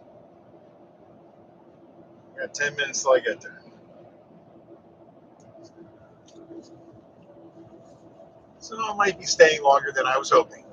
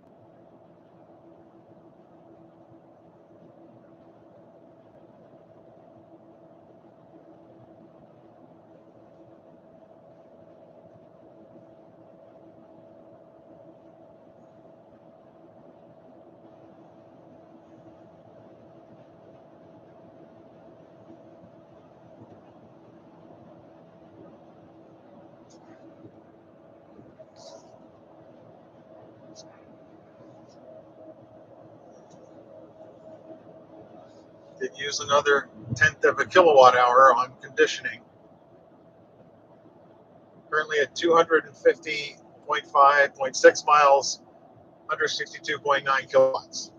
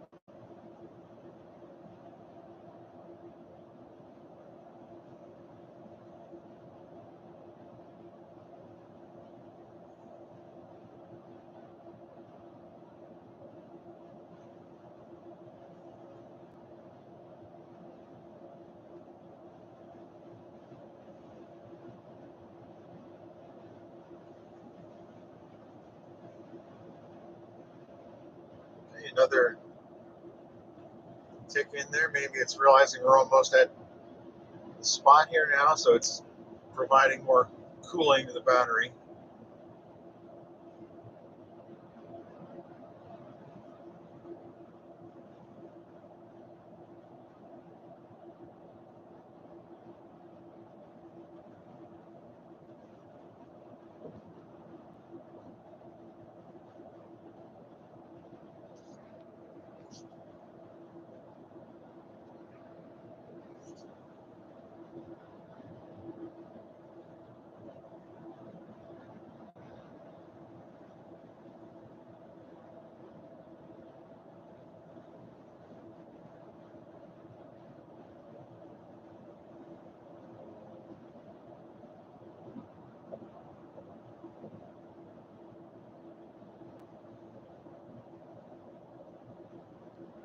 Two miles, take exit 222 for US 250 West toward Staunton.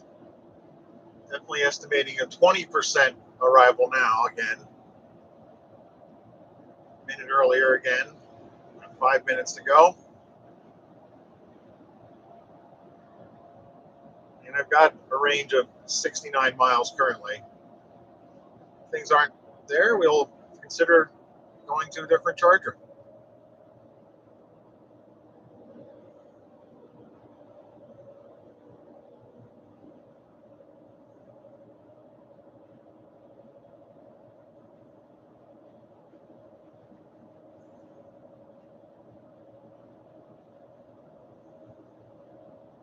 Got the Waffle House here somewhere. Wonder if it's near the Chargers.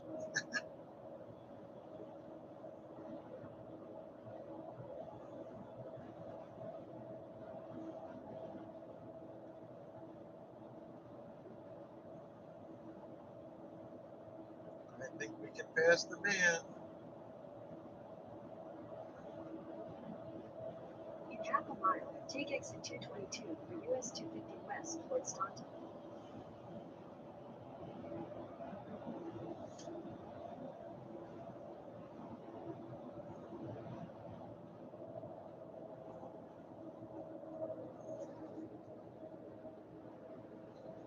Take exit 222 and keep right at the corner. Okay, regen 137, I noticed. Maybe 139 goes there. Keep right at the corner.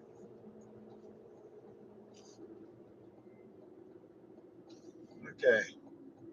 I think we're going to have more than 20% charge when we get there.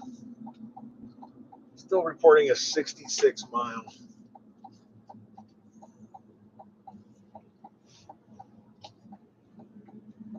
Continue on US 250 West for half a mile. Oh, there's the Waffle House. I don't see any charging. Yeah, I do have to go left here, it looks like.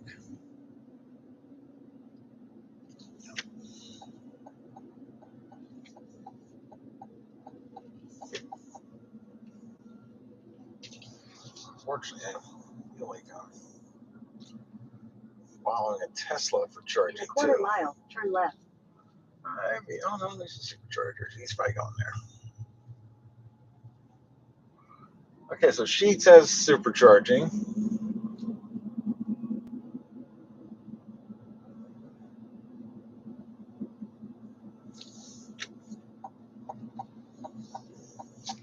Here's the Walmart.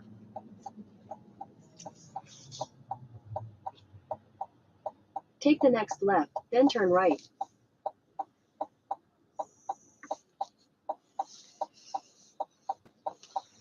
Okay, it's not as fast as I'd like it to be to get there.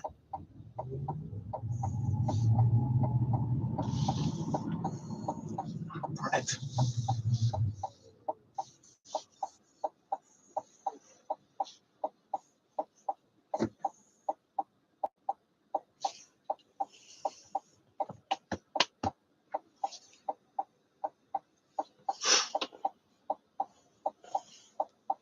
Looks like I could have gotten there a different way.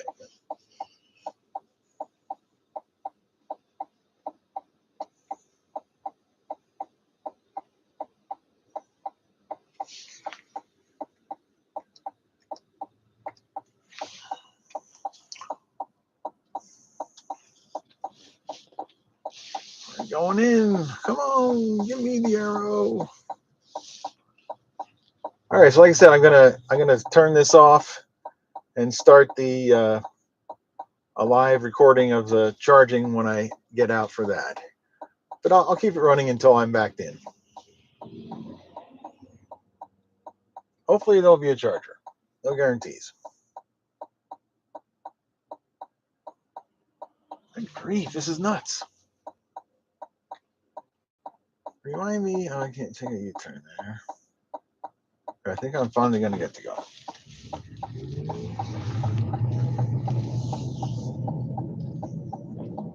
Okay, so now we're in the search for the chargers. Turn right, then turn left. I feel like they're up here.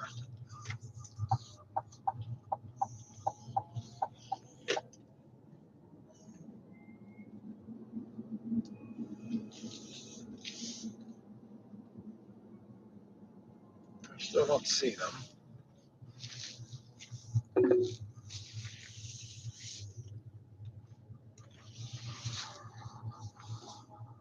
Still looking. I think that's where they are. There they are. Okay, so now I'm doing a bad thing here.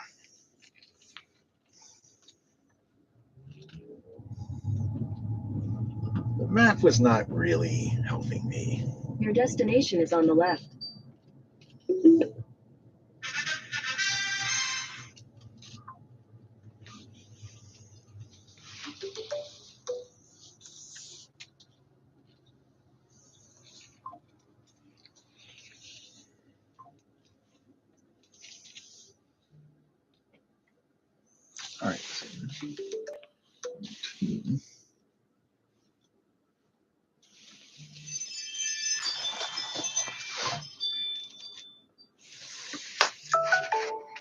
I don't know if it'll make it, but I'll try. No, I'm not going to try. What can I do to get to that charger? Let's try it.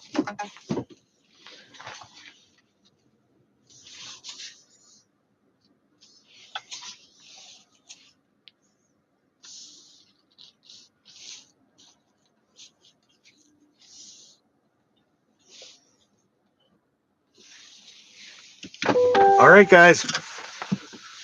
I will talk to you on the next rev. Thank you for joining.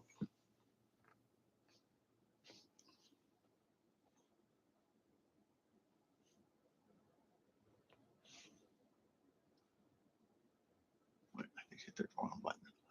Cancel that. Okay. End. End. There we go.